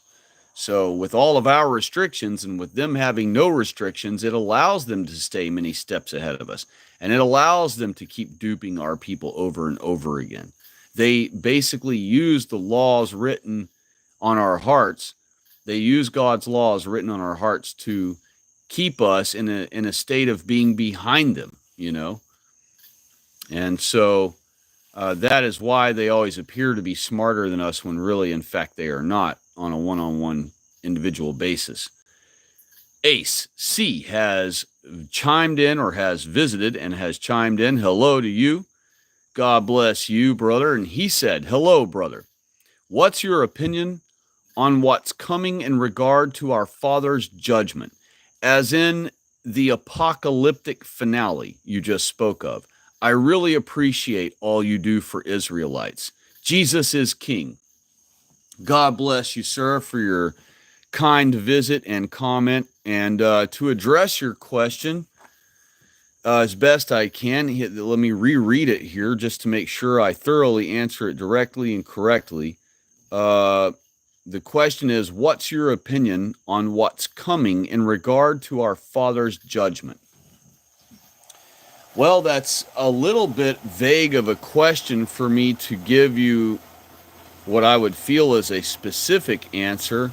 Feel free to, and you're welcome to, and please do if you like, make your question more specific. But if I was to try to answer something as general as that question reads, what's my opinion on what's coming in regard to his judgment?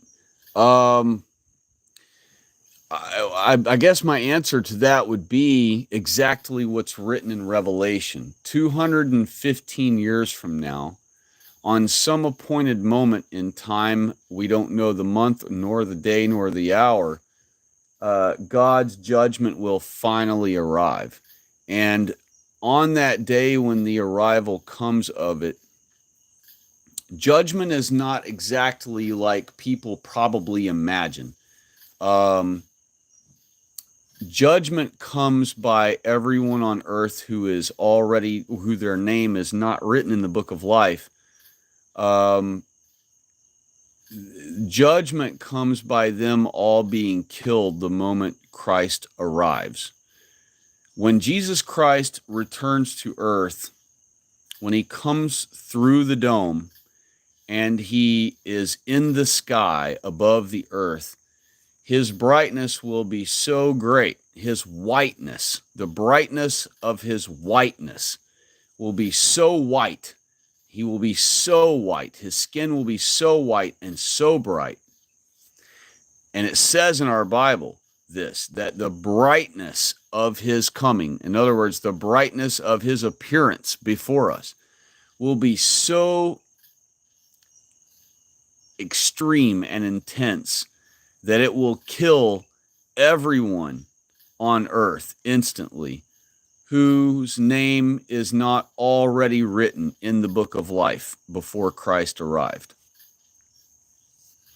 And that is judgment day for them, for the damned, for the doomed.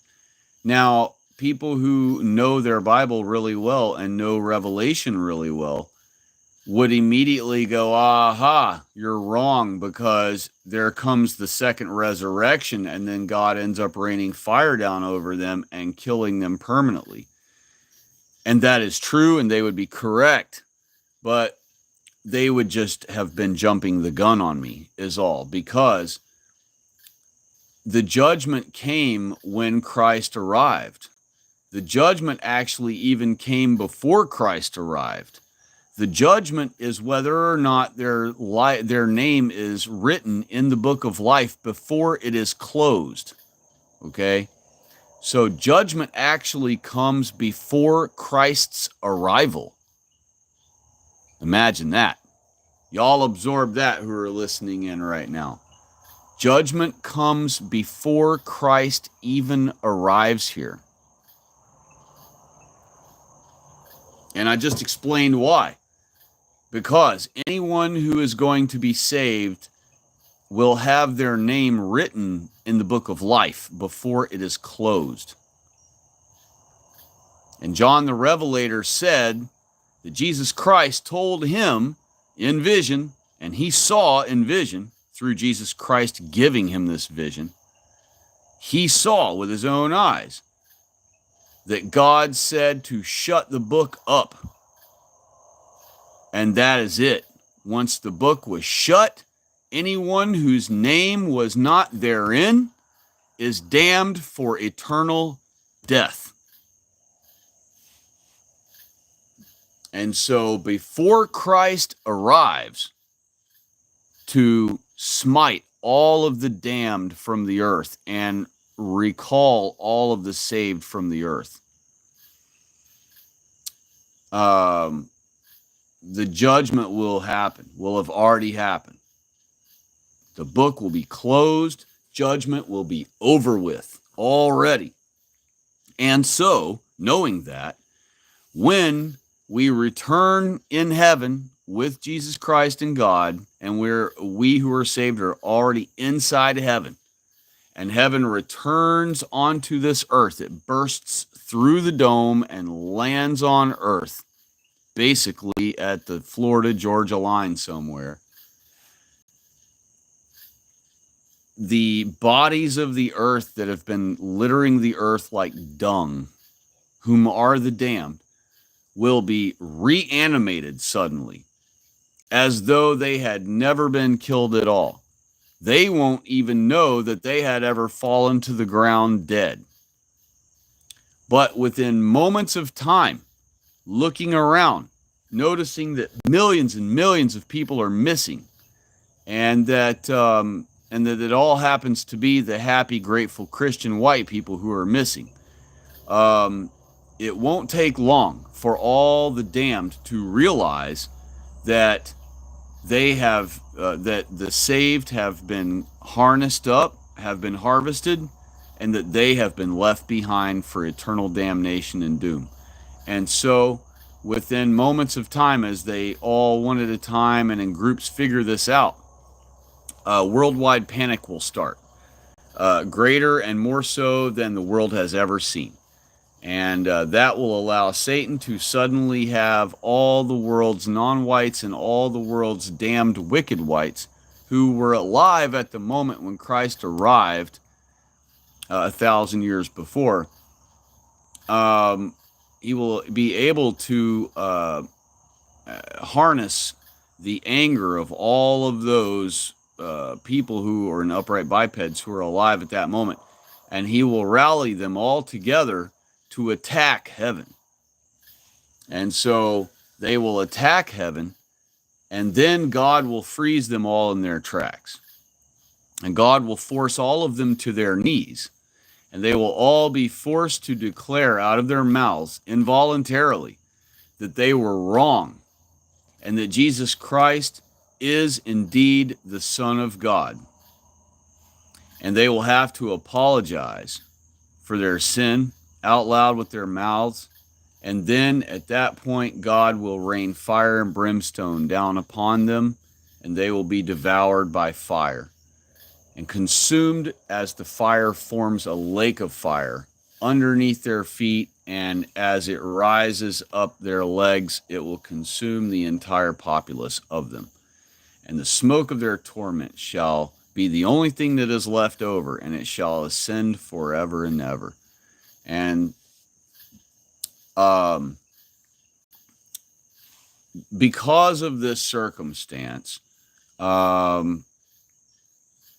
judgment already had long ago happened, and so when people read this final thing that happens to the non-whites, they feel like perhaps that is their judgment day. But judgment has already come and gone. And there was no face-to-face with God where they can plead their case. The judgment was determined in heaven by God and the 24 elders. And once the names that are put in the book are put in the book, and once the names that are left out of the book are left out of the book, and once the book was closed to become for the time, once the book closes, that begins the time of preparation for Christ's arrival on earth, for Christ's return and harvest of our people. So once that book closes, that's it. Judgment is over. All of the court hearings that are going to be held are over. Whatever Christ's advocacy for you was at the time during that spell, it's over. Christ advocated for who he advocated for, and he did not advocate who he did not advocate for. And therefore, when you read about God raining hellfire down on these criminals and devouring them with fire, what you're witnessing and what you're reading about right there, and what you will witness from heaven, looking through its two jasper walls, is sentencing. That is what you're witnessing. The sentencing. All right? When a criminal goes to court, they have an arraignment, they have a trial, and then they have a sentencing. And sometimes the sentencing is a separate hearing from the trial. On smaller matters, simpler matters, less complex matters, they often will have a trial, and then they will conclude with a sentencing on the same date. They will find the person guilty if they decide that, and then if they're, then there is obviously a sentencing, and the sentencing usually comes from a summary judgment that same day. If it's a trial by jury, then often there is a hearing for the sentencing at a later date. And that is what their destruction day will be. It will be their day of sentencing. All right? Because they did get a trial by jury. The jury are the 24 elders. And so the jury of 24 elders, that's why we have a jury, right? That's where we got the whole concept of a jury, is from reading in our Bible that God has a jury of 24. That's a man and a woman representing each tribe of Israel. We have a couple, a married, a unified, unionized couple, a married couple, man and his helpmate, one pair for each tribe of Israel. And that forms 24 elders. They are the jury in heaven, and God is the judge. And so, the judgment, I hope I've answered you well enough here, the judgment will happen before Christ's arrival, and the judgment is the book of life. Whether or not your name is written in the book of life before the book of life is closed and sealed up, and then however many moments or days or months or years later, Christ's arrival occurs. So that's why it's so important to make sure your name is in the book of life as early in your life as you possibly can. I know of peers my age whom, when they were in their 20s, wanted to defy God, which is iniquity. They wanted to break God's laws on purpose to experiment and see if they would be fun or enjoyable to them or not. And to see if they could get away with them, I suppose, or not. And they purposely defied God in multiple different ways, committed purposeful iniquity against God and against his wishes and commands. And while they were doing so, they I chatted with different ones who did things like that over the years as I would run across one here or there. And each time I was compelled by God to have a conversation with them. So I about their behavior. And each time that I interacted with one of those types over the periods of my life where I ran into one, um, each time it the end result that I got from them, or the conclusion I deduced from them, was that they weren't being they most of them were not consciously anti-God. They were just consciously breaking God's rules on purpose, but they weren't doing it to give God like the middle finger and be like, up yours, God, we do what we want, I do what I want. Not any kind of South Park Cartman style attitude. It was just that they're like, ooh, God said that it's not okay for us to do this thing. Maybe I should try it and see if I like it. Maybe that's the reason God don't want us doing it, because it's pleasurable or gets us off more or makes you feel, neat or whatever. And so it could be like a curiosity kills the cat kind of curiosity, rather than just hatred of God and wanting to be against God in any way possible. Um, and so, you know, I would see those types, and when I would interact with them on a deeper, intimate level about their being against God's, going against God's wishes, a lot of times what I got from them in the end of it all was that they weren't necessarily trying to offend God, and their whole plan seemed to be that they were just going to ignore God's laws while they're young and attractive and able bodied. And then as they got older and had to settle down and their looks fade away and they're not able to just be wild and go and do it as they please, that they would eventually settle down all the way and mature themselves all the way. Consciously, they would do all of this, not gradually over time, but just one day they would decide to become mature and Christian and change their life and straighten up their ways and stop doing all of the iniquities that they typically enjoyed doing for, say, 10 or 15 or 25 years. And so they felt like, oh, I've got all the time in the world. They planned on living till they're 80 or 90. So they figure, oh, I'll just live it up and do whatever I want and ignore all of God's rules and all of God's laws and do anything I dang well please against God's wishes, all the way up till I get to a certain age. And then when I get to a certain age where I feel like I'm too old to act young anymore and act crazy anymore, I'll go ahead at that point and say some big old repentance prayers to God.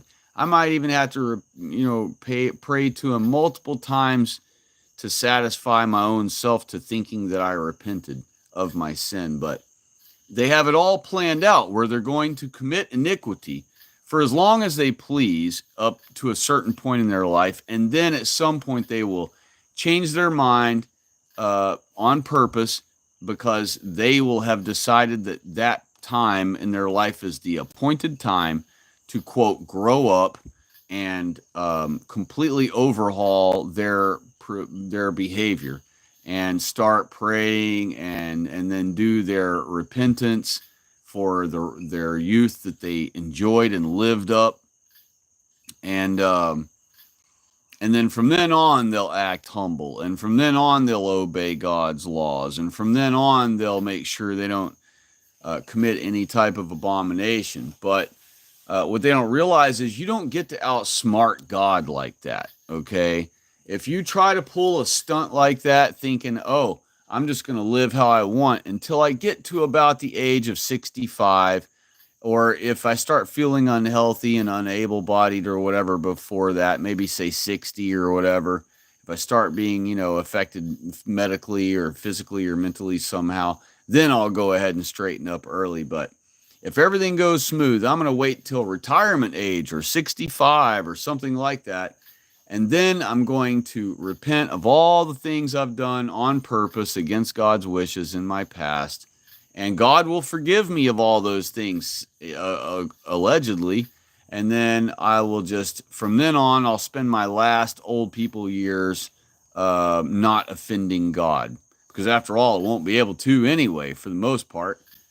And so that's the way they think they're going to outsmart God. They think they're going to live their whole life until they're old, and now they're finally ready to settle down, as they would call it, and obey God and obey his laws and repent of not obeying him all those years of their life. It's not going to work. I tell you right now, it's not going to work. And if you planned on making it to, say, 65 and pulling that stunt, God will cause you to die in a car crash at 52. More than a decade before your little slick plan ever got to be played out. You know what I mean? Or he might wait all the way until the day before you planned on doing it, just to put a little touch of sweet irony on top of your little plan backfiring on you. He might wait until the day before your 65th birthday, and you done told yourself, oh, on my 65th birthday, at the end of the day, after I'm done partying on that day, I'm going to sit down next to my bed that night, and I'm going to repent of everything I've ever done, and I'm going to change my ways for good. And the rest of my old life, I'll live the right way. God's going to take you out the night before that, just to show you what a joke your idea was, thinking you're going to outsmart God. And so that's part of why judgment is done before Christ arrives. And while all white people on earth alive at the time will be totally oblivious, they'll have no idea. 215 years from now, our white people are going to be in terrible trouble. And they'll have been in trouble for a long time, 70 weeks. And if you work that out in time frame, that can mean multiple things. There are a lot of people who interpret 70 weeks to mean 70 weeks literally, but there are also people who interpret that to mean 70 years, meaning that every week represents a year. There are people that think 70 weeks is code for 70 of something else. I forget what the other one is.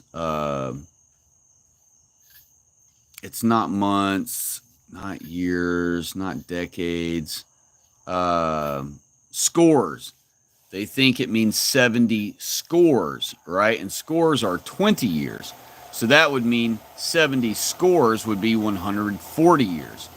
I'm sorry, would be 70 scores would be 1,400 years, right? So that would mean the last 1,400 years of Whitey's 6,000-year trial, we would be under Jacob's trouble. But that's an enormous amount of time. Jacob's or white people do not have to be under trouble for anywhere near 1,400 years. We wouldn't be able. You wouldn't be able. No non-whites on earth, including the Jews, would be able to keep Whitey in trouble for 1,400 years. Apparently, Egypt could, and that's why God had to come and intervene and free us. But aside from that situation, nobody else has ever and would ever and has ever been able to conquer and keep control of white people for 1,400 years. So Jacob's trouble is most likely going to be 70 real weeks, or the 70 weeks may perhaps represent 70 months or 70 years, but probably won't mean much any more than 70 years. Because you'd be hard-pressed to keep dominion over white people worldwide, over all white people, for 70 years, or especially more than 70 years. That would be really hard to do. And granted, we talk about how Jews have full control of white people's country here in America, and have for over 100 years now. But white people don't even know that. White people are still owning guns and doing things they want, and they're not under full communist control yet, so they're not under true bondage like what we're really talking about, like how we were in Egypt. So yeah, I don't think that be right back, buddy. I'm gonna get you some milk and hook you up. I don't think that it would mean any more than 70 years, because I just can't imagine anyone keeping us keeping all of Whitey worldwide down and in bondage for more than 70 years. I don't even see that being possible. So, and the 70 weeks of Jacob's trouble could actually be 70 real weeks, weeks only, you know? And we don't know yet. But the bottom line is that judgment comes before white people are even aware of the fact that judgment is occurring, you know? So while white people are completely oblivious to what's going on, judgment will already be happening. The hearings, the trials will already have taken place, have been underway. So,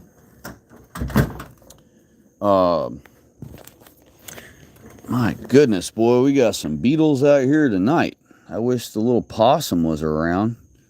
He'd be crunching these things up. I was sitting out here one night recently, and I was hearing what sounded like someone underneath my porch eating potato chips. I mean, just loud crunch, crunch, crunch, crunch, you know, like someone smacking their food, you know, chewing their food with their mouth open, where you could hear every bite of the potato chips like crunching away. And I sat there and listened to it for a while, and it just, one after another, it just sounded like he would chew one up, eat a potato chip, you know, and then a few moments would go by, and then boom, another potato chip popped in his mouth, crunch, crunch, crunch. All the while, it was a little baby opossum under my porch, and he was eating beetles. And he was eating them one at a time and just crunching away on them. They sound just like potato chips when you're eating them. And so I wish he was here tonight, because I got like 5 or 6 beetles just chilling around. He'd have a nice meal, and I would get rid of some beetles. All right. Ace C also said, I speak of the judgment we are under now, the flood, falling away, identity theft, etc. I assume we will fall like Rome, and a remnant will be preserved. Sorry, my comments keep getting deleted. Wow, that's so crazy. You're the 3rd person tonight who has reported that. We obviously have some YidTube employee in the chat actively deleting comments. But let me also just say and make sure, and you folks probably already know this, but just make sure you have clicked that little settings button on your chat settings, and make sure you select all messages. Because if you're selected in top messages right now, even though you make a comment, if the algorithm for the chat doesn't think that it's a top comment, it won't show it. It just vanishes from your being able to see it right after you post it. So that could explain why 3 of you folks have reported not being able to see your comments tonight, or thinking they're getting erased. Make sure you're not on top comments. Make sure you're selected on newest comments or all comments, whichever way your app words it. I think when you're a viewer, it says newest, not all. It just gives you the option of top comments or newest comments. But then again, we're in a chat on a stream, so it actually, and when it's a chat on a stream, maybe it does say all messages or all comments.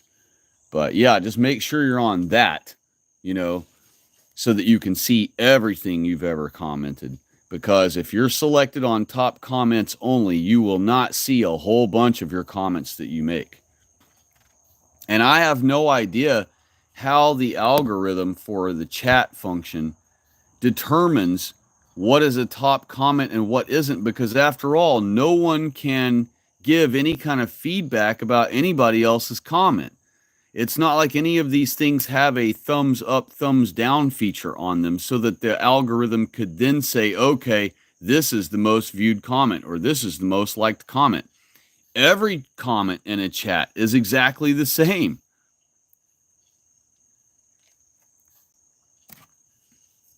there is no way to create precedent of one comment in a chat section on a stream over another. So how in the world would any algorithm be able to be written that could accurately determine what is a top comment, if you will, in a chat and what isn't? It's physically impossible. There's no way to do so. So I find it very odd that they go by that terminology at all, and I think it's even more odd that they created that two-tier viewability. Um, we know that they did that to shadow ban people, and so basically you have to be a real truther who knows. Well, you could be a fake truther or a baby truther and know this, but you have to be enough of a YouTuber to know that you have to always select newest if you want to read comments on a video, and you have to select all comments on a chat in any chat you were in on any stream, Otherwise, you were not going to get to see all the comments. I hope that's all you guys' problem was. But it may not be, and I hope that's all the problem was, though. I suggested to another gentleman earlier for him to clear his YouTube app altogether and force stop it in the app settings if it's an Android, and perhaps even look for an update in the Play Store. Look and see if it has an update, or if it's an iPhone, look in the App Store and see if it has an update. Because I have had a problem like that before, where I would put a comment on a channel that I pretty much suspected I wasn't shadow banned or banned from, and my comments weren't sticking. And after much frustration, I finally checked for an update, and there was one available on the store. It said update or whatever instead of open, and I clicked the update, and that fixed all my problems. It went right back to working perfectly normal like it's supposed to. So I hope that either that or just simply selecting all comments in the settings thing for your chat will solve your problem there.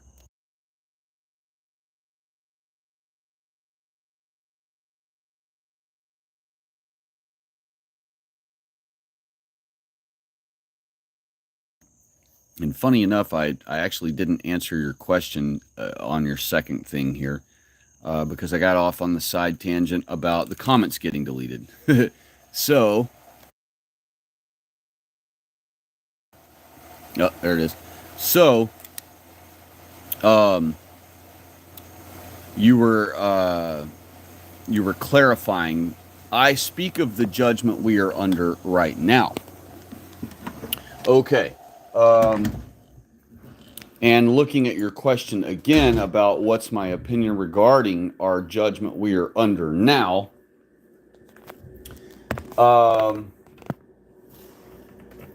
that still doesn't really give me a solid target to aim at, as far as which subject matter within that subject matter would you be curious about my opinion about? Of course, I probably have an opinion about whatever it is that is in our judgment that you're thinking of, but it's funny because I use the word opinion because other people use the word opinion, but people who know me in real life, they know, and they've heard me say to them before, that I don't go by opinions. I don't agree with opinions. Well, it's not that I don't agree with them. I don't like going by opinions. I like going by facts. And for me, opinions are more or less feelings. And I don't want to go by feelings because that obviously is not the right way to approach everything. So I tend to stick with facts only. And whatever the facts are, then that is my quote opinion. You know what I mean? Um, but, you know, at that point, it's not even an opinion. It's just the facts, you know, and I'm just agreeing with and accepting nature as it is. If I were to give an opinion about it, I would say that, well, it's terrible.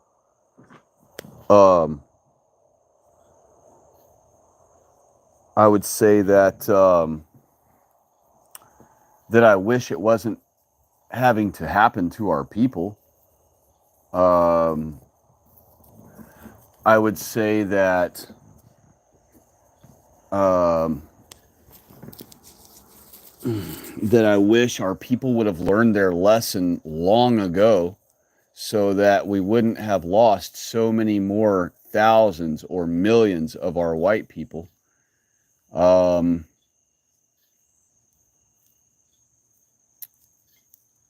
I would say that I wish our people would hurry up and snap out of their cuckery and return to our faith and our identity of our faith and start keeping our Lord's holy day again, so that our God is finally pleased with us again, because we are operating as we were in, as God intends. Um, I have a saying where, you know, on this channel where I like to say that we need to function as intended, serve our intended purpose. Those are the two ways I like to say it. We need to serve our intended purpose or function as God intended. And um, so when we do function as God intends for us to function, we are blessed, and we are blessed greatly. He gives us many years of peace and tranquility. He gives us generations of it, and our people are able to produce children and large families and have good lives and live in harmony with our Lord. And those days are coming again soon. But we have to put forth effort into ushering that into being. Okay. Yes, there is an appointed time. Yes, God knows when it is, all those things, but God has it written in our destiny that He already knows the end of from the beginning. He obligates us in our destiny to be the arbiters of of defending our faith and of imposing our dominion and our faith upon the world. Um, God will do things for us without us having to lift a finger, though. Like when we are down and out and downtrodden and conquered fully, He can, with just, you know, one finger, He can relieve us of our situation. He could relieve us of this situation all by Himself with one fingertip, you know, and all He's got to do is perform some crazy miracle that we could never imagine coming or foresee coming in the future. Some amazing thing we would never even be clever enough to think of. And that miracle would cause our victory. That is actually what I try to convince the viewers, the visitors of this channel, to approach this war against white people with. If we can convince enough white people to keep our God's holy Sabbath, seventh day every week, and to accept our identity as though we, as that, not as though, uh, accept the fact that we are Israel, all right, that we will please our God enough that He Himself will drive the invaders away, you know, and He Himself will give us the time of peace for many generations to be able to rebuild and restore our land.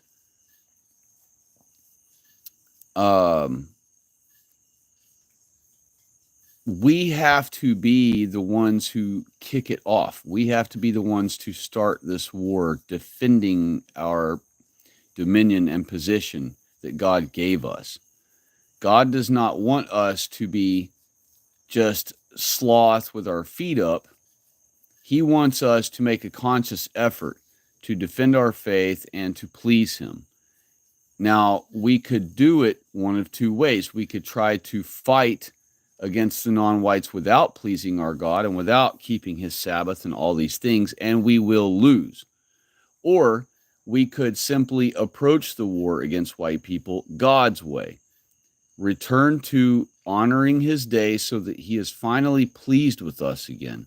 And then once God is pleased with us, he will give us victory in battle, or he himself, if he decides, will relieve us of our problem of invaders all by himself without us having to fire a single shot. Do I know which way he will do it? No, I don't. I don't know if he will still make us fight and still have to lose many thousands and millions of white people in order, but at the end of it all, he will guarantee us victory.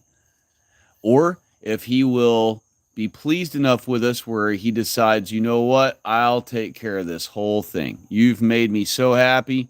You've done such a turnaround as a people.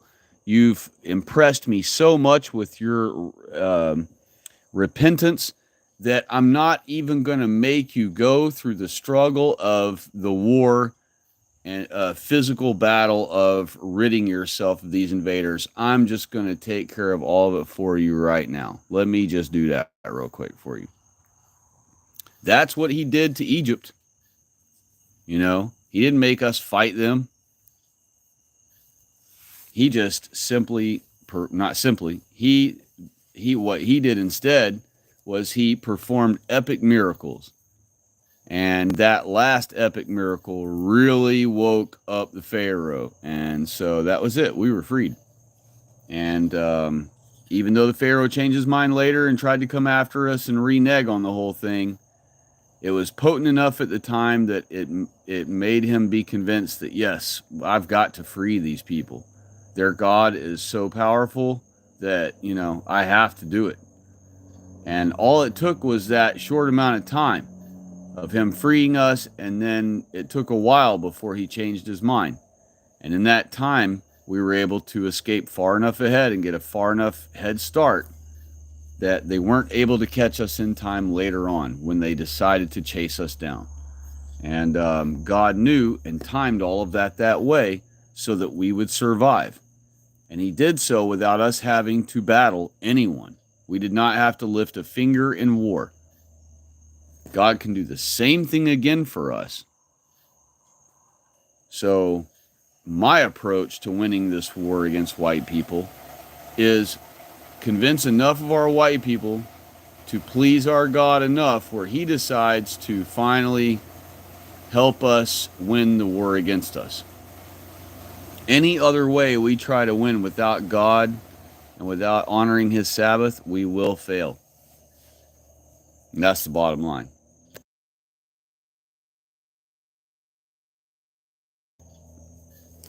And knowing that, it only makes sense to just follow God's way. You know, just do it the way he wants. And then, boom, problem solved. Either he'll take care of the problem for us, or if he says, nope, I require that you get yourself out of your own mess this time, this particular time. And then we will say, fair enough, Lord, and we will begin our battle. And God will give us victory. He will bless us and give us victory.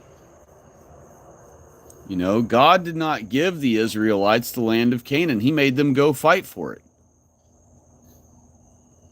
And when Joshua sent, you know, spies to go peep the place out and observe the ones we were going to have to fight, they came back scared to death. And they reported to Joshua, you know, look, they look like giants. You know, as far as we can tell, they're huge. And they make us look like grasshoppers. And that was to convince Joshua that there's no way we were going to be able to defeat them.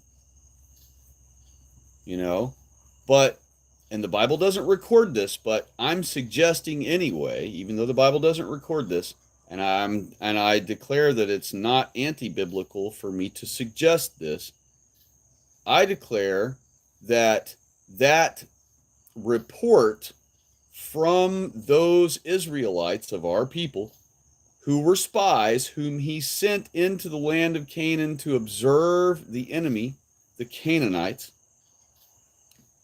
He sent our people in there as spies to observe them and see if, if there was a better way to attack them than what we already had planned, or if there was a process or practice they have that we ought to know about before we go into battle with them.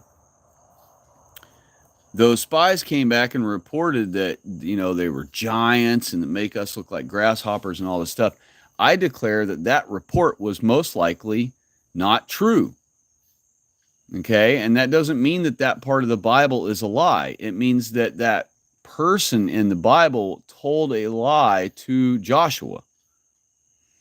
And I believe, or I don't want to say I believe because that's opinion stuff, but it reads best as though when you read the Bible and you read that part, you read that story of the Bible, it reads best if you look at that report from that spy as though it was a lie, trying to convince Joshua to not want to go in there to battle with those other races.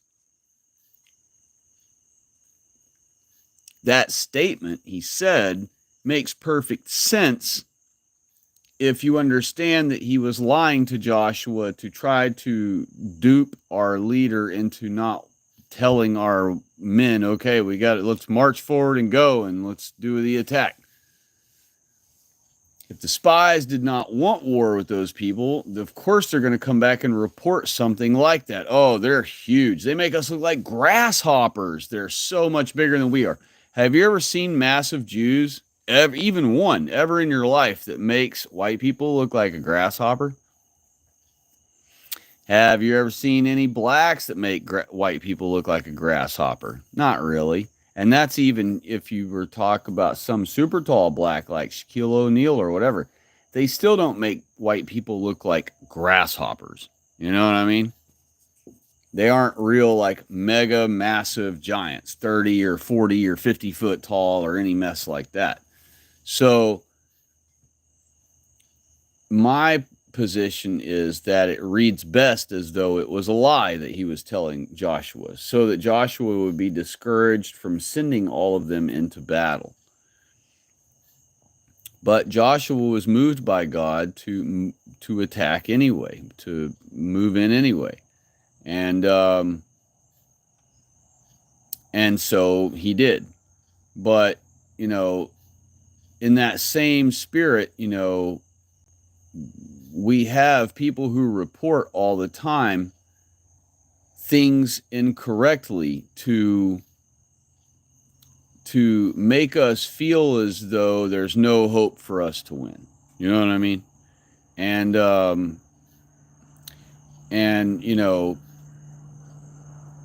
Joshua had the faith of God where he understood what I'm trying to explain, that sometimes God requires us to battle for our position in the world, and sometimes God will handle it all by himself. So when this spy came back and I declare falsely reported to Joshua that there were these gigantic mongrels and these gigantic non-whites living there that made us look like grasshoppers, they were so much bigger than we were. Joshua was strong enough in his faith that he had discernment to know that regardless of the situation, whether they really are giants and this spy is truly reporting the truth to me or not, regardless if it's true what he's reporting or not, God will either give us victory in battle over them anyway, or God, if he determines they are too much for us to handle, God himself will drive them away. God will make a wall of fire that just pushes them back out of our way, or God will, rain down locusts and frogs or whatever on them, stuff they've never had to interact with or deal with, and it spooks the heck out of them, makes them run away, or whatever God does.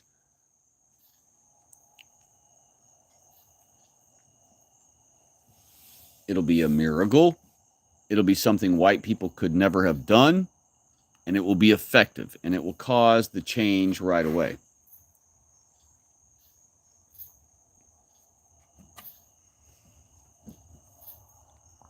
And again, if we don't do it God's way, we will never be victorious. So any other way we try, we're just pissing in a fan that's blowing right at us on high and getting it all over ourselves.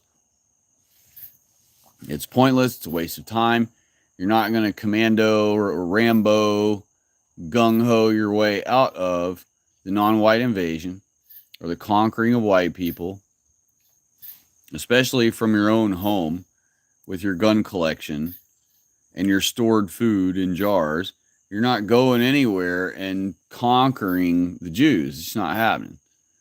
And so they are going to leave their house every day and attend our Capitol buildings and attend every city council meeting at every municipality and attend every court hearing office. And they're going to continue participating every day persistently, like the little worker ants they are, working toward their goal of eliminating white people, just as the Talmud requires.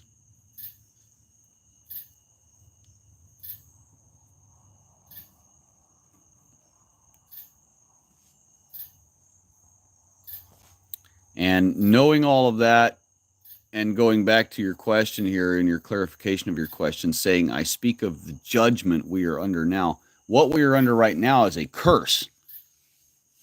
Thank God it's not an actual judgment. It's a curse.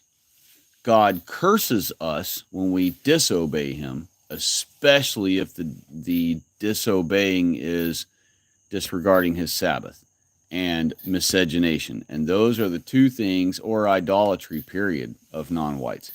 And those are the two things that we are most guilty of these days. And so this is why God has allowed this invasion by the Jews to happen to us.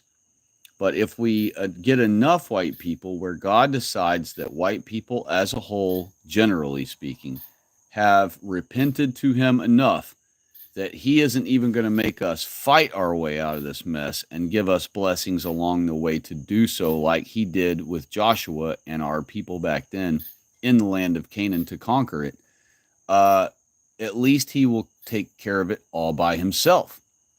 He'll do one or the other. And either way, we will be victorious. And honestly, that is the only way. You do God's way or you lose.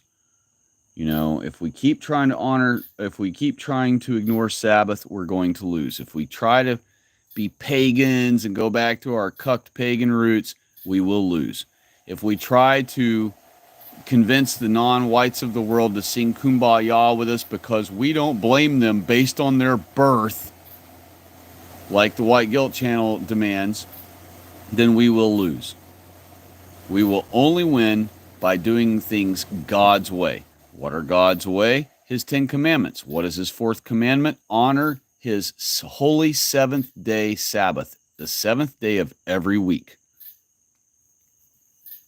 Real straightforward stuff. And you keep the other 9 as well. And you also do not commit any abominations or commit any of the crimes listed in Leviticus.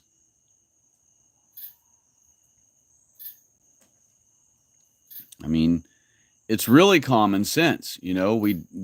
God is very straightforward.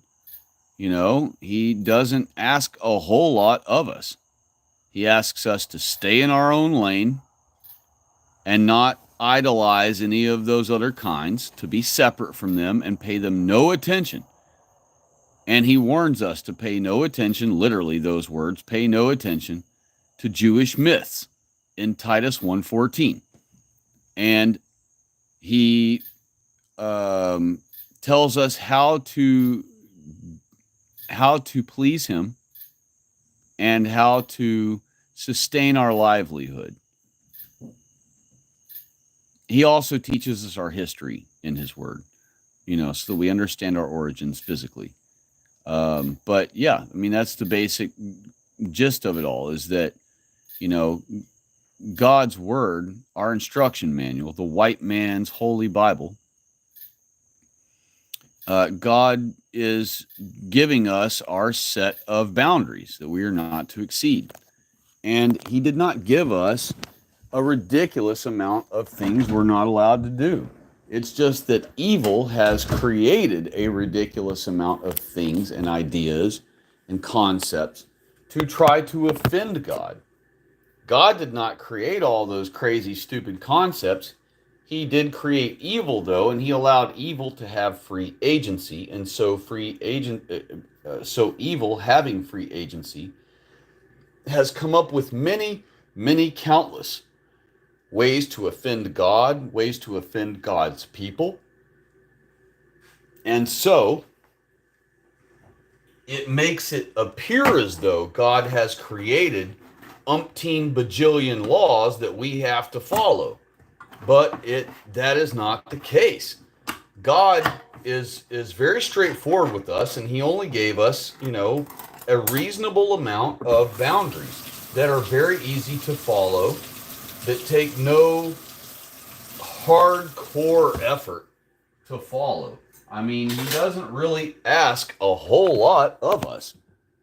Yet, all of these, like I said a moment ago, yet all of these satanic ideas have been derived from evil having free agency.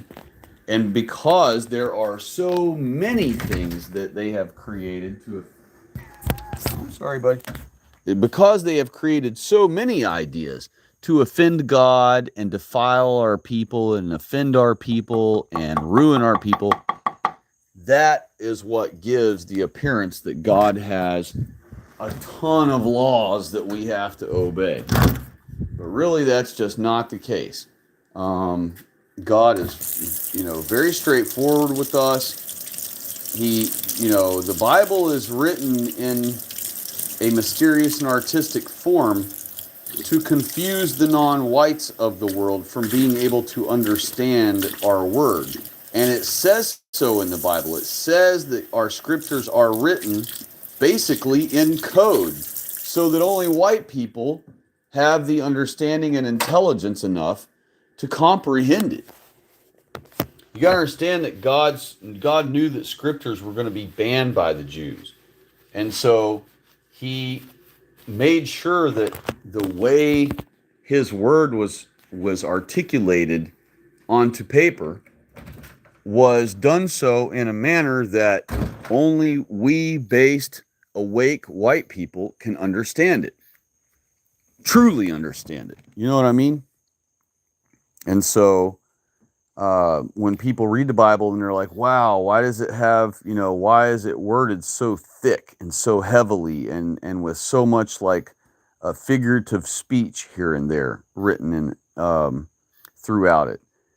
It's because it's to throw off and confuse and misguide the non-whites from understanding it, and to keep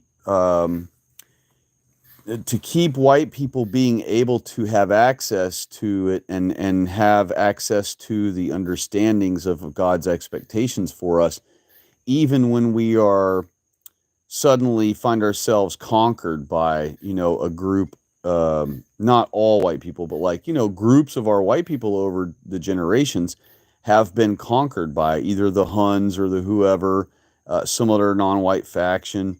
And so when we have lost battles, we have went into bondage under those groups in small groups of white people at a time. And if we had the law of our God written on our heart, which we did at those times, and we had access to our scriptures, we would be able to understand them, even though the non-whites couldn't make sense of it. And so that's the reason the Bible is written so word heavy and so figure of speech heavy in some places, and all of that. Okay, Ace C said, I've hit all messages and they still get swiped. Wow, that's wild. Anyway, we must repent and turn back to God. Tribulations are on the rise for Israelites. Yes, they are. That's 100% true. I had just been talking earlier in the stream, perhaps before you managed to notice the stream was going and decided to visit. I had mentioned that the invasion into white countries, particularly America and especially America, is not going to stay at this gradient level where they slowly keep adding more and more each day to our country. Instead, soon in the future, and I can't say exactly when, but soon in the future, they will start ramping up the invasion into America with billions of non-whites exponentially. And when they do that, every day we will see, hundreds of thousands more, 200,000 more a day, whatever, it will start increasing rapidly.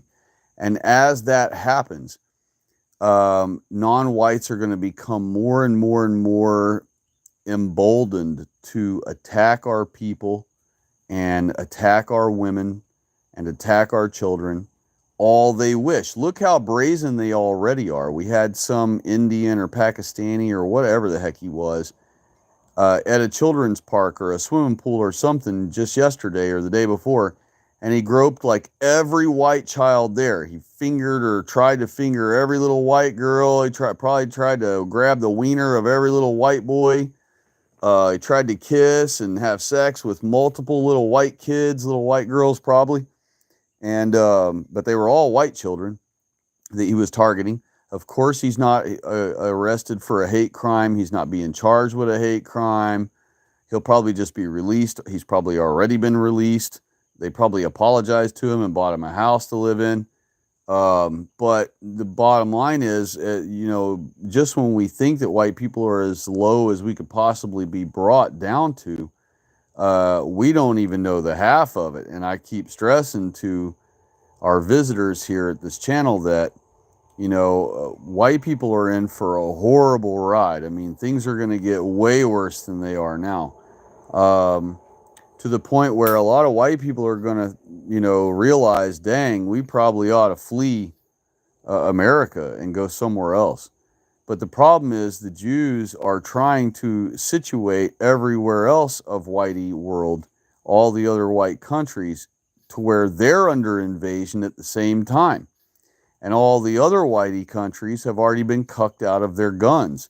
So really, America is the only place left where whitey has any sort of fighting chance with weaponry, with firearms, and to be able to overthrow the government and whatever, So so anybody in America who finds themselves living in America and thinks to flee, which I have recommended in the chat before,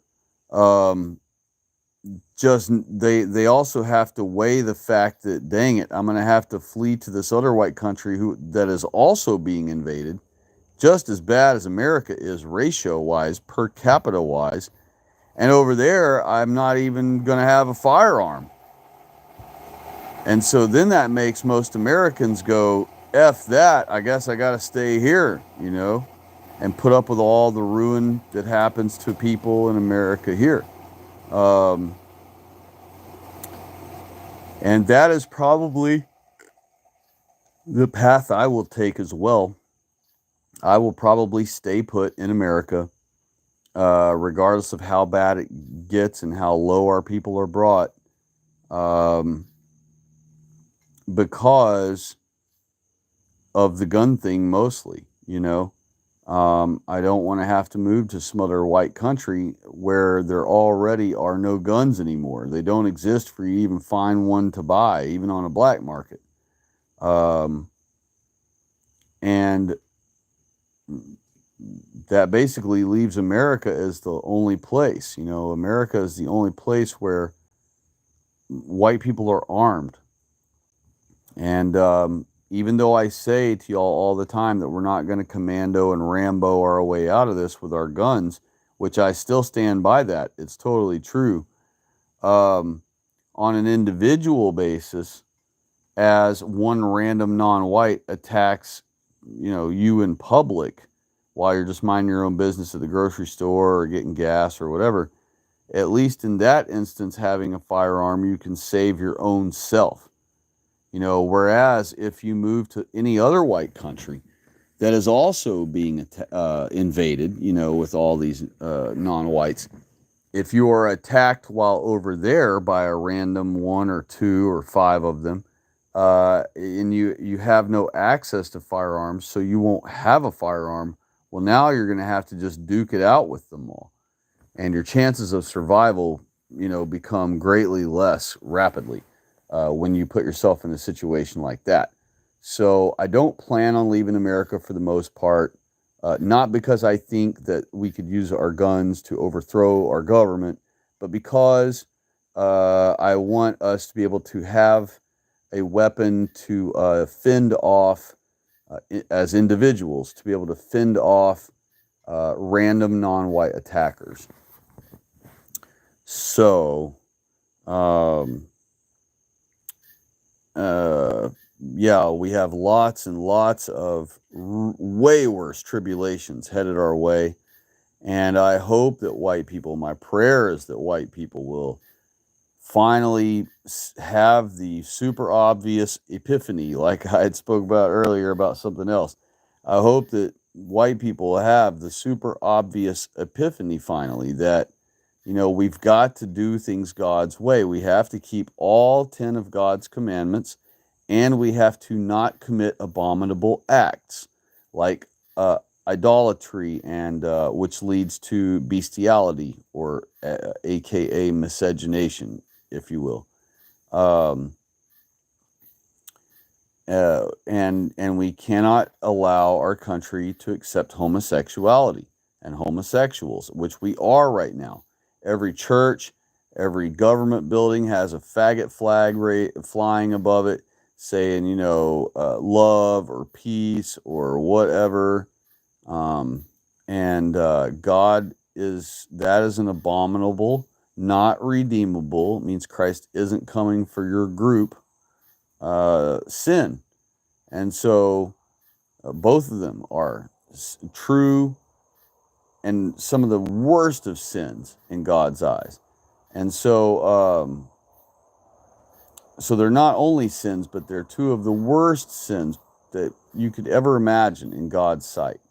And so we will not win while allowing any of that to exist in our country still, like homosexuality and miscegenation, all these things, and stepping on God's Sabbath. We will never win with that type of civnat, cuckservative failure mentality. We will only win by making America white again.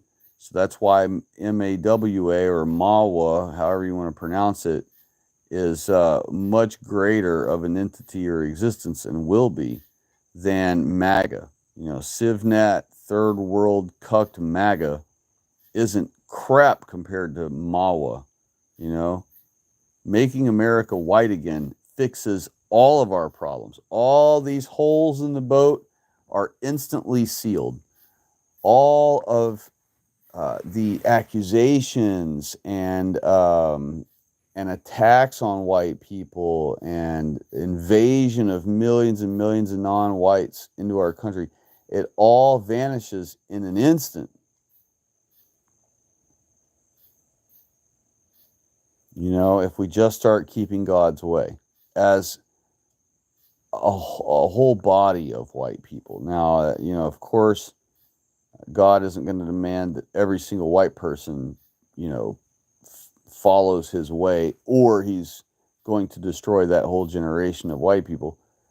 First of all, he doesn't want to destroy any entire generation of white people. Otherwise, we would not exist all the way to the end, to go through Jacob's trouble and to be martyred for Christ's sake and all these things.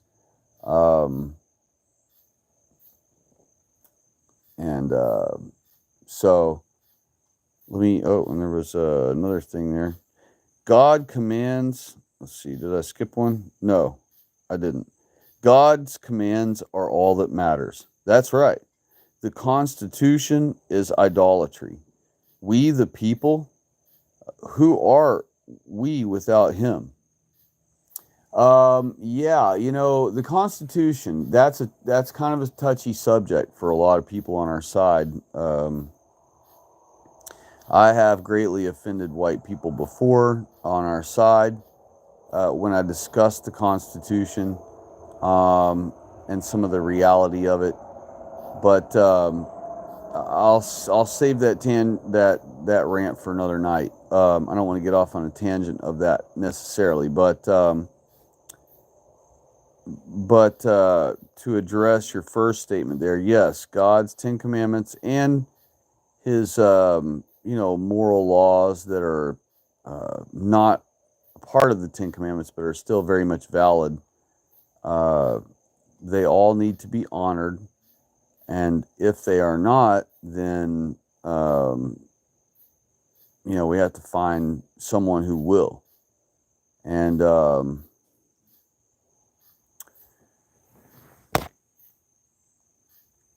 let's see, where was it here? And so God, he has his 10 Commandments, and then he has some other laws that really matter too. No miscegenation. Don't idolize non-whites. No drinking blood. No eating flesh that's still full of blood. Because it's really the same as just drinking blood.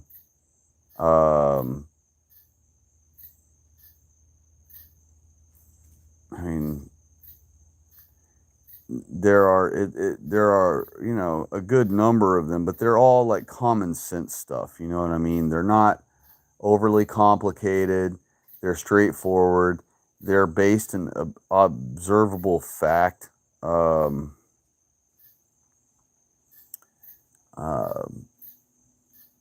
So yeah, what really matters for us is we need to keep his commandments, all 10.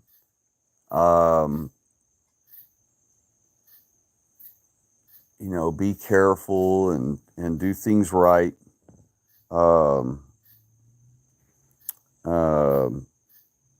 Which is a pretty vague statement actually, but I mean on a spiritual level, and on a moral level.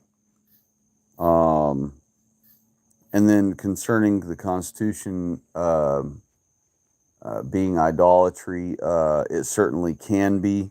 I'll just leave it at that, and I won't go any higher with that one. And then you finished with Ace C finished with, who are we without him? And that's exactly right. That's why pride is such a big no-no, because without God, there would be no reason for you to be proud. You know what I mean? If God hadn't made you what you are, and if God hadn't given you free agency and all of that, you wouldn't be able to be some, female on YouTube that talks about, whatever. Instead, you'd be dead. You wouldn't exist at all. So we're nothing without God. We literally depend on him for every breath we get to inhale. We depend on him to exist without just turning into vapor instantly. We depend on him, We're a dependent on God. And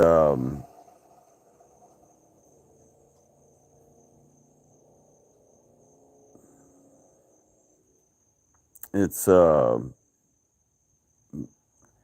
it's wild to see that, you know, people, they want to basically boss God around, you know, and or, you know, they think to themselves, oh, I'm way smarter than God's, you know, understanding and demand of this place or this thing or this scenario. And and so reading that last part you said again, you know, who are we without him?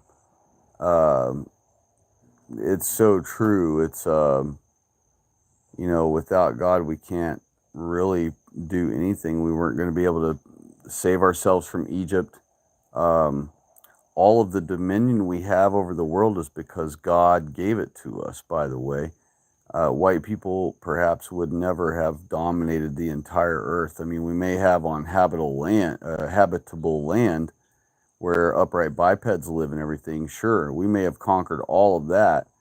Um, but anywhere that's inhospitable, like Antarctica or the ocean or whatever, um, you know, we perhaps could have skipped those things, but instead we didn't, and we have every single part of the earth we have had dominion over and mapped every single bit of it.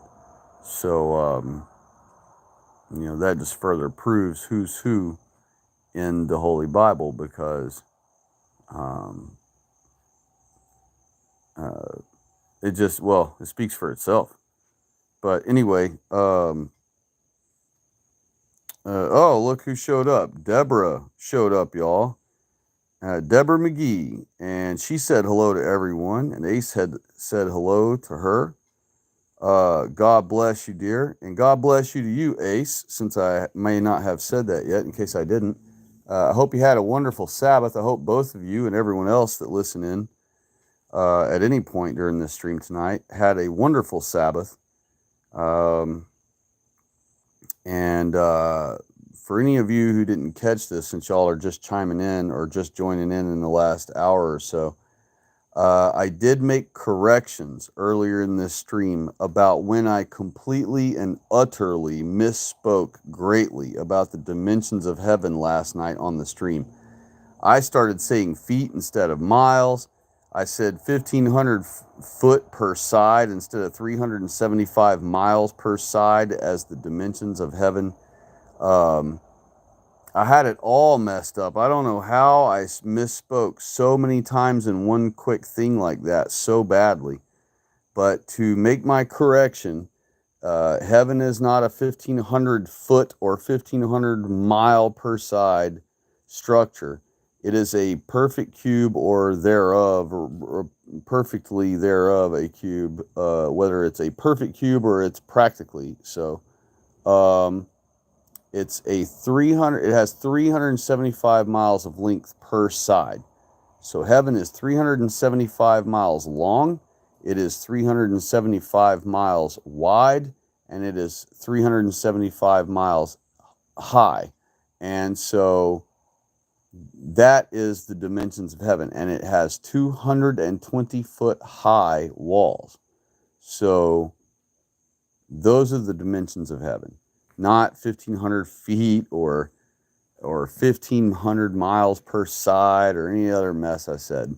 So I apologize for that, and that is my full corrections on that. And the other thing was not near as important, but I kept misspeaking when I was trying to say lid of a jar instead of jar. Instead of saying the lid, I would say the jar.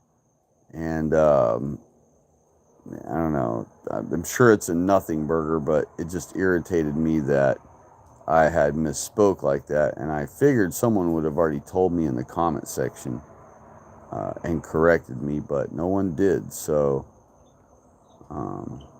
that's good. That means nobody noticed.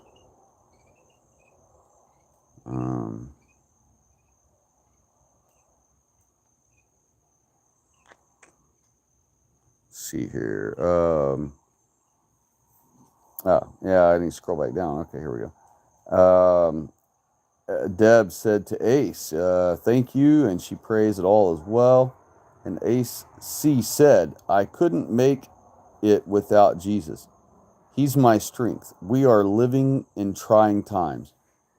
We absolutely are. And it's like I said, and like we were talking about a minute ago, it's going to get exponentially worse, not just worse at some easy angle of gradient. No, it's going to get exponential against us. And next thing you know, instead of one person in your town being attacked each day, it's going to be multiples. Just that one Pakistani or Indian or whatever he was groped like 29 white children, tried to have sex with like 29 different white children in just one incident. So imagine, how much worse everything's going to get eventually. And by eventually, people hear that and they go, oh, that means I still got all the time in the world. No, eventually in this context means in the next year or two, like really soon. So we have to start making moves to reposition white people into dominion over the world, and to reestablish Christianity as the dominant faith over our white countries and in our white government.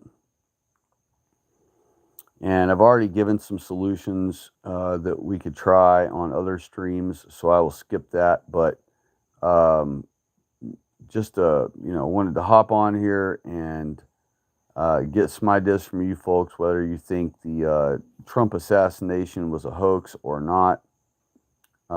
It looks like the verdict is in, but that it was a hoax.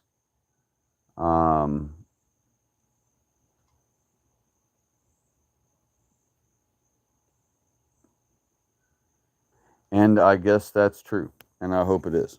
But some people are still thinking that it probably isn't, that it's probably real, and the whole thing. As far as, using standard real science of observation and things like that, I'm not sold. I'm just not sold on it. And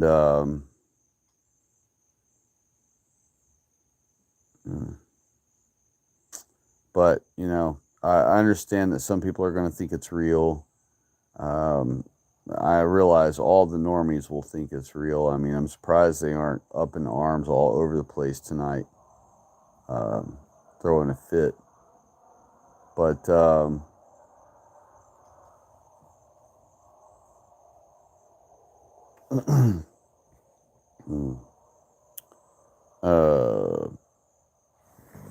get off here.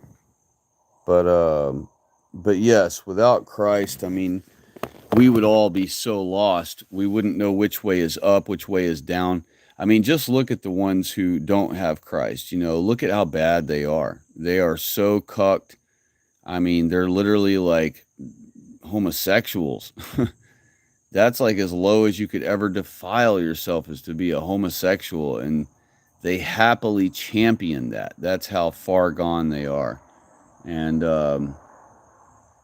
so, without Jesus Christ as our rock, as our leader, as our Lord and Savior, we would be in another dimension. We would just be completely oblivious to the world around us, what's happening to us and our people.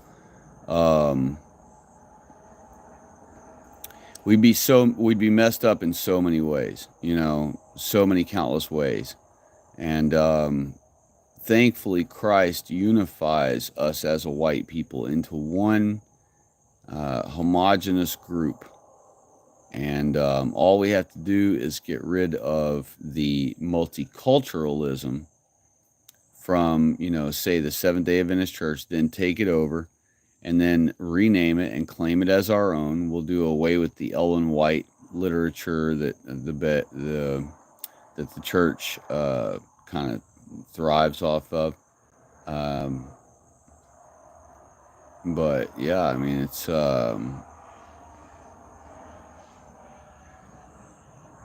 without Christ, I mean, there's just no telling where we would be. I mean, we'd probably all be in prison or dead, honestly, and that's where a lot of folks who never find Christ end up prematurely in life. Deborah McGee said, "Have you had an opportunity to discuss the Lord's Supper?" No, I have actually never discussed the Lord's Supper, I don't think anywhere at any time, because it's never really occurred to me that we oughta. But the Lord's Supper is an interesting story, and I don't want to do it any kind of disservice or injustice by not being fresh on it. I'll need to reread the entire story of that all over again in order to kick up a conversation about that one day coming up soon. But that is an interesting topic that we could bring up. And of course, I could just sit here and rattle off the general gist of it, but I don't really want to do that with the Lord's Supper being what that is and everything, and how important that is. I don't want to botch it all up like I do when I vaguely botch up other stories. I'd rather that one be told very critically accurate and precise, and make sure I don't misspeak or get the timeline wrong of that evening. I don't want to misspeak about any particular name or whatever, whom all was involved. So, we'll have to do that on a day coming up after I have prepared myself for that. But I am totally down with doing either a stream or a video about specifically that. And that's a good idea, and I don't know why I've never thought of that one, but I'm totally down with that idea. I think it's a great idea, and yeah, whenever I can sit down and just rehash, or I should say, revisit that story, and remind myself of everything about it by just simply by the fact of revisiting it and rereading it. That'll remind me a lot about it.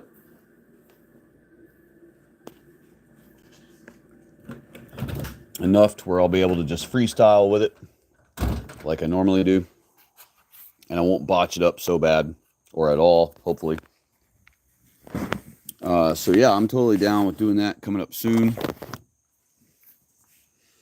And Ace C said, it is AC though next. And he said, "This is what I was asking you earlier. My discernment says things are going to get much worse. We must keep the faith. All the world's a stage. Truth is hate speech these days." Well, all of that is true. Everything you said there is 100% accurate.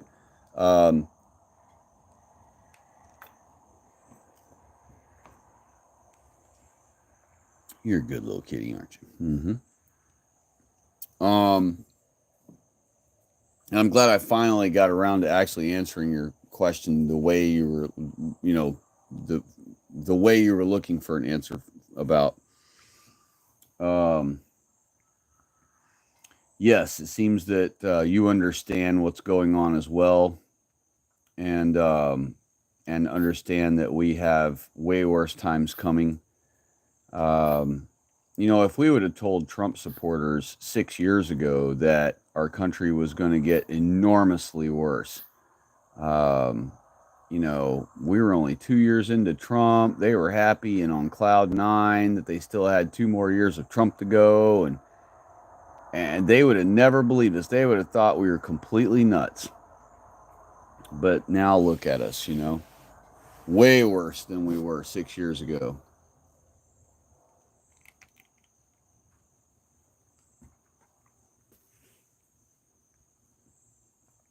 And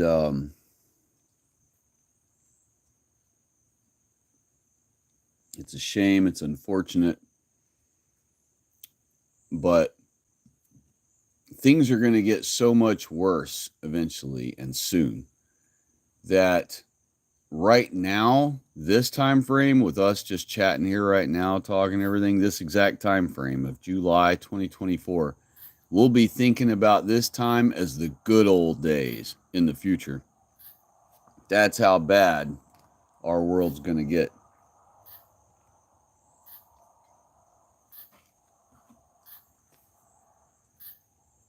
This right now, all this terrible stuff happening to our people and our country and everything, this will be the good old days compared to the future. So right now, you can still live in peace in your home at night. You still have electricity. Still have, because of electricity, you still have cold drinks, air conditioning, food preservation, water on demand. But all those things are going to be taken away soon.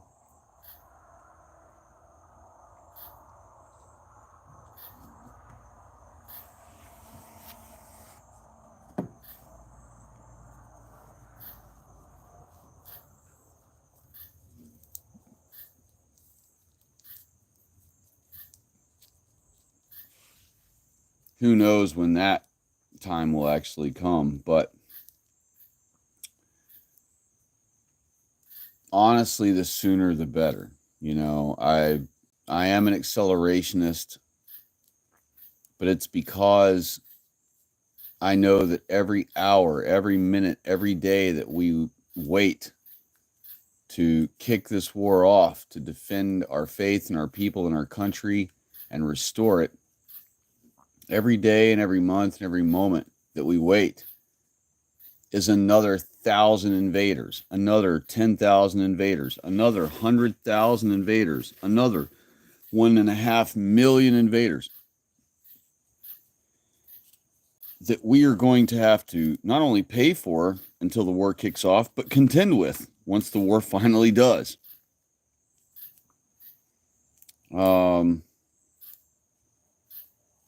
And so that's why I was grateful when Biden won, you know. Of course, it wasn't when he won, but when I was grateful when the Jews put Biden into office, because I was hoping that it would snap some of our Cuckservatives, of our white people, out of their delusion. Of course, it didn't. That plan didn't work at all. And of course, that was no one's plan but mine. I was just hoping that that would end up being a byproduct or something, but unfortunately, it didn't. They became more occultish about Trump than ever and just continued to disregard defending white people and white people's interests and kept defending Trump and making fun of Biden gaffes every day, all the way for this whole 4 years. That's all they've been up to the whole time. Just make fun of Biden, defend Trump. Make fun of Biden, defend Trump. No real substance otherwise.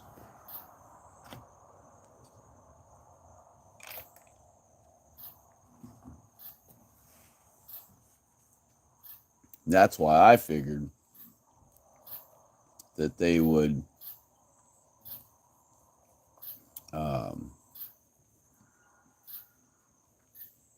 I figured initially that they would put Biden in to, you know, they would build up, because that's what they do. They build people up to knock them down, right? So I figured they were building up the Trump supporters to knock them down, and that's what they did.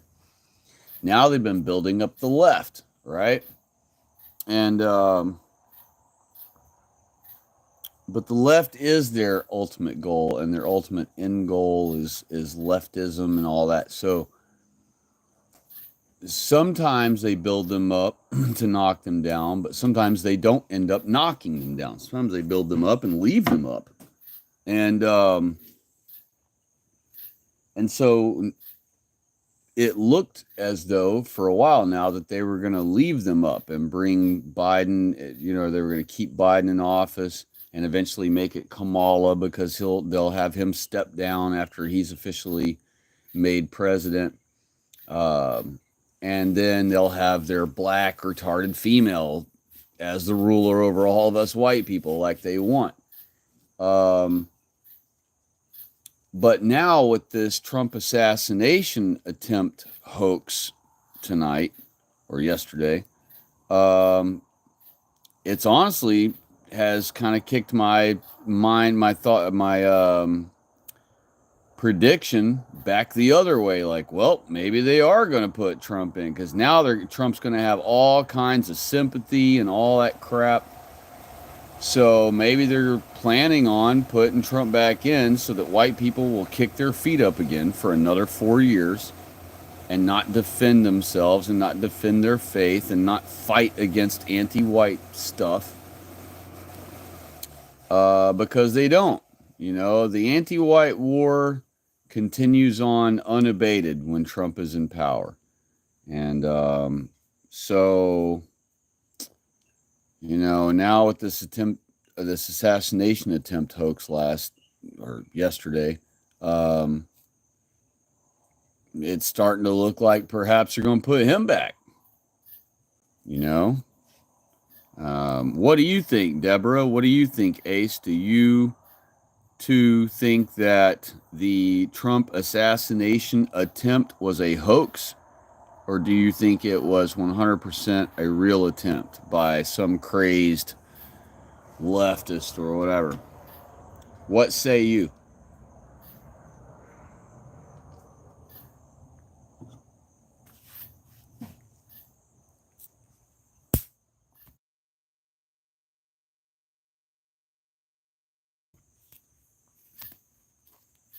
Let's see here.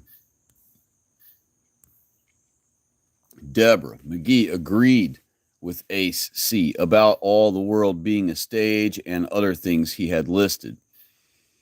She also continued on saying, I hadn't heard or seen anything about Trump. I haven't been watching anything for the past couple of days, so I'm out of the loop on this. Oh, Deborah, if you're out of the loop, boy, do you have some interesting stuff for you to check out.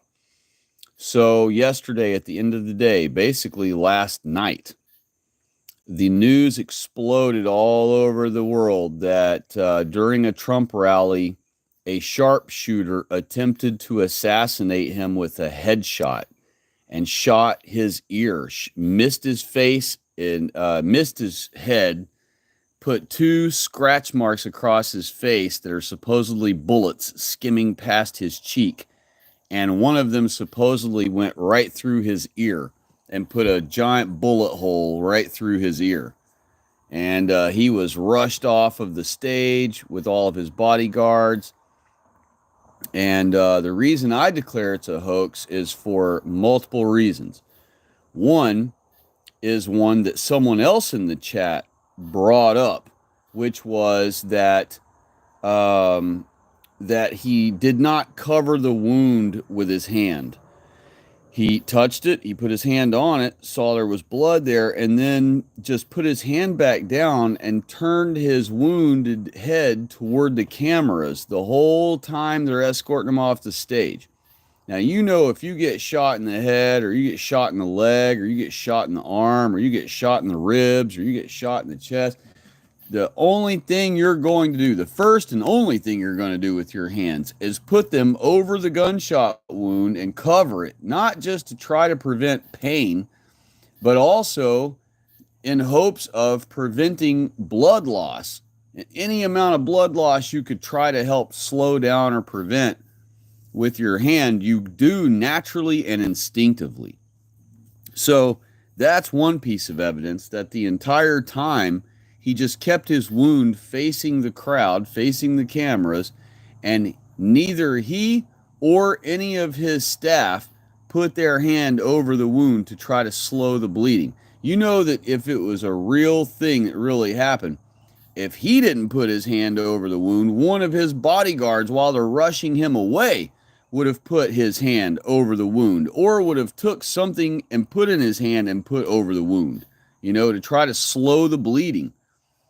And instead, no one touched his wound. Everyone left his wound exposed for the cameras, so the cameras were able to get 5 million angles of pictures of the guy's wound. And so my second reason and it's the one that I said myself, that I had come up with, is that sharpshooters are typically white people. You know, in order to be a sniper, a sharpshooter, it requires a lot of discipline, a lot of practice, and a lot of study. And that is not the trait of a leftist, all right? And it's not the trait of a non-white either. So that means that if it was a real story, that it would most likely be a white person, okay? And then on top of all that, knowing that it would most likely be a white person, that would mean it's a real sharpshooter, a real sniper who knows what being a sniper is all about, and who knows the ins and outs and the nuances of it. And one of the major rules of being a sniper is you fire one shot and you get the F out of there immediately. Because as a sniper, you are to assume that that one gunshot you fired gave away your location. And so you have only moments of time to escape wherever you fired the gun off from before you're going to get caught yourself. And every sniper knows this. Worldwide, it's common sense. It's as common sense as pulling your drawers down before you sit on the pot, you know? And so knowing all of that, this sniper, this assassin, took multiple shots at Trump, allegedly. You know, 3 or 4 or 5 shots or more were supposedly taken at Trump. And a sniper would never do that. A sniper would fire one time and be the F up out of there. And at the most, if he was going to press his luck, he might fire twice. And then after that, he is on his way out of there, wherever he shot from. And another reason that I declare that it's a hoax is the multiple shots all missed. He was never hit, okay? A real sharpshooter, white man, would have successfully hit Trump square on headshot right between the eyes. Would not have hit his cheek and hit his ear and then shot again and missed and shot again and missed and shot again and missed. There's no way.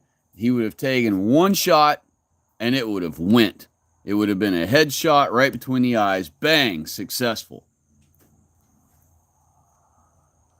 So the totality of the circumstances, the fact that the shot was not successful, the fact that the sniper took multiple attempt shots, and the fact that that Trump did not cover up the wound with his hand and kept it pointing at the crowd and pointing at the cameras. You know, you add all of that up, and I declare it's a hoax. And what that would mean is that Trump really, truly, 100,000 million% is in on it with the Uniparty, Satanic, Judaism, Talmudic big club.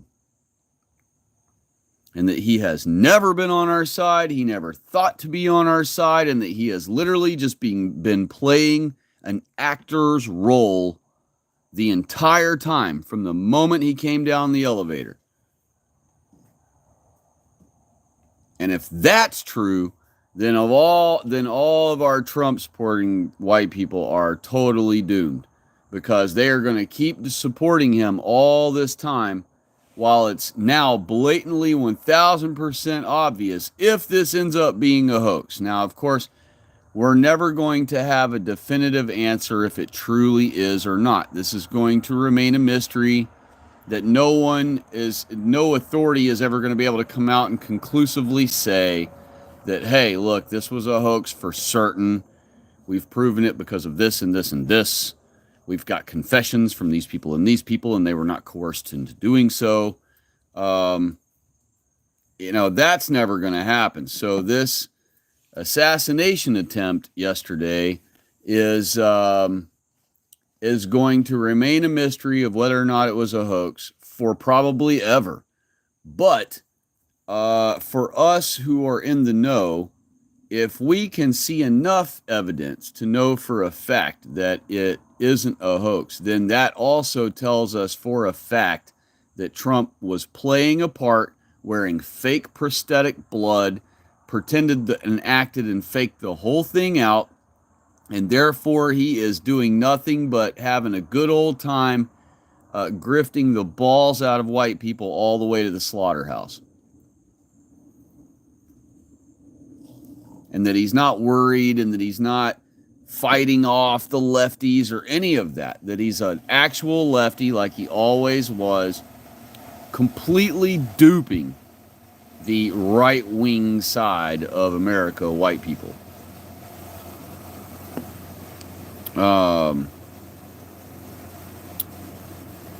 Ace C said, "Hey brother, when you say things are going to get much worse, are you implying a financial collapse, anarchy in the streets, power grid going down?"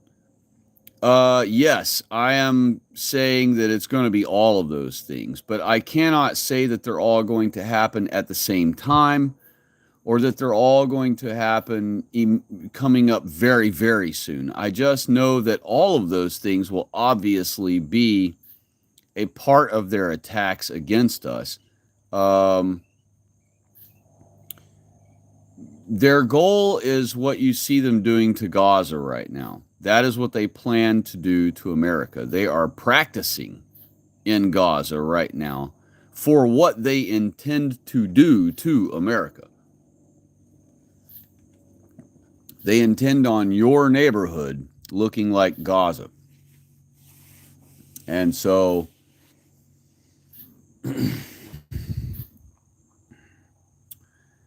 knowing that, in order to cause that kind of conquering and destruction and ruin over a people, all of these other things, and knowing that they control all financial organizations and control all banking and therefore control all world currencies,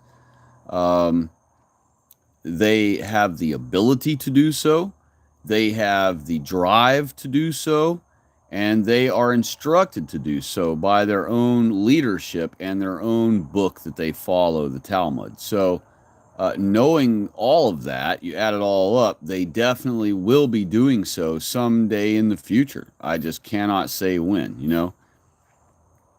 I wish I could say when so that I could prepare our people, get our people convinced to be prepared by the right time. But unfortunately, I'm just like you folks. I have to go by what they allow us to see on their news articles and whatever, and then we have to sift through the truth or sift through the lies to pluck out the one little piece of truth here and there that they have to admit in order to make the rest of their article full of lies sound truthful. And then after we pluck those few little blips of truth out of each story that comes along and each incident that they fabricate or whatever, we can eventually, put our pieces of the puzzle together to see the bigger picture and figure out, kind of what they're up to. But basically, this is our process of being as wise as the serpents. Christ told us to be, he would rather us be wise as the serpents. That means knowing what they're up to, comprehending and discerning their actions against us and their manipulation of our women and people and children. But he followed right after that with, but simple concerning evil. And harmless as doves. And so simple concerning evil means we shouldn't be studying every little facet of their procedures of like witchcraft, and we shouldn't have the witch's recipe book and all these things. We don't need to possess books of evil so that we could study evil like that. He wants us simple concerning evil, meaning we don't know a whole lot about all their madness, all their little nuances and processes of their sickening rituals and whatever. We don't need to know all the step by step, play by play of their wickedness. All we need to know is the general existence of their wickedness, and the wickedness, what all actions are entailed within that wickedness, and that's all we need to know. Do they kill people like in like murderous sacrifices? Do they do satanic rituals and chant or satanic chants and all these things? Do they rape children and rape kidnapped women and kidnapped little or kidnapped young men that they've drugged up and all these things? Um, do they those are the important questions, or those things. We don't need to know, okay, well, what is their process before they start raping the child, and all those, or what is their process before they start killing the person? How do they kill them? Do they kill them slowly? I mean, we don't need to know all the minutia of their processes of their wickedness. That would make us be knowledgeable concerning evil. Christ would rather us be simple concerning evil, meaning we don't know every little detail about their wickedness.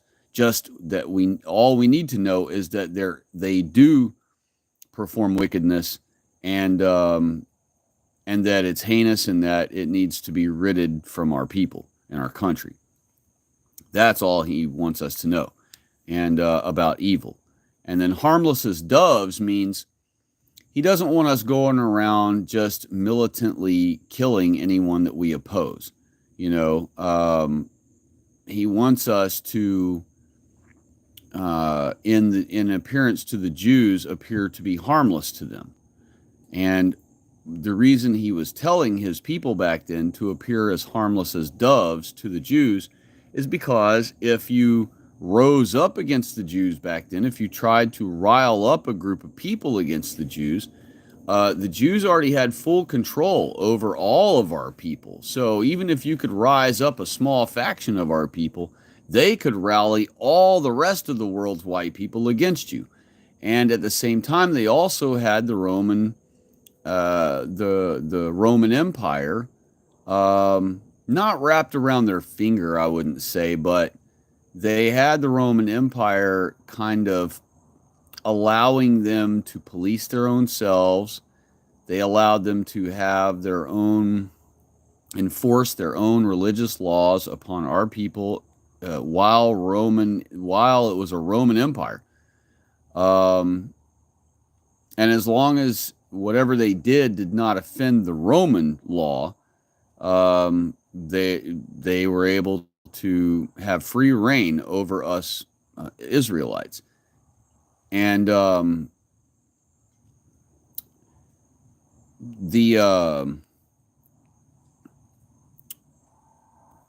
let's see, what was my point of mentioning that? So if you were to try to rile up, if you were to try to rise up against the Jews or speak out against the Jews back then, instead of appearing like Christ told you to appear to them as harmless as doves, then you would be crushed right away. You would be brought out in the street, you and your little small militia, and y'all would be stoned to death. Or worse, probably. Who knows? And so Christ wasn't saying never defend yourself when he says be harmless as doves. He was basically saying give off that appearance to the Jews. But be as wise as they are, meaning know what they know. If they're up to something, you should know they're up to it. But you just don't need to know every little detail of how they perform their wickedness behind closed doors. That's all. And Deborah McGee said, there are some nuts on the Democratic side that actually believe this poo. Yeah, well, I mean, and every Trump supporter believes it. So every Trump supporter is definitely going to, believe that Trump really was, that some crazy leftist really tried to assassinate Trump, So just imagine all the Trumpservative Sheckler YouTubers tomorrow with all their videos about it. Oh man, that's all YouTube's going to talk about for a week now or more. Who knows? Um, but I skipped one. Deborah of Christ said, "Oh no, I didn't." Let's see here. She also said, "He's definitely on the Jew team. His favorite child is a willing convert, and his grandchildren are raised with the fakers. He supports them, believing Jesus the Christ was the son of a prostitute." And then it died on her. And then she put, "Are you seeing my comments? I've made several I'm not seeing. Maybe my phone." No, you know what, Deborah? We have a YouTube employee on here tonight deleting comments. I have no moderators. I have never assigned any moderator to my channel. I do not delete any comments. Please make sure your chat settings are set on all messages. That could be the answer. But three other people have reported tonight that they could not read a lot of their own comments that they posted immediately after they posted them. And but then after I suggested that they select all comments to make sure they were seeing all of them, one man, I think it was AC, reported that he had already done so and he still is not seeing all of his comments. So there is a YouTube employee in the comment section tonight, or in the chat tonight, actively deleting some comments that you folks have typed tonight. And I have not ever even been able to see those particular comments. Deborah of Christ said, Ace C said, "Comments are getting deleted. Try hitting all comments instead of comments. Are you seeing mine, Deb?" And Deb said to Ace C, "It's not letting me do anything. I can't change it." So yeah, if you're not able to change the comment settings with the little three dots or whatever, and you're not able to change it to all messages, it might be that the stream is like messed up with your link to it. So maybe just hop out of the stream and close YouTube altogether, and then just fire YouTube up again and come back to the stream and see if it gives you your three dots and gives you your option to go to all messages. Because it seems like they may have done an update on YouTube, unless I have a YouTube employee in the chat tonight deleting comments. My other suspicion is that perhaps YouTube did an update, and I've had it where when YouTube has done an update and I didn't do the update on the app, my app would be acting crazy. My comments wouldn't stick. I couldn't post any videos. And out of frustration, I finally noticed that the Play Store had an update for the YouTube app, and I did the update, and then everything went back to working fine. So it may be that all of you need to do an update on your YouTube app, myself included, once this stream is over, because YouTube may have perhaps issued or put out a new version, and they're operating under this new version, and our version of the app is just being a little buggy.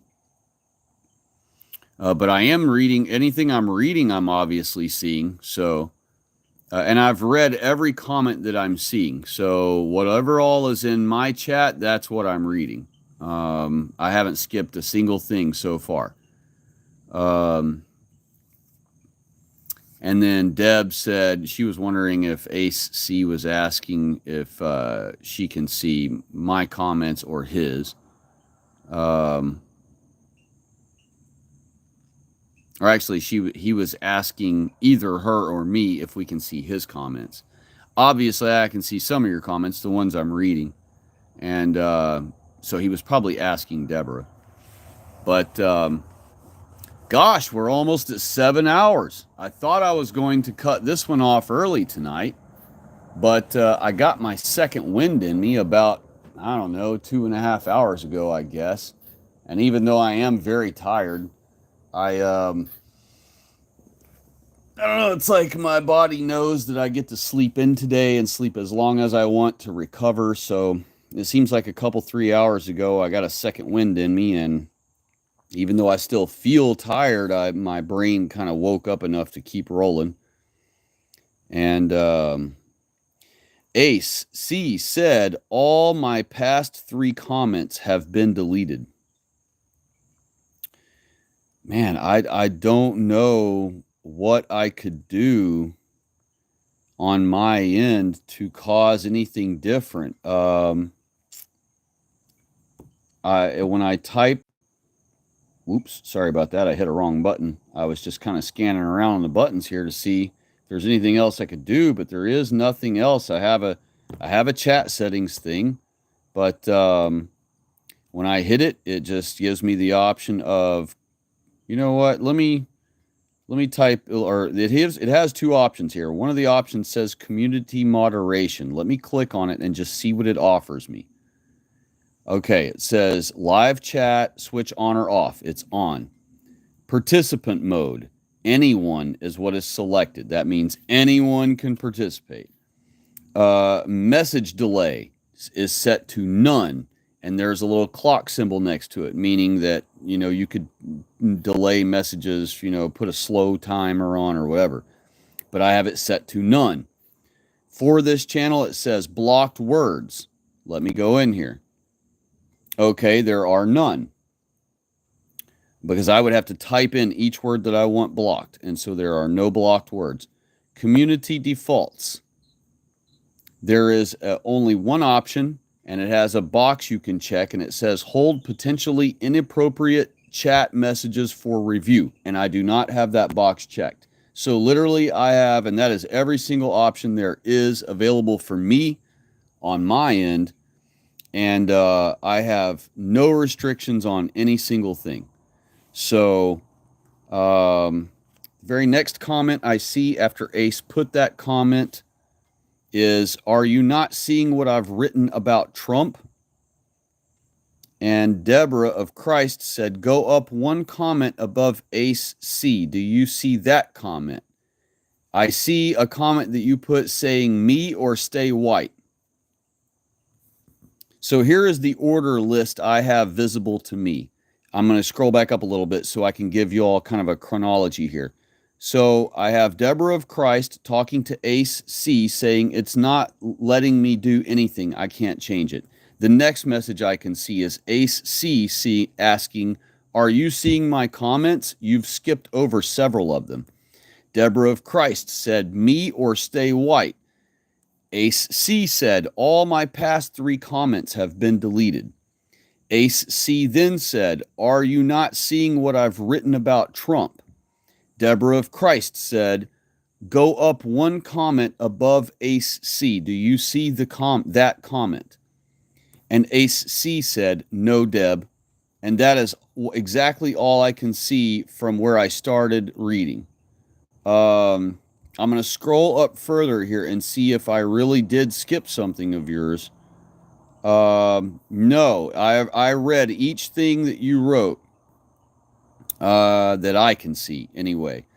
The last things before all of that I have in my chat visible to me that you wrote, Ace C, were God's commands are all that matters. That was quite a while back, right? Then there is the next main one you say is hello, God bless you to Deborah of Christ. Then the next one I have of you is I couldn't make it without Jesus, and we chatted about that one. The next one I have of yours is this is what I was asking you earlier. My discernment says things are going to get much worse. We must keep the faith. All the world's a stage. Truth is hate speech these days. The next thing I have of yours is right on, Deb. The next thing I have of yours is, hey, brother, when you say things are going to get much worse, are you implying a financial collapse? The next thing I see in the chat here that you typed is comments are getting deleted. Try hitting all comments instead of top comments.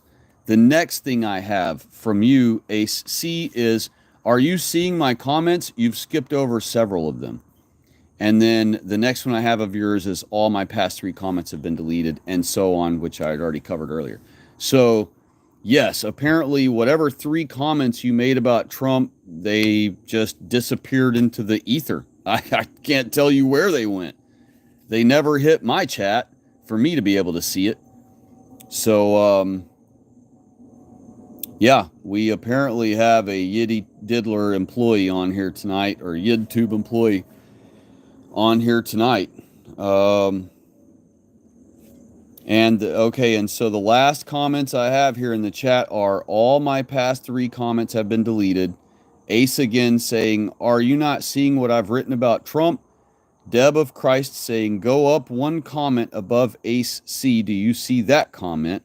Ace C saying, "No, Deb." And Deb of Christ saying, "Ace C, do you see that comment?"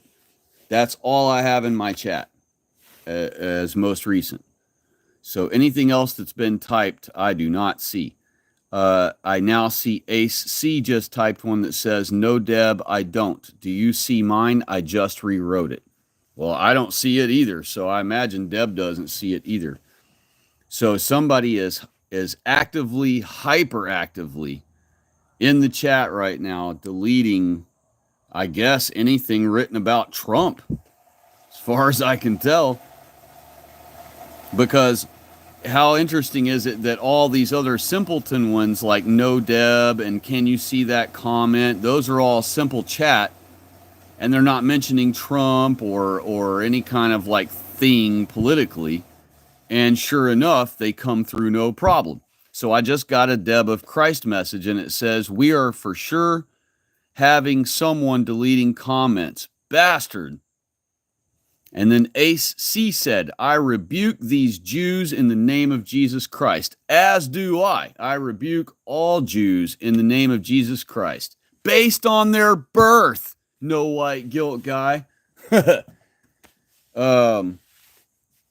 Yeah, that's wild that y'all keep getting your comments deleted. Like as soon as you hit send or whatever, it's just vanishing.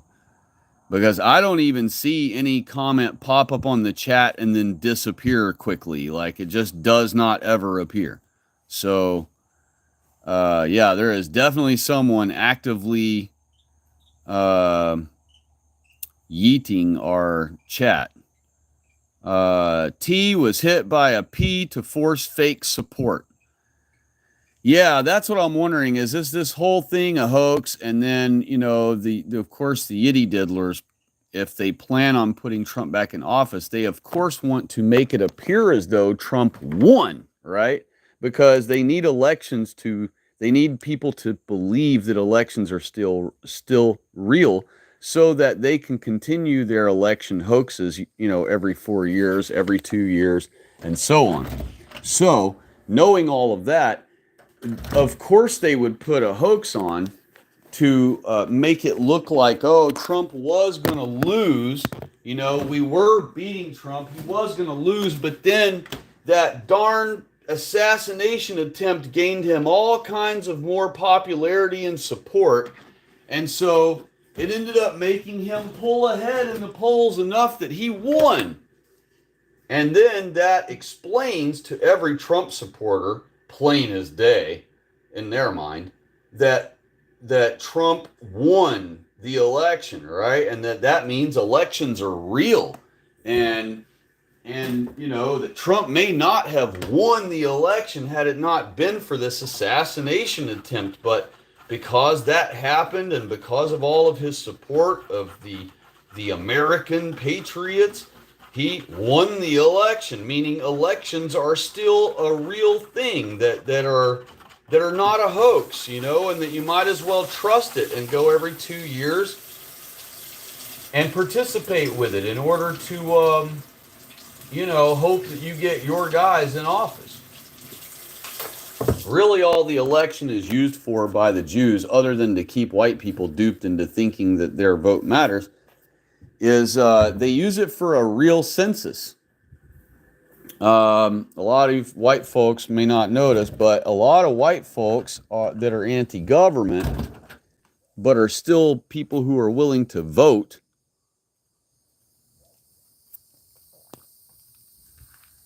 they a lot of them don't like census stuff.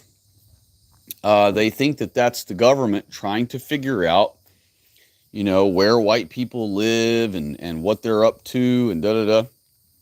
And so they don't like the census, and I don't either. I don't participate with the census. If they come around trying to, get information out of me, I don't participate with them. So I am one of those people, just like ones I'm talking about, and when it comes to the census.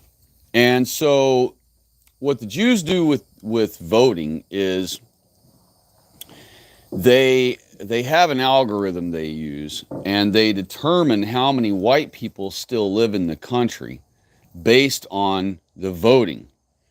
And they basically take all right wing votes and consider them white votes, and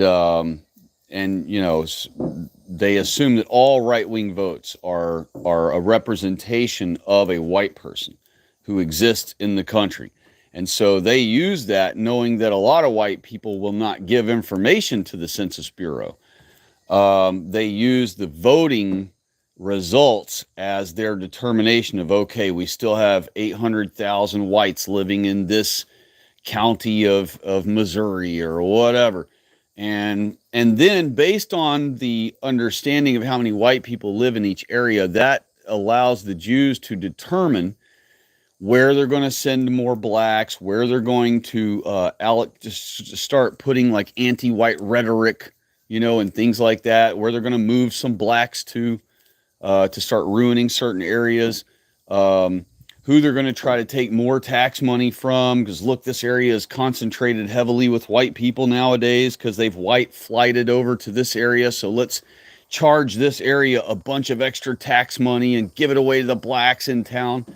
Um, they use the voting the results of elections, or the voting itself, the numbers of voting and all that stuff itself, basically as their own version of tricking white people into doing a census, whereas a lot of white people would not normally participate in such a thing.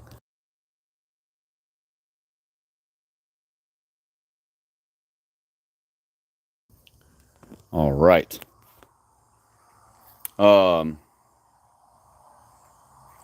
and the only next thing I'm still only seeing in the chat, um, I'm only seeing the one Deb of Christ said was T was hit by a P to force fake support, and the only next comment I see is Ace C agreed 100%. That's the only two things I see. So anything else that has been typed in the chat, I don't see it. Um, and Oh, and I see another Deborah of Christ comment. She put, "Do you remember when the rappers did songs about T?" Yep, I sure do. Uh-huh. Yep. And so that's why I thought that there would be, if they were going to do an assassination attempt hoax, I always assumed it was going to happen in 2020 when Trump was running as an incumbent. I figured they would, to draw up more sympathy for Trump, they would do an assassination attempt hoax on him. Uh, but it never came, and I guess they decided now was a better time to do that than back then. So, uh, can y'all give me 5 minutes? I need to do a quick bathroom break. I'll be right back.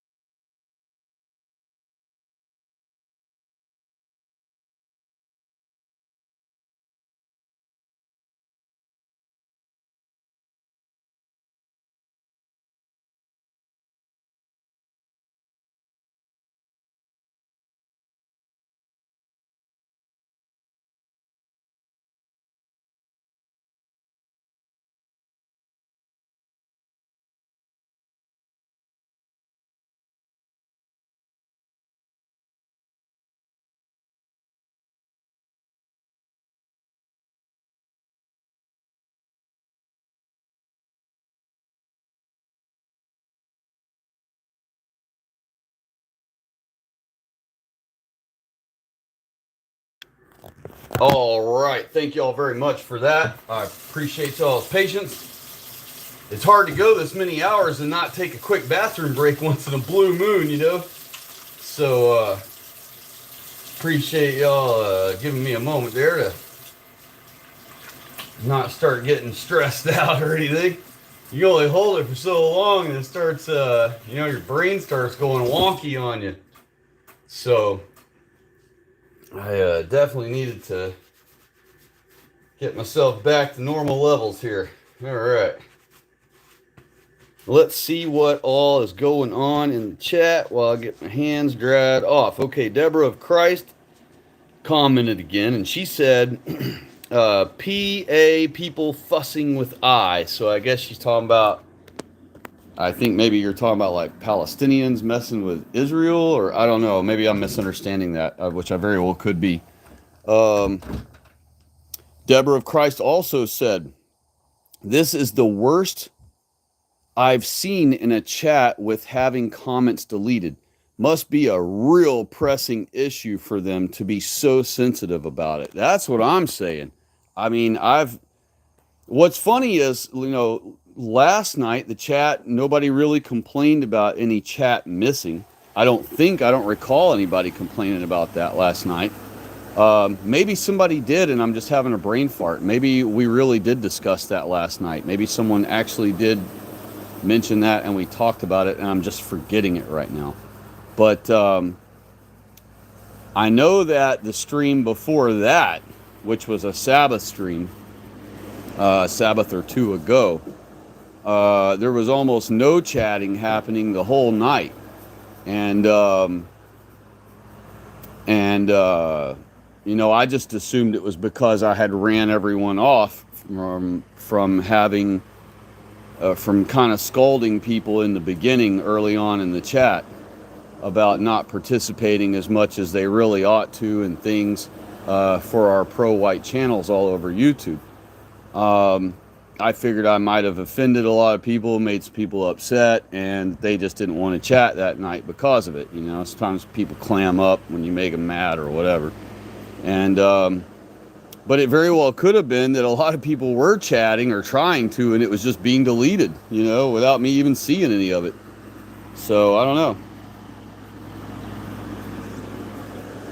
know. And the very next thing that is right after Deb of Christ wrote that, the next thing I can see that has popped up says, can y'all not see what I've been writing? No, I have not. You have nothing else here so far. No, sir. And Deborah says no as well. Yeah, I mean, we're like actively being... That's pretty crazy. I mean, when you can see it in real time, it's one thing when you make a comment on like a video and you hit post and then you hit refresh and it's not there and you're like, what the heck, man? But in a chat where it ought to be just instant right then, where you shouldn't have to refresh or do anything. You're not even leaving the page or refreshing the page. You're just right there, and it should just pop up on the screen, and it's not there. That's crazy. So that tells me there probably were people trying to comment in the chat last night and, last Sabbath that were not getting through. It's either that or YouTube has done some kind of update and all of us need to update our YouTube app today. That could be the other answer, honestly. Because I had this exact problem you folks are having about, I don't know exactly when it was, a year ago, year and a half ago, 8 months ago, I don't know when it was. But it was a long time ago, probably a year ago. And it was because I needed to update my app. And as soon as I updated my app, I was able to, start commenting again, and it actually would stick in the chat and all those things.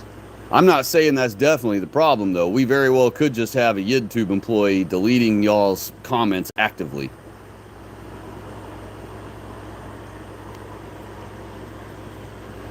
That very well could be the case.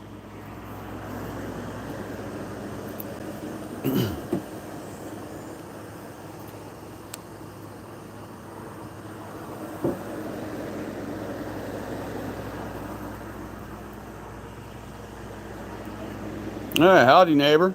Hold on a second. Pardon me, y'all.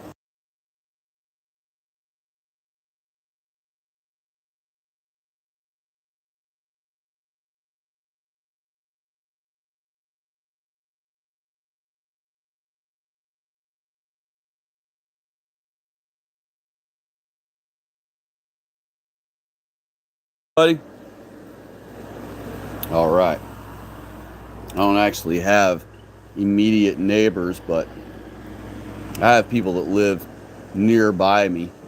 And one of them was cruising by the woods here down the trail to do something he wanted to do today. And decided to say hello to him real quick for the heck of it. But yeah, okay, Deb has typed something. She put no. She told Ace no. She hasn't been able to see what he's writing. Deb of Christ also wrote, the only comments being deleted are about the P's and I's and rump.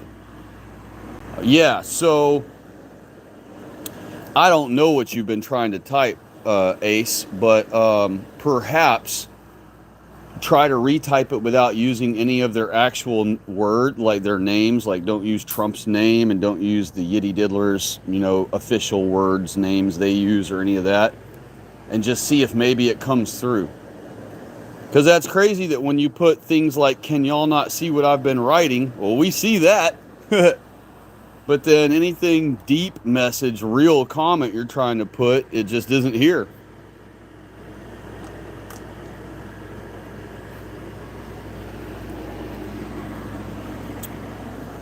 That's interesting. Now I'm going to be wondering, how often are people's comments just being ignored or whatever, auto deleted or whatever. I can't imagine how many people that might have happened to already, in other streams that I'm completely unaware of. Because some people wouldn't try to get to the bottom of it. Some people type a whole comment and then they hit post and then they see that it didn't even post in the chat. They'll just assume that I have them blocked from my channel or something.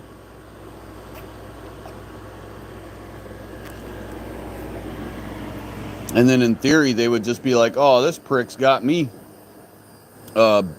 censored from his channel. And then they won't even bother. They'll be like, well, screw this guy. So they'll either back out of the video altogether, or if they do stick around, they won't bother to try to type anything else, But yeah, and I can see this one you just posted, Ace. You put, brethren, I can't post anything of substance. Wow, man, that's wild, bro. I wonder, did you participate in any other chat before this chat tonight? Like, were you on any other stream tonight where somebody may have, flagged you from earlier today, and then later on, say fast forward a couple 3 hours later, you saw my chat was running and clicked on it and started participating, and you already had this Yiddy Diddler following you around or something, maybe? But I mean, Deborah's stuff was being deleted too. So, I mean, and like I said, before you and Deborah reported that, there were already two other folks that reported that earlier in the night. I forget who they were now, but two other regular visitors had the same problem.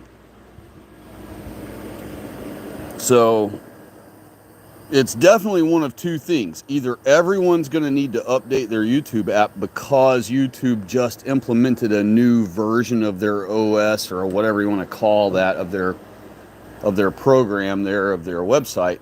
And so all of our apps are acting up in synchronicity, like all of our apps are having trouble because we haven't updated yet. Or we really do have a hyperactive YouTube employee in the chat, one or the other. Deb of Christ said, Ace, I posted one just above you. Even with just using letters, it's still deleted. Well, the one, I see the one you wrote, Deb of Christ, that says the only comments being deleted here are about the P's and I's and rump. That comment came through. I don't know if you're talking about a different one than that one, but that one made it through. And you telling him about that just now went through. And then Ace put, no, I've only posted on your channel today. We are marked by the enemy, no doubt. And then he put, yes, Deb, exactly. Yeah, so basically they're just hounding any of your substantive comments. And obviously Deborah's too. And that was happening all through the night. I literally just like 3 hours ago in the chat, when we were at like hour 3.5 or hour 4, someone started reporting in the chat that their comments were being deleted. And then someone else affirmed that theirs also were doing that. And then 2-3 hours later goes by and you and Deborah hop on and you're both reporting that same thing. So yeah, we definitely have some little yitty diddler on the channel tonight. And Deb of Christ put, no, it was another one. Okay, so it was a different message and they deleted it. Wow. And Ace put, I've even tried typing in code to no avail.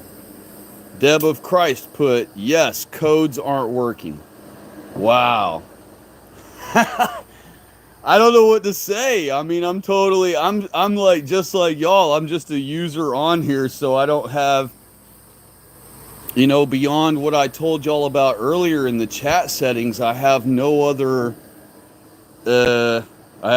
control. So yeah, someone is just, and of course they're listening to the chat, I'm sure, so they're probably like laughing it up in their little office. So, that's all right, you little yitty diddlers. You're going to get yours someday.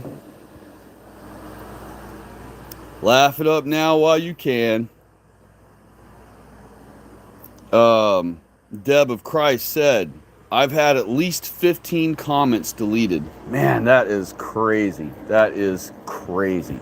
In just one random stream chat, you already had 15 times that you've wrote a whole thing out and it never goes anywhere. That's crazy. Yeah, I wonder how many other streams are running tonight, like political streams, because there's all kinds of political YouTubers are on tonight running all night streams about this Trump stuff. So who knows? Who knows, like who knows how many other chats may have had yitty diddlers assigned to them tonight to wipe out any substantive comments in chat sections, AC said, me too, Deb, easily. Wow, that is really wild. I mean, and I figured it was up to about 15 by now, since y'all been reporting it over and over again for the last couple of hours, that it's been happening. I figured surely y'all have at least tried 5 or 10 or something times, and man, that's just so wild. It just goes to show you, even when you think you're a small channel, I've told people in the past that, it seems when you're a real small channel and you start off with 0 subscribers, and it's really hard to get subscribers. It really is. Especially when you're in this topic. It's not hard to get subscribers. If I wanted to do like flat earth, or if I wanted to do, just only cover the hoaxes, the government hoaxes, false flags. If I only wanted to cover old world Florida stuff, if I only wanted to cover, being pro-Trump, or if I only wanted to cover being a pro-leftist or any of those other things, I would have no issues. I'd never have any drama from YouTube, and I would be able to generate tons and tons of subscribers. I mean, subscribers just fall on your lap if you're pro-Trump, or if you're, if you're just posting things about something that's popular. Like, you can build subscribers really fast if you want to be a car guy channel, or a motor truck channel, or four-wheeling, or dirt biking, or anything fun or cool or interesting, or that the populace would think is interesting. You can build subscribers super fast. But when it comes to pro-white identity movement, Christian identity movement stuff, we have the hardest uphill battle trying to get any subscribers. But I also, knowing that, remind people that even though they understand that we're in that uphill battle, and therefore it makes your channel stay really small for a really long time, you're still, even with just a few subscribers, and or with 10 or 20 subscribers, or 150 subscribers, you're still reaching enough important people somewhere on YouTube that you will be censored if you post, real truth. And it just goes to show that, when you're posting real truth, they will actually assign someone to you to go out of their way to be censoring and deleting your viewers' things. And it's funny. I kind of shot myself in the foot last night on that stream last night. I had started the stream with some music playing, and I had told everyone that I planned on buying some equipment pretty soon where I can stream the audio nice and clear and perfect, like it ought to be, like you're listening to real radio.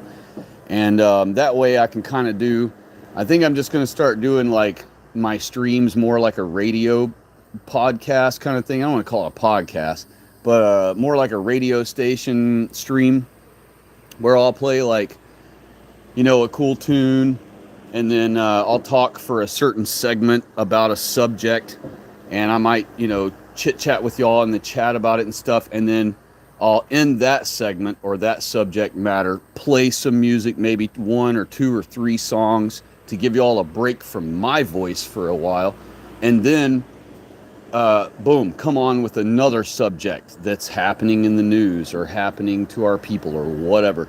We'll talk about it, we'll discuss it, I'll chit chat back and forth with y'all in the chat about it, then boom, music again, And I can just kind of do that. It'll give me breaks. It'll give my voice some breaks along the way. And it'll give y'all a break from my voice also.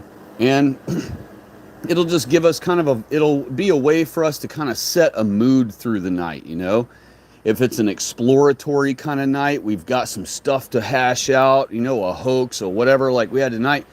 It could be, the music could kind of set the vibe. I could pick music that's more like brainy type, a little deeper, a little more serious, a little more let's focus type of music, so that we can hash out facts, hash out observations, and try to determine whether we think something was a hoax or a lie or whatever.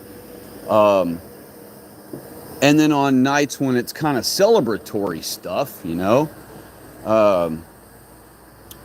can set the mood with more energetic, excitable, happier music, It's just an easier way to keep a vibe going through the stream, Whenever you can select music that kind of matches the subject matter and the type of attitude you would have based on that subject matter, If we have a white pill night, we could have celebratory music all through it, keep our, mood up through the night.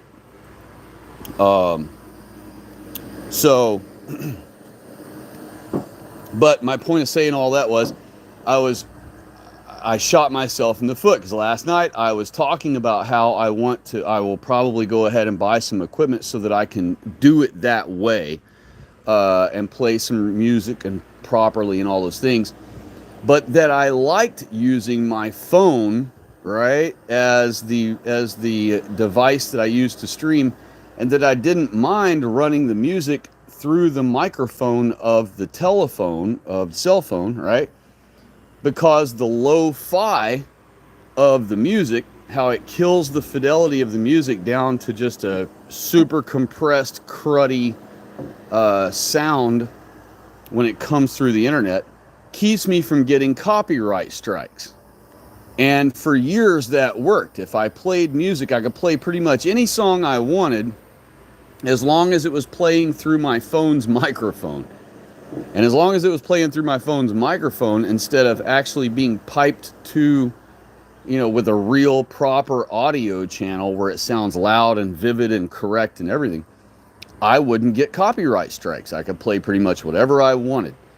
But now, sure enough, after that stream, after it was finished last night, I checked it and I have a copyright strike on it. So apparently, apparently you can still get a copyright strike even if you just play a song, even if a song is heard through the microphone of your phone. But I thought I had a nice little loophole going with that, but even though it was a ghetto, lo-fi sounding loophole, I thought I had one, but nope, not anymore. Let's see, AC said, the followers of Jesus Christ may need to start uniting in real life, coming together as a called out people. Well, it's funny you say that. In one of my streams, a couple streams back, I was talking about how, you know, people are always complaining. All of our videos are about complaining and bringing awareness, raising awareness about all the attacks and victimization of our people. But hardly anyone ever offers solutions, right? And so I've been trying to offer solutions. That was one of the goals of my channel, was not to just highlight all of the problems against white, there being all the, you know, attacks against white people, but to also debunk all of the claims of the non-whites, all of the lies of the non-whites, and all of the accusations by the non-whites, and also to what you call it? What we were just talking about, the solutions. I'm sorry. Also to come up with to offer solutions, because other channels don't offer solutions, right, to our problem. So one of the solutions that I have been proposing is that we, one person per place, you know, because of course each one of us YouTubers live in totally different places from each other, right? So it's a one person at a time infiltration. But my suggestion was that each of us pro-white YouTubers go out shopping at various SDA churches, right? And so one Sabbath, you pick one closest to your house and you attend it. And you scan the crowd as you attend that day. You do so, like, obviously subtly, but you scan the crowd, you determine whether the church is an all-white congregation or not. And if you live out in the country, you will find there are lots of Seventh-day Adventist churches out in the country. And it's very easy to find one that has an all-white congregation just by circumstance. So what you do is you find an all-white Seventh-day Adventist church where there's no non-whites there at all, which do exist all over the place. And when you find one that's all white and it's a congregation that you like and they seem to be agreeable with you, you go ahead and attend that one, right? And what you do is you start slowly uncucking one person at a time at that church on a one-on-one personal level, on a one-on-one personal basis. You uncuck each one, explaining to them who the Jays are, who we are, and this is why we're keeping Sabbath in the first place, is because we are Israel. Racially, we are Israel. Not that we're a church. We are racial Israel, and that's why we keep Sabbath.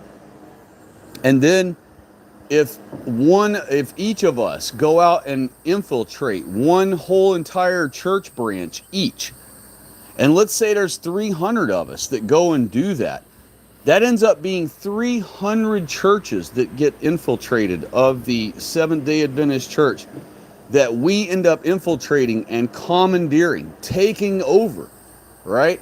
And depending on how big the church is, the congregation might have 30 people, it might have 180 people, it might have 250 people. So that one YouTuber, you by yourself, Ace, you could take over a Seventh-day Adventist church, an entire branch that you find somewhere near your home that might have 200 people in it. And you end up being the one who infiltrates it and commandeers the entire church, uncucks the entire church over time. It won't take that long, because once you uncuck several critical members of the church, They will then do a lot of your work for you and spread that same information with the same zeal that you originally had to the other important members of that branch. And it will work its way all the way up to the top rapidly. You may perhaps get kicked out of one church because one church the first one may reject the situation. But I'll bet you it doesn't happen. That's why you need to find a church that has an all-white congregation. If you find one that has a pair of blacks in it and this and that in it, they're going to be the ones that most likely reject your message and kick you out because they don't want to give up or have to tell these couples of non-whites that are going there that they can't come there anymore. But if you find an all-white congregation, which do exist by the thousands all over our country still, praise God, they still exist right now, and you commandeer one, you infiltrate it and you commandeer it through the knowledge, the proper truth, that church could finally be guarded against non-whites, where the whole congregation already understands the truth before a non-white has ever tried to be, before a Jew ever tries to force non-whites into that particular branch. You will have already uncooked the whole branch. And so then what happens is, as we slowly take over multiple churches, 200 of us, 300 of us, right? There's no way that you can ignore such a large rise like that of people. And so the SDA church will end up having to address us, right? And at that point, we can create a crux between them and our congregations that we have infiltrated and commandeered. And then there will be a separation, there will be a splitting, a divorce between the original Seventh-day Adventist church and the ones who have been uncucked to the truth, who still want to keep Sabbath and already maintain a church. They already have the building, they already have the congregation, they already keep Sabbath. All they needed to realize is that white people are Israel. That's it. And it will gain us much. Overnight we could go, and I don't mean literally, but I mean figuratively, overnight, in a blip of time, compared to everything in the bigger scheme of things. In just a blip of time, we could go from just our small groups that we are on YouTube to each individual person of us on YouTube representing an entire congregation of a church. And if we take over a large portion of the Seventh-day Adventist church doing this method, we will already have, right out of the gate, we will have our own congregations that already keep Sabbath.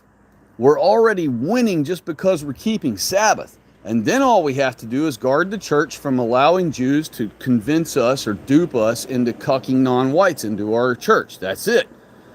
Then we have successfully taken over the Sabbath-keeping church, and we have turned the Sabbath-keeping, the only Sabbath-keeping church, by the way, and we will have taken it over, and we will start bringing more and more people. Remember, once they have to address us and the separation comes, a lot of other SDA members are going to quickly learn about our existence and this big split and all this stuff. They're going to start inquiring about it from all over the world. Other SDA church members are going to be inquiring about it. And when they read into what our cause is versus what the SDA's regular SDA church cause is, they will realize, oh, crud, these people have it right. And boom, now we're stealing members from them like hotcakes. Hundreds, perhaps thousands a year, perhaps thousands a month, discover the truth and start flooding over into our side, to where the SDA, a regular church, starts becoming drained of its people. And we start basically taking it all over. Meanwhile, they've already got the buildings built. They've already got the congregation for us. Everything is in place for us to just step in like a Jew would and infiltrate and commandeer and take over, and now it's ours. Just like the Jews do us, we could literally do the same thing to the Seventh-day Adventist church. And remember, the Seventh-day Adventist church is the only church, the only Christian church who keeps Sabbath. They're the only one. So there is no other church worth commandeering, because any other church you would try to commandeer, you would have to uncuck the entire congregation into keeping Sabbath. You'd have to uncuck them all from Sunday. That's almost impossible to do with a Sunday keeping church. I would say practically impossible.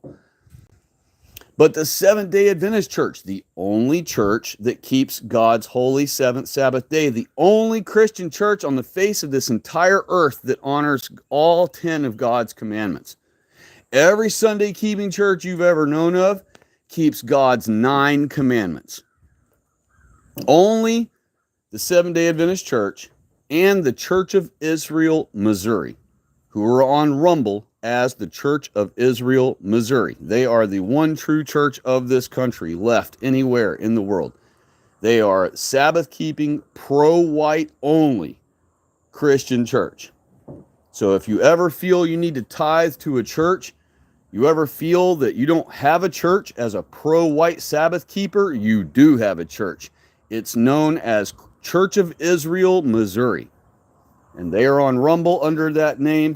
Please go and donate to them if you are feeling called to tithe. If God ever calls you to tithe and you don't know what to do, you don't know where to send it, money order, Church of Israel, Missouri.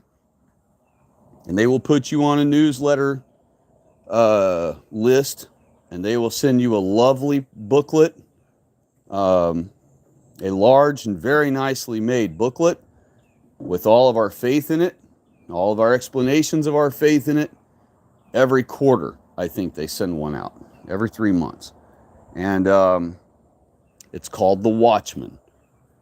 And you won't find anything disagreeable in it because it is our faith. It is 100% pro-white. It understands that white people are Israel and the Adamites, and it keeps Sabbath because we are Israel. So, but beyond that Church of Israel, Missouri, the only other church and the largest church almost in the world, but the only Sabbath-keeping church, is the Seventh-day Adventist Church. So if we're going to infiltrate and take over and win over thousands, perhaps millions of souls in almost a blip of time compared to any other way we could possibly ever try to achieve it, it would be with us infiltrating each one person at a time, one person per church, infiltrating and commandeering a Seventh-day Adventist branch. That is a real and true, not pipe dream, workable solution that would allow our people to win over hundreds of thousands of our people rapidly, you know. But it's going to take multiples of us, many multiples of us to do it. You know, we're going to have to take a lot of us viewers on YouTube to actively go out and do it. And I'm still in decision, pardon me. I'm still in, what's the word I'm trying to think of here? I'm still in contemplation about whether that is the best approach, you know, or if there is some other more clever, faster approach. But I don't see anything coming in the future that's a better idea. I honestly think after hashing out everything in the world available to us, honestly, that is the best, most non-pipe dream, absolutely doable, completely feasible solution. A real working solution. And I have yet to see anyone produce any plan that's a better idea than that.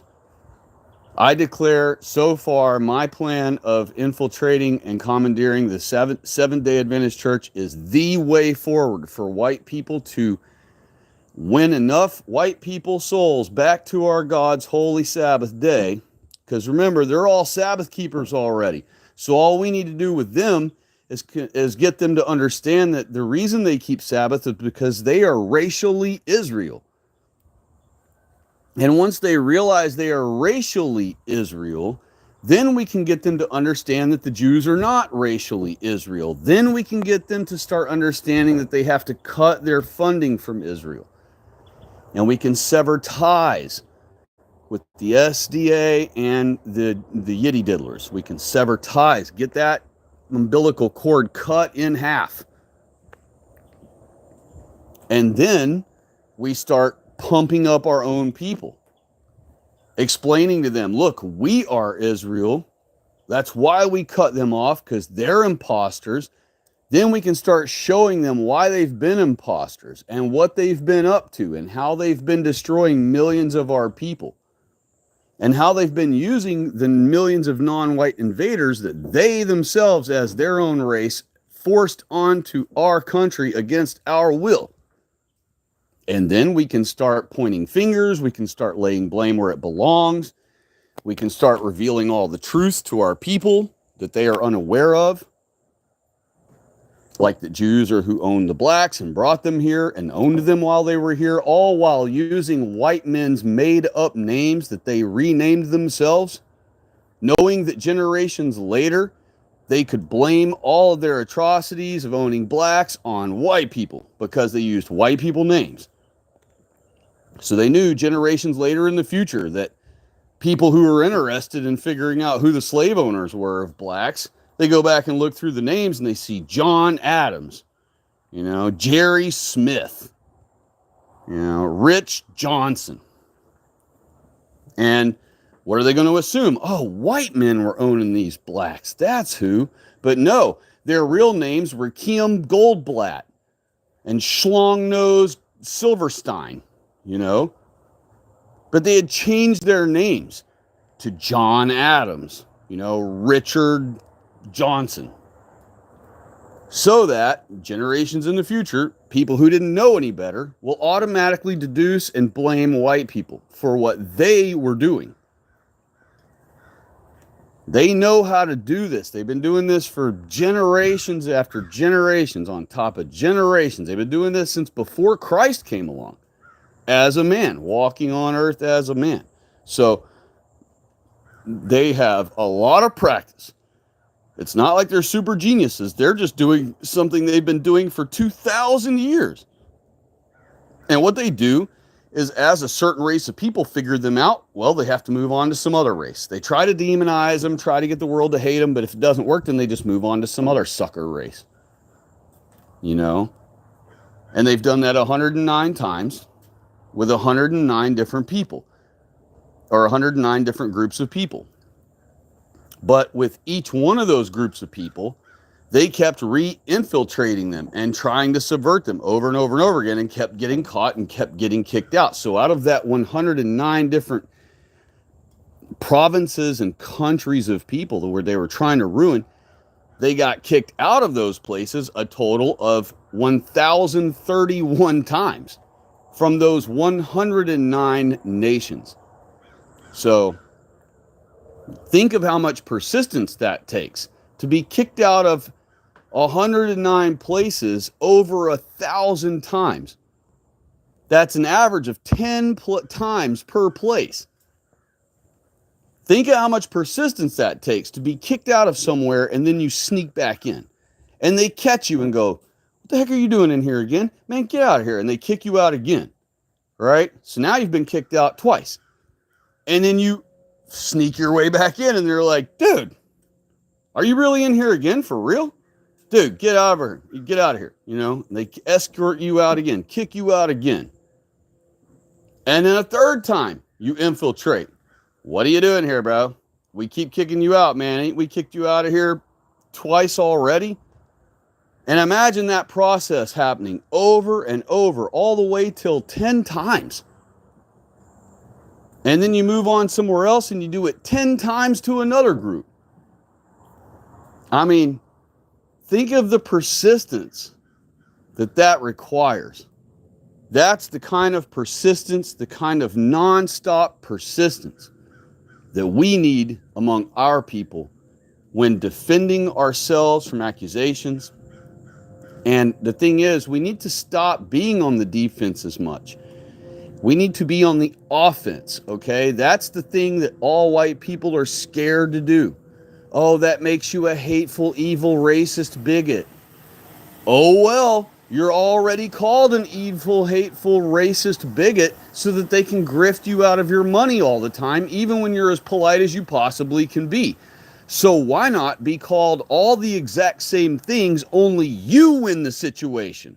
And they get nothing of yours in the end, and they end up having to leave your country at the end of the whole thing, and you get to stay in your country and keep it where you belong, your inheritance, you get to keep it, and you no longer have invaders trying to milk you dry anymore. And nothing changed. You were called the same evil, hateful bigot, racist, whatever phobe. But instead of losing everything, including your children and your wife and your house and your country and your job and your government and your everything, instead you were called all those exact same names, but you freaking won.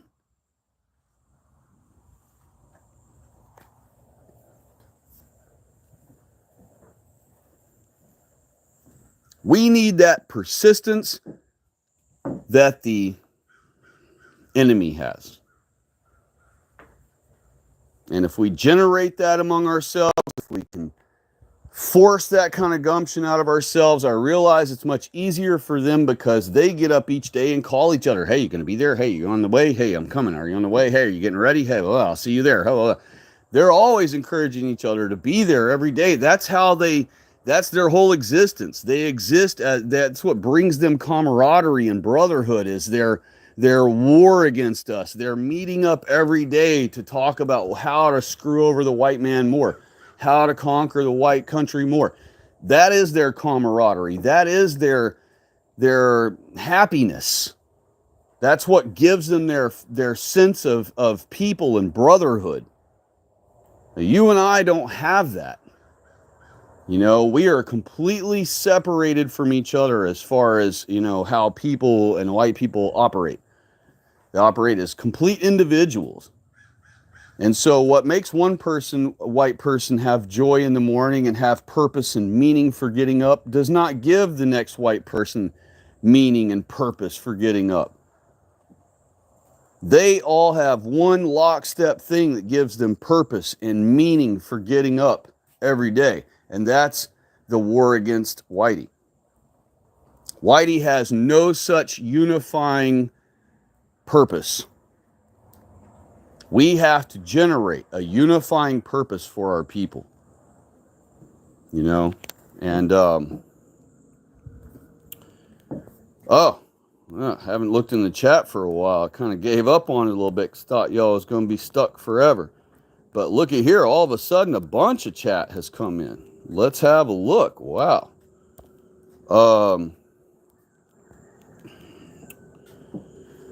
Okay, the next thing I had not read yet is the followers of Jesus Christ may need to start uniting in real life, coming together as a called out people. Yes, I covered that one. That was the last thing I read, actually. Deborah McGee said, the ones in my area are not entirely white. I went. Yeah, you may have to shop around. And you know, the Jews have purposely placed a black couple and a Puerto Rican couple or a Mexican couple or whatever couple in each church almost by now, trying to ruin them with multiculturalism and also to keep that church from having what my plan is to come to fruition. They don't want some pro-white person coming to finding an all-white congregation church, then uncucking them about their identity. And then when the Jews do try to take over that church or try to plant a couple of blacks in there to start ruining it, that congregation might say, no, thank you. No, we're all full here. We're good.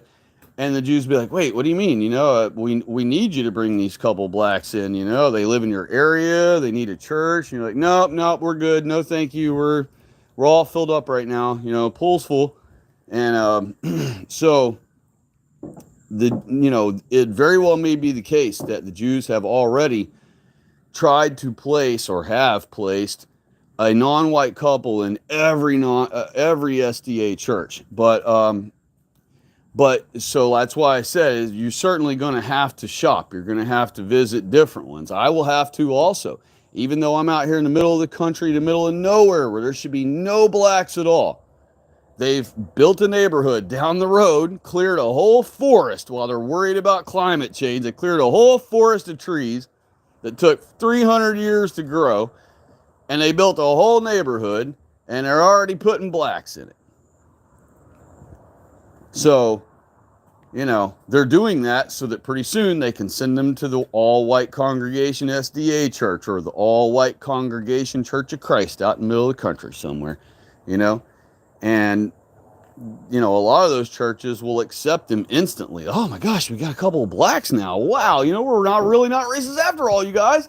They'll be so excited about their token blacks. But if you can get to an all-white church first and uncuck them and get them to understand what's happening, then that church and that congregation can be on guard for when here come the Jay with the blacks through the door to try to introduce them to the congregation and plant them and plop them in that church. That congregation will be aware and awake and be able to politely say to the Jay, no thank you, we're all full here. No vacancy. And then the Jay will be like, oh, well, didn't you just, didn't it say welcome, blah, blah, blah out front? Well, yes, but we just forgot to take that down, sorry, we'll take it down today, yeah, we're all full here, can't take. Well, but this couple, he used to play for the NBA, he's got millions of dollars, he'll definitely be able to contribute quite a bit of money as a patron here to the church, because that's how they'll try to woo him in, is look, this guy's rich, he played for the NBA. You're going to definitely get a fatter offering plate, every week if you let this black be here. Nope, we're good. Thank you. Don't need any extra money. Don't need any rich ball player money. We're good. We're all filled up here. Every seat in our pews are all taken. We don't want to have to build a bigger church and add an extra pew just to have a couple more people. We're just going to leave it how it is. We like it how it is. And eventually, after all his persistence, the Jay will eventually have to give up and go, well, okay. And they'll have to drag the pair of blacks to some other church. But you at least saved that one. So it's a matter of us beating them at their own game. Okay. We are going to have to infiltrate somewhere and commandeer somewhere, or we're never going to have an army of our people.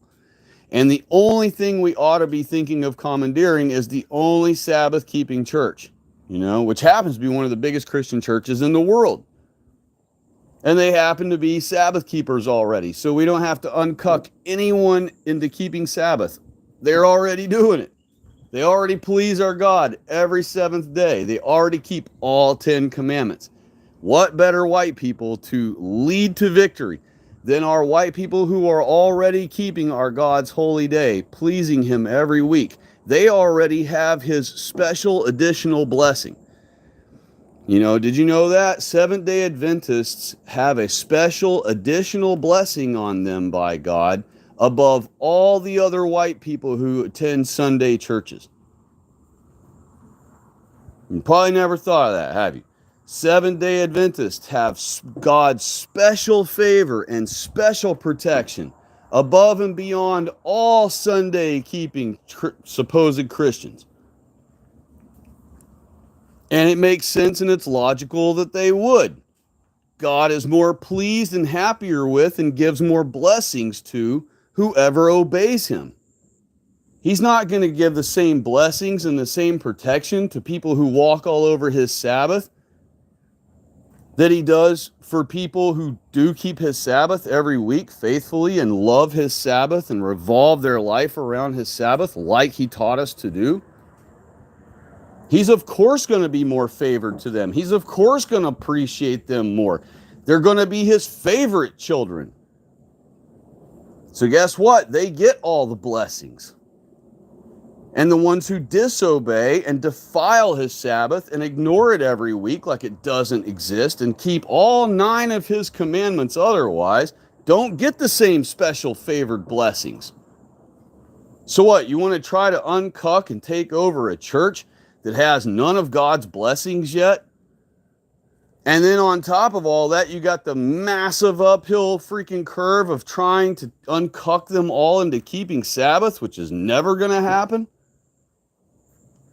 I'm telling you all right now, I'm already correct. I'm not mistaken. This is the way forward, is commandeering the Seventh-day Adventist Church. That is the only solution we have at a mechanical level. All right. At a spiritual level, all we really need to do is convince everyone to start keeping Sabbath in their heart and in their mind and their soul. But in a physical, mechanical level, this is the only solution. You know, commandeering the Seventh-day Adventist Church. It is the only solution. There is no other solution. Name one. There isn't one. Think about it. There is no other solution. Period. Dot. There is no other solution. You want to talk about a physical action, mechanical, physical, manual labor, do it. There is no other way. I'm willing to read anybody's option. There isn't one. Every other church will fight you tooth and nail and will never keep Sabbath. Even if you could convince them they're Israel, they still won't keep Sabbath. Look at all of our Sunday-keeping Christian identity churches. I don't know how they can put that in their head together. They see, okay, we're Israel, and then all through the entire Bible, from the beginning to end, Sabbath, Sabbath, Sabbath, Sabbath, Sabbath, Sabbath, Sabbath, through the whole thing.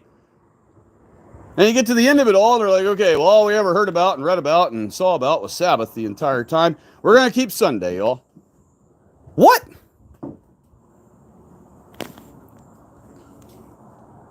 The only way forward is to commandeer the Seventh-day Adventist Church. Take it over. We have to infiltrate it and take it over and sever it from its original status, from its original place.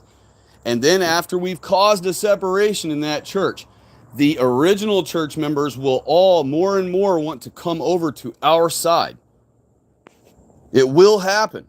If we do it that way, it will work. Let's see here. Ace C said, white Judeo-Christians have actually gotten mad at me for telling them who the Israelites are. It's like casting pearls. The churches in my area are all DIE 501c3 Antichrist corporations. I hear you. And every one of them will be. Every single SDA church branch is one, just like all other churches.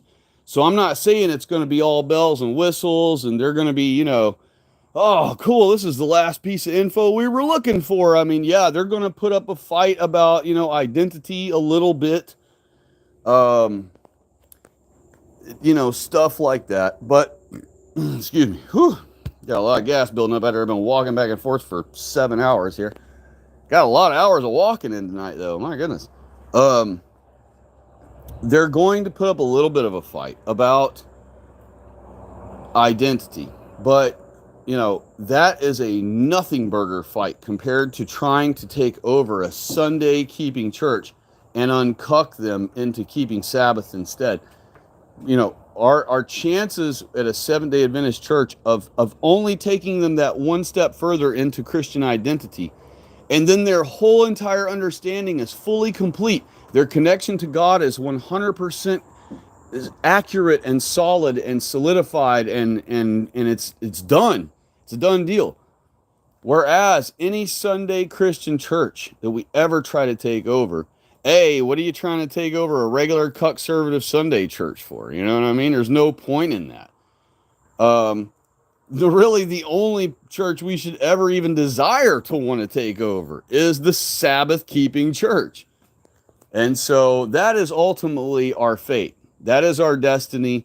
We must take over the Seventh-day Adventist Church. It's not my opinion. It's just the way it is. That is the bottom line facts. It's the only Sabbath-keeping church. It's huge. It's the bulk of our people in one mega church. Those ones are already keeping Sabbath. Already keeping all 10, not 9, all 10 of God's commandments. We commandeer that church. It is the new Sabbath-keeping Christian identity church. Once we are successful, God will have his blessing with us the whole way until we are complete.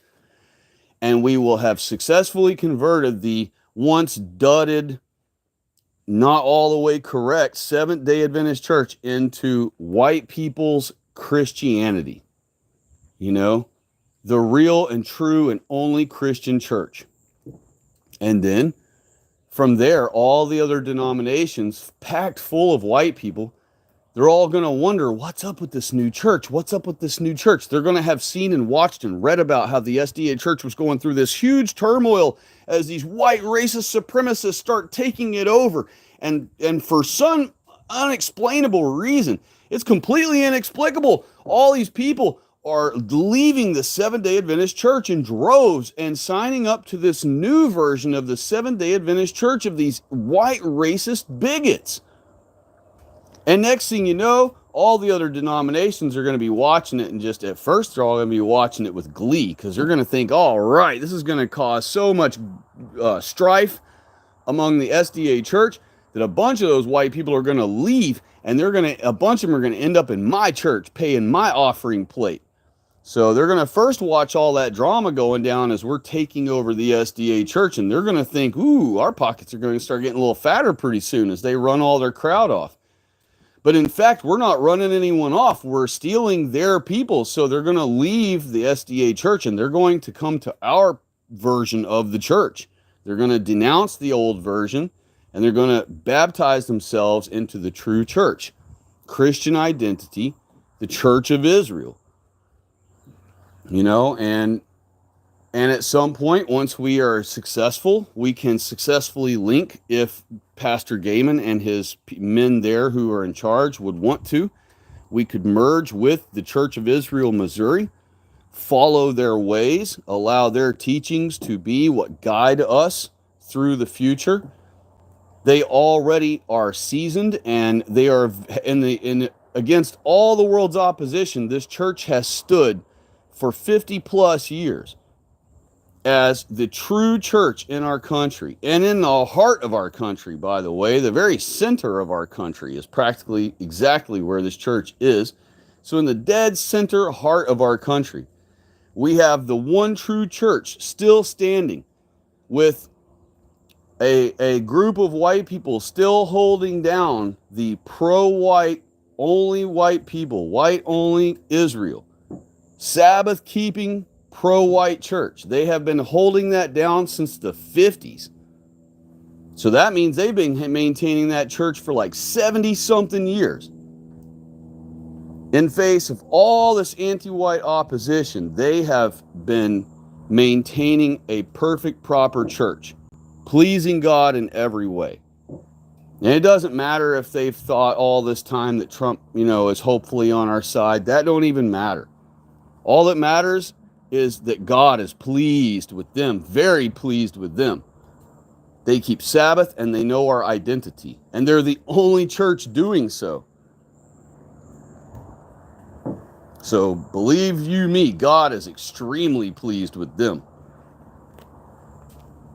And we need to bring ourselves up to their level. That is what our entire country is supposed to be doing. Our entire country of white people is supposed to be exactly mimicking the Church of Israel, Missouri. And nothing else. They are leading by perfect example. And we need to learn to follow that. If we commandeer the Seventh-day Adventist Church, not if, when we do, because we have no other choice. We must commandeer the Seventh-day Adventist Church to take over the largest body of Sabbath-keeping white people in the world. And once we accomplish that, with God's hand driving in front of us, once we accomplish that, and God blesses us victory over that, then we now will suddenly have a church that matches our people, that matches our country's established founding. All of it can work cohesively together with all that we have learned from the past and from the present, from all the anti-whiteism we've learned about. We can add in new wording. We can reword our laws, our founding documents. We're going to reword them where no Jew can ever come back and take what we've written and reinterpret it, misconstrue it to mean that it includes non-whites too, or that we're going to have all of our T's crossed and all of our I's jotted. You know what I mean? We're going to cover every little thing correctly in word form where no Jew can come along later pretending they're a white person and act like the serpent did in the garden, you know?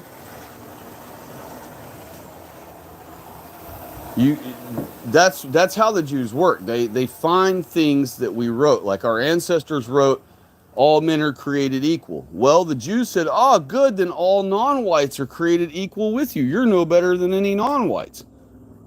They're all men too, right? So they all are created as equal as you are. When in fact, our ancestors knew when they wrote all men are created equal, they weren't considering non-whites whatsoever.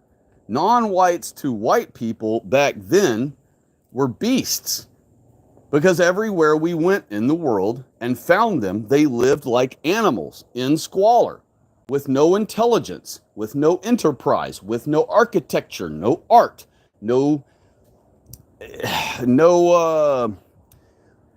long-term gratification. Everything was, grab it, eat it. Grab it. If I see something, I grab it with my hand, I put it in my mouth, I eat it. Just like any animal. And so, when our people were writing our original founding documents, they were not meaning all non-white upright bipeds are created equal with us. But it doesn't matter now because Jews have long ago taken that to mean, aha, so right here you admit that all the non-whites are as equal as you are. It says so right here in your own documents. And it's because they had already cleverly cucked us into saying that non-whites are men and women when they are not. Beasts are not men and women. You don't call a giraffe a man. You don't call a hyena a man. You don't call a zebra a woman. You call them males and females. They're critters. So the first thing the Jews did was dupe us into start calling beasts men and women like ourselves. Then once we started calling them men and women, then they were like, oh, well, good. You admit that they're men and women, right? Okay, well, cool. So right here it says that everyone's created equal, all men. So that means you're no better than any of these other kinds. So that means you don't have any right to any of this no more than anybody else does. You don't get to make any laws that favors your race over other races. Because right here, your thing says, out of your own grandpa's handwriting, that you're all equal to the non-whites. So all of our paperwork is going to have to be rewritten very, very carefully, very precisely, very thoroughly, where it details that the Jewish race and their accompanying non-whites that they use as weapons and puppeteer against us committed this massive worldwide attack and war against white people. And that now our newfound government and religion is a safeguard, not just an open, interpretable thing. They are a bulwark for our people now, where our religion demands that no other race be allowed into our religion. That is a sin, and it nullifies any church who were to ever even suggest such a thing as inviting non-whites into our congregation. It would disqualify them from anything in our government, in our people. They would be exiled for even attempting to do so. And so we will be careful with our paperwork. We will be careful with how we structure our government. Our church will be easy because it will just be Sabbath keeping church, white people only. Real straightforward stuff. And unfortunately, I would like to say our government would be that easy too. White people only, Christians only, and it will be that simple as far as how we people it. But it will get more complicated as white people minutiae become involved, you know. How many Lutherans do we allow before they start trying to make it a Lutheran organization, you know? How many whatevers do we allow before they try to make it some other organization? Because once we take over the country through our new Seventh-day Adventist reworked church, there will still be all of the other Sunday-keeping churchgoers, white people, you know? And so they will still exist. And they will still be going to church on Sunday, the wrong day. And they will still be doing all their things. So, you know, we will have to figure out, you know, like it's going to be difficult for white people when we first start peopling our government. We're going to have to be like, all right, how many Sabbath keepers are we going to have in each thing versus how many Sunday worshiping duped ones we're going to still allow to work in the government, you know? And you're not going to want too many Sunday worshipers in each department because they may form a coup and have Sunday worshipers only start trying to take over our government. We don't want that. So we have to be, not only do we have to be militant about, you know, Sabbath or about white people only being in our country and being in our government and being in charge of our churches and being in our congregations whatsoever, but we also have to be militant about having Sabbath keepers only in important places of power, so that we don't ever have another infiltration by somebody who did not ever figure out what our Holy Bible says in plain words. You know what I mean? Why should we have anyone in charge over us Sabbath keepers who we read our Bible, we comprehended what the Bible said, no problem. Oh, you read the Bible and you're still keeping Sunday because you didn't have the mental whatever to figure out that Sabbath is mentioned over 150 times and Sunday's never mentioned once? Okay, well, you can't be in charge of us because we're obviously smarter than you. We obviously understand the Bible better than you do. Why would you ever want someone, anyone, who understands the Bible less than you do to be in charge of you, to rule over you, to tell you what you should and shouldn't be doing? That's preposterous. But that's what's happening right now. So in the future, when we restore our country, when we take it back and restore it, we're going to have to make sure that we do not allow even Sunday worshiping white people into too many positions of power in our church, in our government, and in our municipality governments, our local lower courts, and all those things. Because over time, since they're still brainwashed and still Jew duped and still cucked, it's not just about the fact that they were dumber than us and we were smarter than them and we shouldn't let dumber people rule over smarter people. It's also the fact that they could eventually try to form a Sunday worshipers coup, you know, and try to take over the government from us Sabbath-keeping white people who successfully saved the white race through God's mercy and help, and who have taken over our government, commandeered it, and saved the day, basically. We could go through all that effort and do all of that and have all that success, and then accidentally not think about the fact that you can't just let all the Sunday worshipers you want take over a department.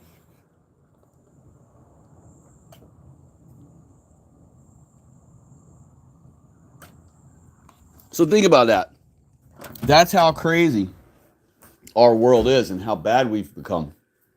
Is we're so far gone now that once we do take our country back over, that we're going to have to even be weary of which white Christians we allow in our government.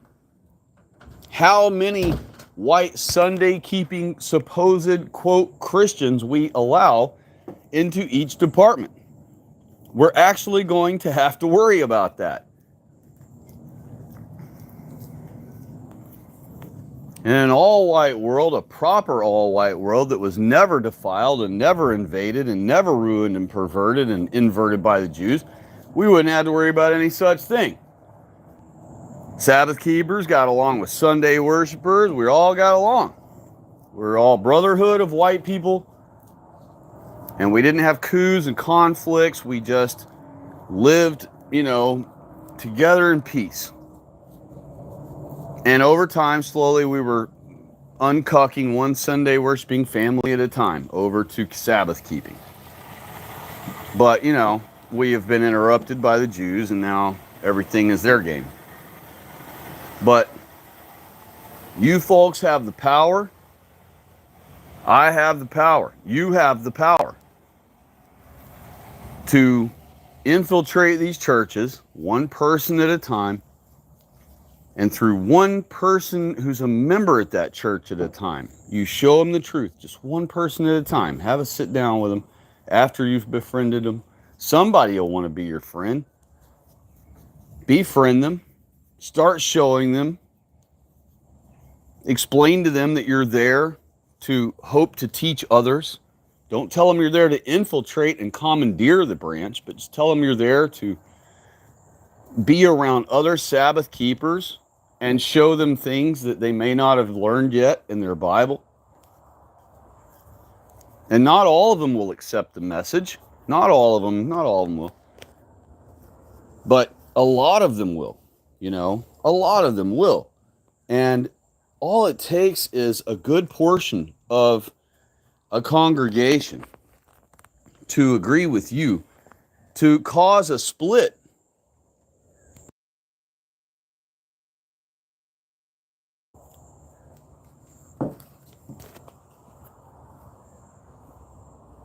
And then what happens is we will have our own denomination. Automatically peopled, automatically has a church building, automatically has all of its infrastructure. We basically just get to take over a turnkey corporation, if you will.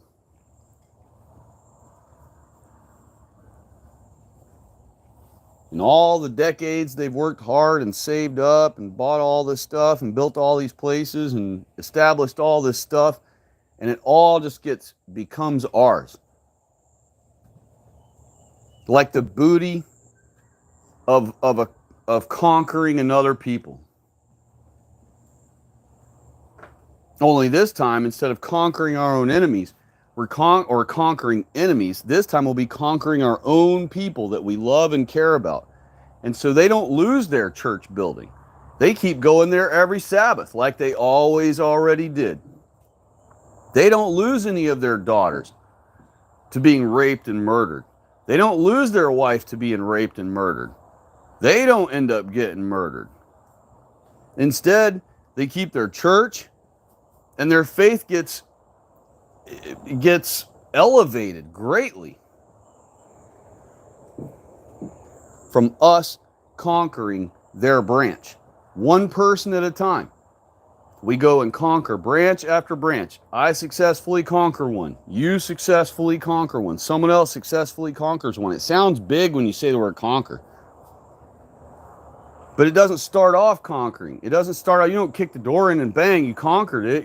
It starts off subtle and slow and simple and easy. And before you know it, you got half the congregation absolutely convinced of the other way, because the truth is convincing. The only reason we get rejected so much is people don't hear the truth out. They reject it right from the beginning, right from the first syllable. And because they never let any of the information enter their mind, they never get to process any of it to determine whether or not it's really true. But once you've commandeered half of a congregation, They're going to be excited. They're going to see that it's true. They're going to see that they've been keeping the right day all along.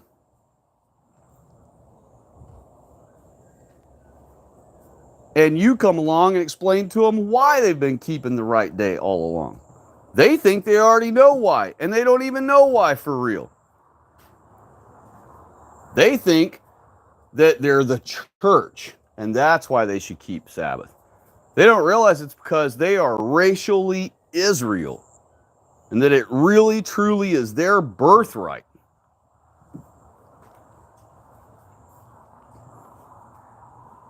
Once they do, they'll appreciate it. And it will allow us to easily take over that church. It will happen. It will happen that way. If we do it that way, it will work. God will bless it. God will expedite it. I hope y'all can see it my way sometime soon, before it's too late. What else do we got here in the chat?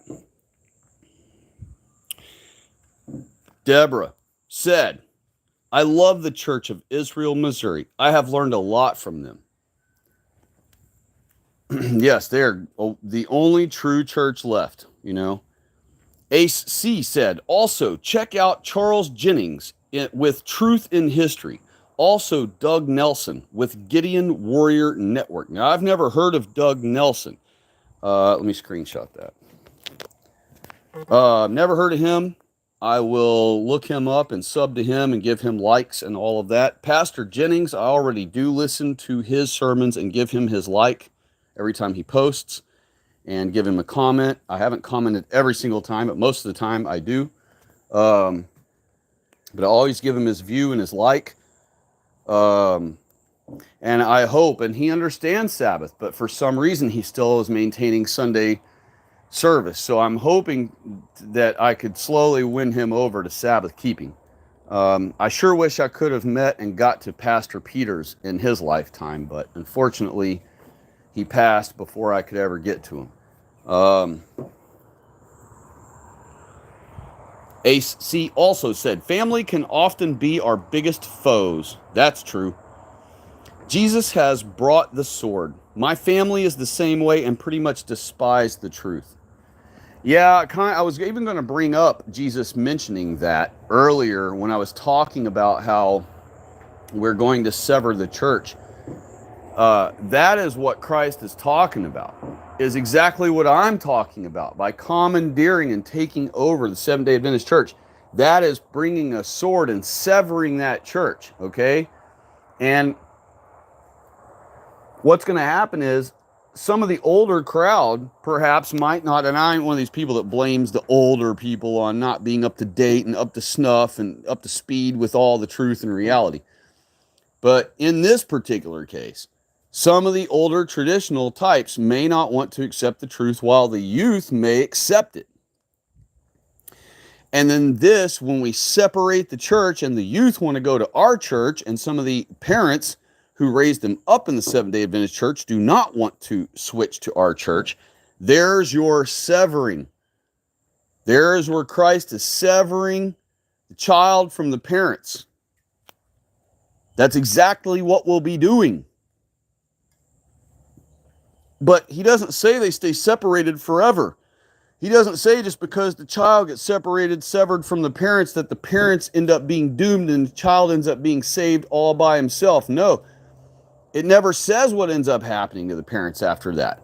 But what ends up happening to the parents after that, in hopes, the dream, the hope is, the faith is that you win them over, that you convince them some point in their lifetime before they pass that that is the truth. And you show them by example. And as the youth grow up into adults and they can take the reins of the world and show that they were right and that God's truth is, obvious, and look how much better our country is now. It's all white again. Our grandchildren, your grandchildren are running around safe and carefree. You're elderly, you're elderly now, and you get to go to an all-white practitioner staff that takes great care of you every time you go, and they're not trying to kill you and freaking dance to TikTok about murdering you with a ventilator. Look how we've restored our country. And they will see over time, the results will speak for themselves. And we can win them over to our side. So even though we cause that severing between children and their parents, between man and a wife, whoever, that comes to our side of the church, it doesn't mean the other side, the people who immediately refuse when we first sever them apart, will be doomed or won't ever come over. It just means that's the initial kickoff. Christ knew that when the gospel comes to some people, that some of the people will accept it, and either their mom or their wife or their friend or their brother will not. And that it will cause strife. But the truth still must come out. It doesn't matter that we don't want the strife to happen. It must happen. It happens by default of disagreement, especially over matters so critical. So the severing does come, but it doesn't mean that once we've severed the families apart in ideology, that the rest of the family is cut off or doomed. It just means that it's the initial thing that happens when truth comes to a family. Only some of the family accepts it right away, and some of the family does not. And it causes separation. But it does not mean that the family stays separated forever. Now, some of you in your cases may say to yourself, well, ours is definitely separated all the way till my parents croak. That may be the case. But the bottom line is we have to push God's truth forward. We have to. It doesn't matter about individual family members and whoever that are never going to see our way or see God's way. We have to look past those things. Okay, we're trying to save our entire race of people back to God. So we cannot stay zoomed in on the woes of our own family. I have woes in my family. I can't reach certain loved ones of mine. But I don't cause that, and I'm not accusing any of you in the chat of that, especially Ace mentioning that or whatever. I'm not saying that you don't. I'm just saying we can't allow that to be something that makes us go, well, it's pointless to try. It'll never work on my parents.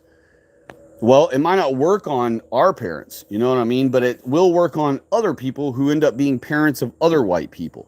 And then they will teach their white children how to live the right way. So even if we don't end up being able to save any of our own loved ones, we can save other loved ones of our people that we don't even know.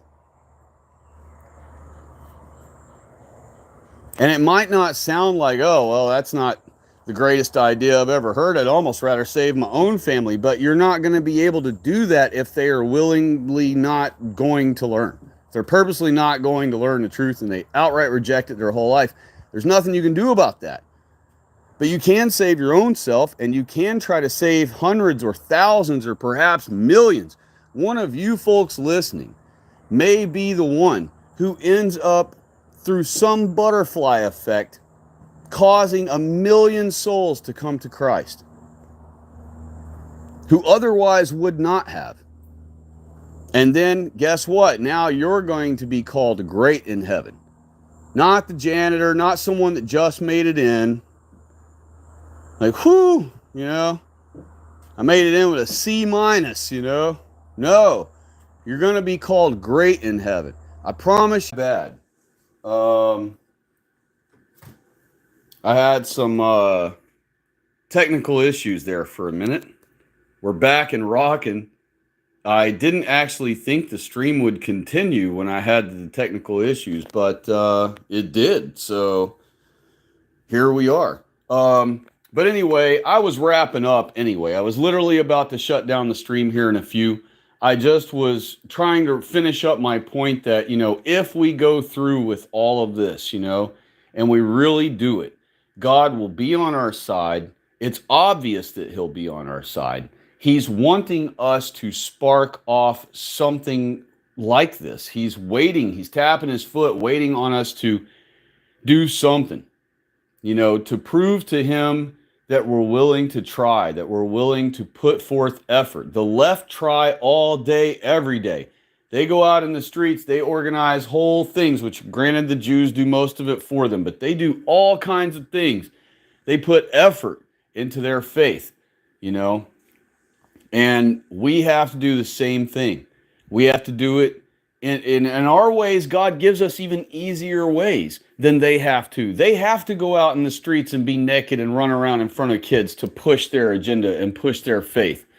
All you have to do is be wise and know how to comment well and know who to give view counts to and who not to, and who to give likes to and who to give dislikes to, or who to not give a like to at all.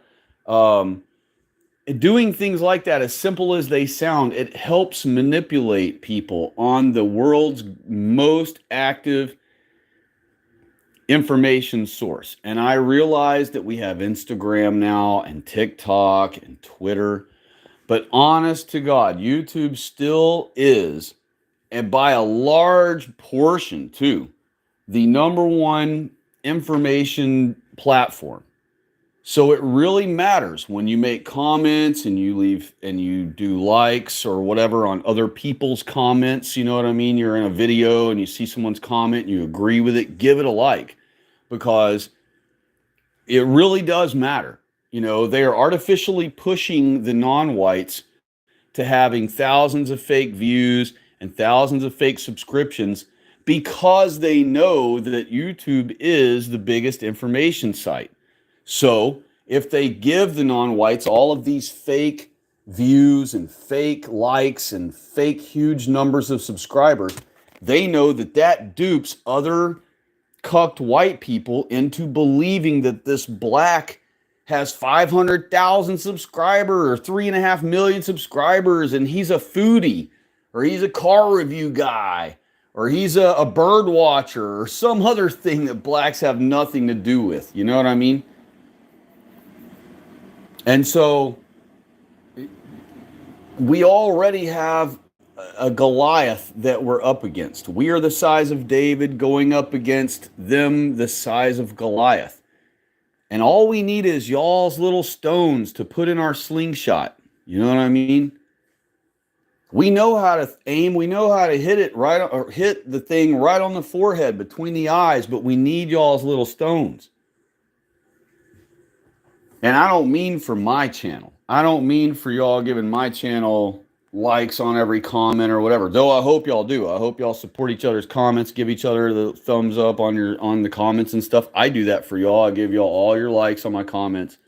But and I do so on other pro-white channels. But I just mean for the other pro-white channels. You know what I mean? My channel, it's all right. I'm not interested. I'm not, you know, I realize that my channel does not reach the big populace like the Shecklers and the, you know, the pro-whites who want to become famous and all of that. And so at least just do it for those places so that you're manipulating cucked white people. Most people who view my channel are not cucked white people. So most people who visit here are on your level of some sort, somewhere. You know what I mean? They don't need uncucking.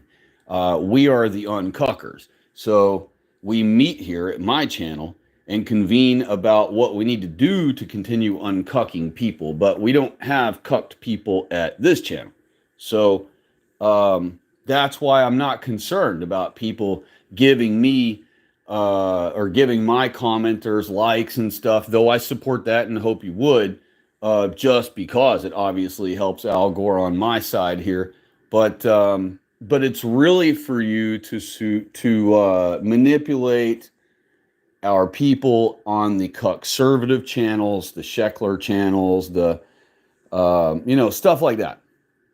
So God bless you all for tuning in for any amount of time you felt like doing so. And God bless y'all who chimed in and said your piece. And I hope that, you know, I answered everybody's questions, you know, to a satisfactory amount, best I could. And, you know, we're all in this. It's a big job. And the whole time we're working toward our goals here for the Lord, it's going to look like nothing's getting done. All right. I don't know if you've ever worked in construction of any sort, but when you're building a project, when you're doing construction or whatever, it looks bad all the way until the last day practically. Um, it just looks like a mess. It looks like it's not even halfway done. It looks like it's never going to be finished. It just looks like a disaster until suddenly it looks pretty good all of a sudden. And there's just a little debris left on the floor and everything just needs wiping off. And then the debris is swept away, everything's wiped off, and wouldn't you know, it's done and it looks amazing suddenly. Seemingly suddenly, but there was nothing sudden about it. It took months and months and months, or years or whatever. And it looked terrible all along the way.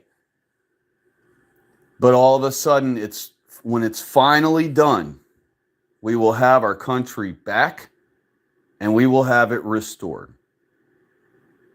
And at that point, we can start restructuring the documents that maintain our government structure and our sovereignty here. And we will reword them very precisely and very carefully to make sure that no Jew or no made up international anything can ever come around America or to America or propose to America that we have to do something that somebody else says. And we will carefully word in our documentation that only our people, white Christians, are allowed to be in this country, are allowed to do anything with this country.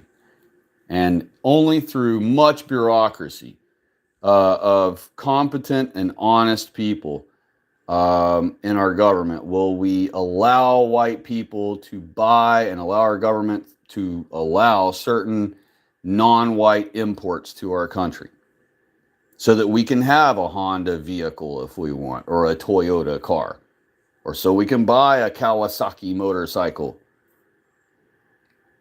But we're not going to be having anything from India or West Africa or wherever has caused us issues. You know what I mean? I just made up India out of nowhere, but we're not going to allow international anything or any type of capitalism or any type of trade to dictate to our people or our government, or if any structure, any way, shape, or form arises out of nowhere, a clever new situation arises where we find that Americans or our government or some organization of our government is now suddenly bound to whatever this outside foreign agency demands or dictates, our government and our country and our state and our province, whatever it's in, will immediately and automatically default to siding with our own selves, our own country, our own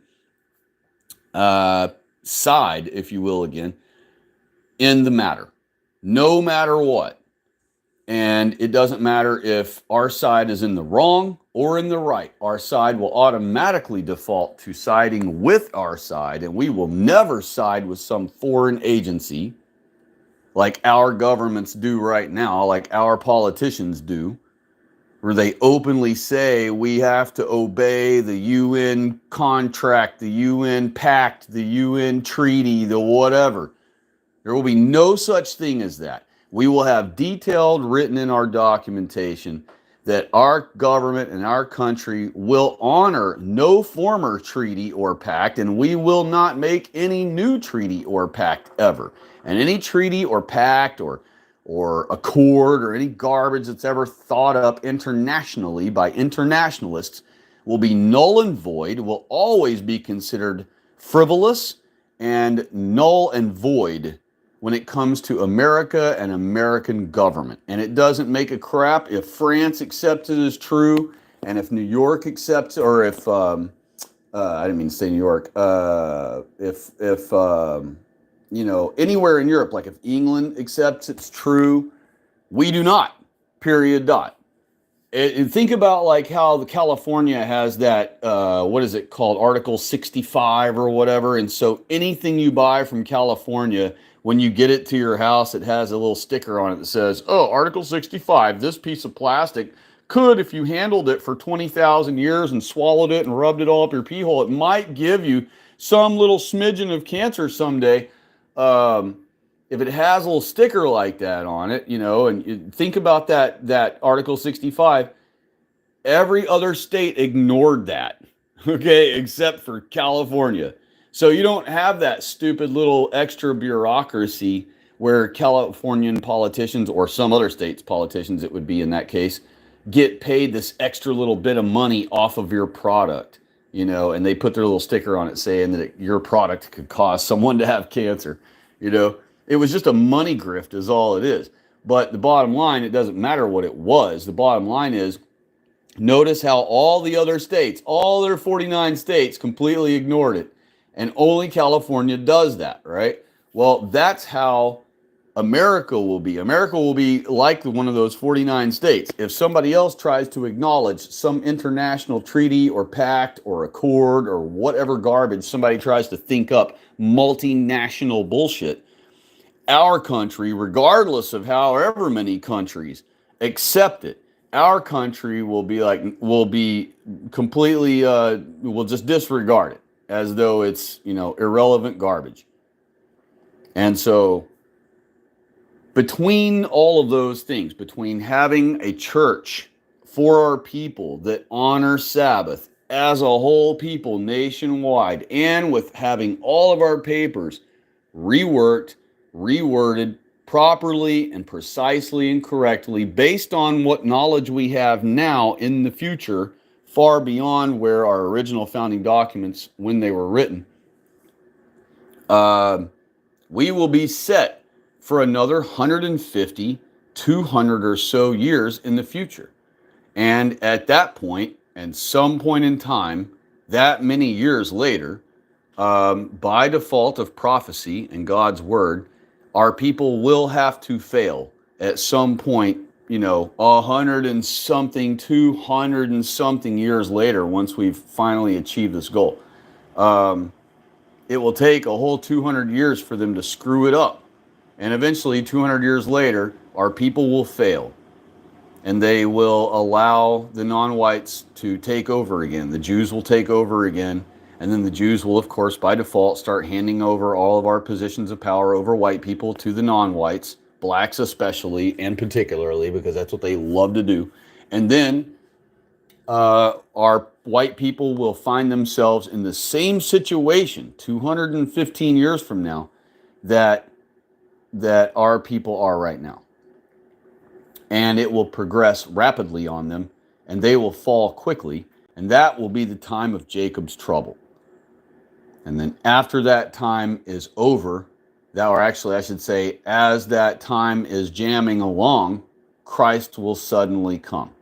And when Christ comes at the end of the 6,000-year trial, it will catch their whole operation off guard. It'll catch the Jays off guard. It'll catch everybody off guard. And the whole anti-white party will be over forever and ever. Amen. So, God bless you all. I would continue with the stream, but we're already at 8 hours and 40 minutes. And I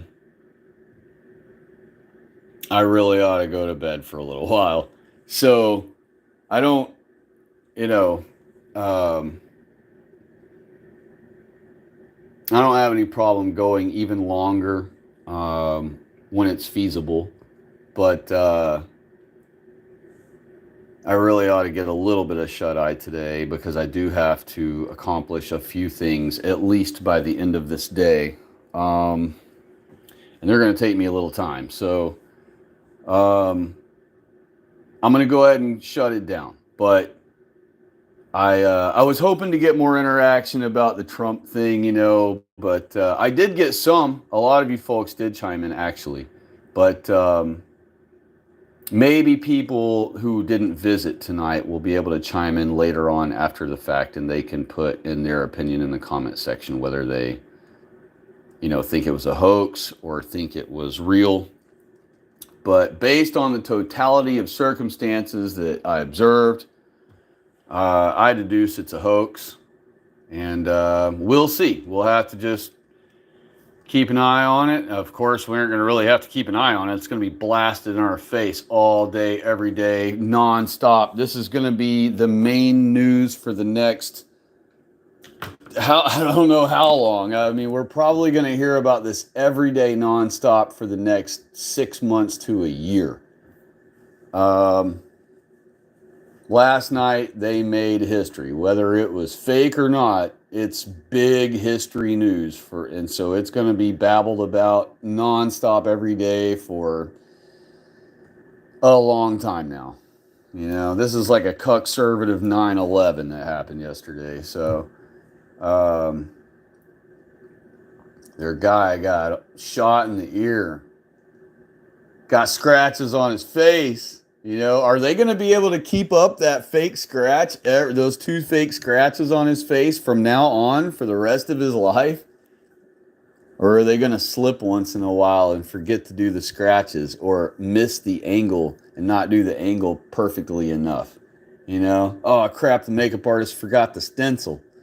So that you don't get the angle correct, or they diversity hire the makeup artist and they don't know what they're doing and can't do the scratches correctly. And then we see it on footage, Are they really going to keep up with those scratches, or are they going to say the scratches across his face magically healed where there's not a single scar there? It just looks like it never happened.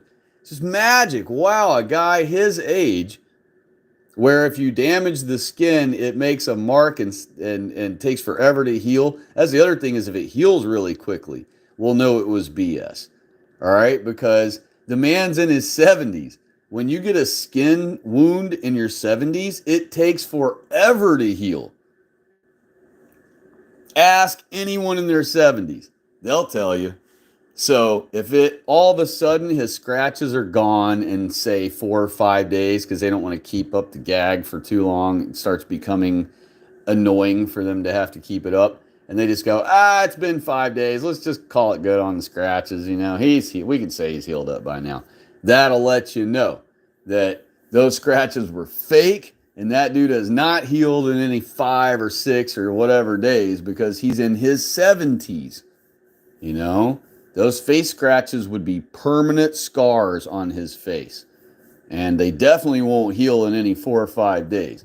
So if you see that be proposed to you where his face looks fine in like 7 days from now, then you know for a fact that whole thing was a hoax.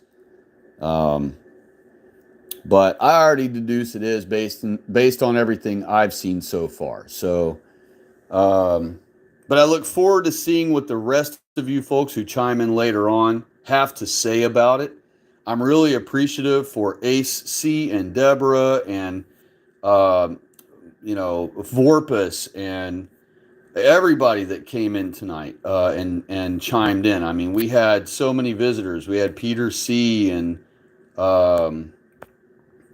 gosh, I feel bad. I don't want to forget everyone, but I can't scroll back far enough to see who all had chimed earlier. Precision Netica, if I didn't say them already.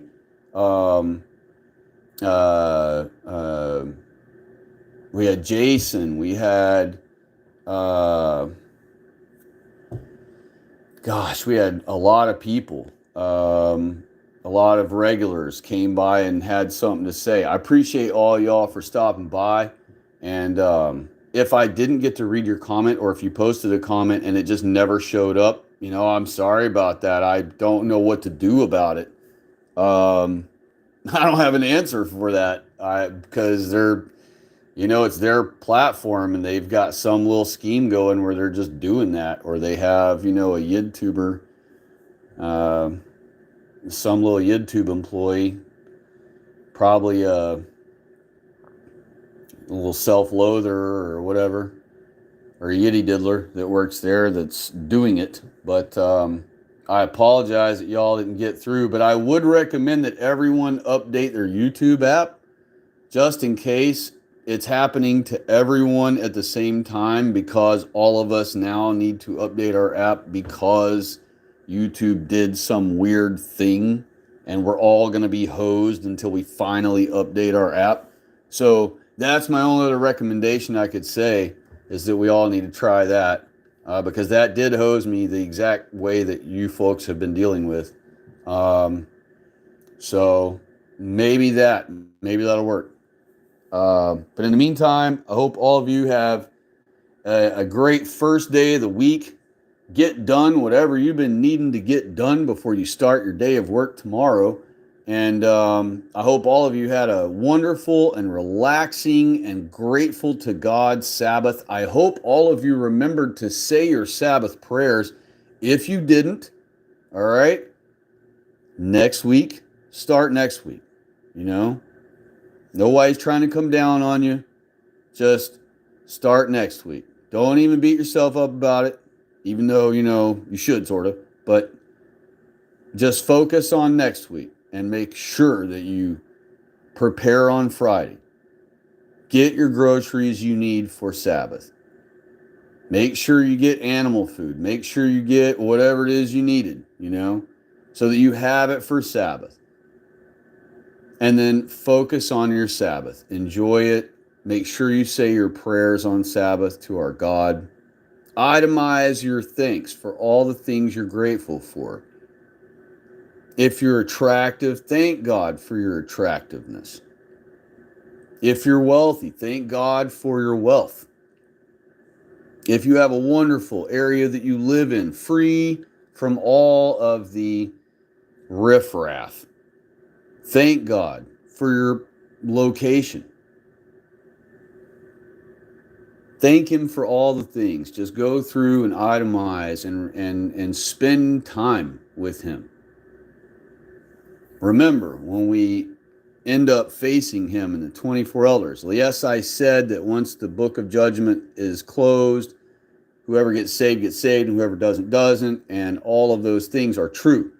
But we will still face God in judgment, even though our book was in the name of life and we were saved by Christ. There will still be a day where we stand before God in judgment, and the 24 elders will be there as the jury. And He will go through a list, I imagine, of all the things. How many times we thanked non-whites, how many times we thanked Him. That sounds ridiculous, but He may very well do that to us. Let's see, you thanked the non-whites a total of, let's see here, 28,261 times. How many times you thanked me? Let's see here. Ooh, only 2,100 times. Wow. Less than a tenth of the amount of times you thanked non-whites in your life for something? How about that? I mean, little things like that He could do in judgment to determine the hierarchy of your status in heaven and the new earth. That's what that judgment is for. It's to determine your pole position for when you begin your eternal life. Are you going to be great in heaven and in the new earth, or are you going to be one of the commoners, one of the lowers? It won't be bad to be one of the lowers or one of the commoners. You will happily follow one of the greats who are given to be leaders and kings over provinces. But you who tune into this channel mostly all are pioneers of our understanding and our faith in our God and His word and His explanations and the way He wants things done. So why would any of you want to be one of the commoners when you're already on the forefront with us? You're on the leading edge. Why would you want to be on the leading edge and not be one of the leaders? So I prefer that all of you would seek to be called great in heaven, based on your effort, based on your creativity that you can muster up for our Lord to reach souls in real life. I try to think up new and creative ways all the time. Am I successful all the time? No. But I'm always working toward that in my mind. I'm always trying to think of something new, a clever thing, things that have never been thought of, you know? Wild, out of the box ideas are what I try to do. You know what I mean? And I have successfully come up with two or three, and they've worked, and I've reached people through those ideas, but they don't work universally. They kind of worked because of that particular person and that particular person's personality. But that is exactly what you folks can do. You, over time, can just get more and more creative, knowing the certain people you want to target and work on. And, you know, you don't have to consistently work on one or five or however many people you pick. You can pick someone and you can plant a few seeds their way and then walk away from them for months and worry about trying to do new techniques on other people. And then it might take a year or 6 months or 2 months or 5 years before you run across that person again, and you can see your results. You can try another attempt. But it's okay to plant seeds here and there and then to move along. You don't have to pick a person and then just milk that person until you finally win them over, because you may waste a huge portion of your finite short time on this earth on someone who may not ever decide to accept the truth. And you don't want to do that. So better to just continue being a fisherman. Just, you know, drop some seeds, move on to the next one, drop a little idea here, drop an idea there. Whatever you come up with, whatever that's better of an idea than I would come up with, that you can come up with. God will bless you. God will notice that you are keeping his Sabbath and in clever ways trying to teach others, you know, and he will help you. He will help you come up with a clever way for a particular friend, you know. But I personally, I like the Happy Sabbath texts. That's been my go-to. And the other one is just imposing on everyone by saying Happy Sabbath when you see any of your loved ones or friends on Sabbath. Or if you speak to one of them in person, they call your phone. You answer the phone. Hello? And you hear who it is. And you're like, oh, hey, what's up? Happy Sabbath. You know? And they'll be like, yeah. Anyway, I'm calling because can I borrow the whatever? But you still put it in their ears. You still put it in their ears. Happy Sabbath. And so if you just keep doing that to them, over time that becomes a thing in their mind. Just like when they drive by the same billboard going to work every morning. They've seen it 10,000 times. So now that image and the number on it and the picture on it and everything on it seared into their soul forever. They'll remember it 20 years from now. When the sign's taken down from a tornado that went through, they'll still remember that sign because they saw it so much every day, nonstop, every day, repetition, nonstop. They'll remember it forever. And that's how we can win too with things. You know, we just repeat, do the Happy Sabbath, just repeat, be, you know, consistent. And another one we'll talk about in another stream is prayer. Prayer before you eat. We've talked about it before. We will cover it more in detail in another stream that is not already 9 hours long like this one. So God bless you all. I hope all of you have a wonderful week. I look forward to talking to all of you either next Sabbath, which that is my plan right now, or someday before or after that, immediately nearby it, either Sunday stream or if I can't do it on Sabbath, but I can do it, say, Thursday night, then I'll do a Thursday night. But I look forward to talking to y'all next week or later in the end of the week. And I hope that all of you come up with more and clever ways to push our faith forward onto others.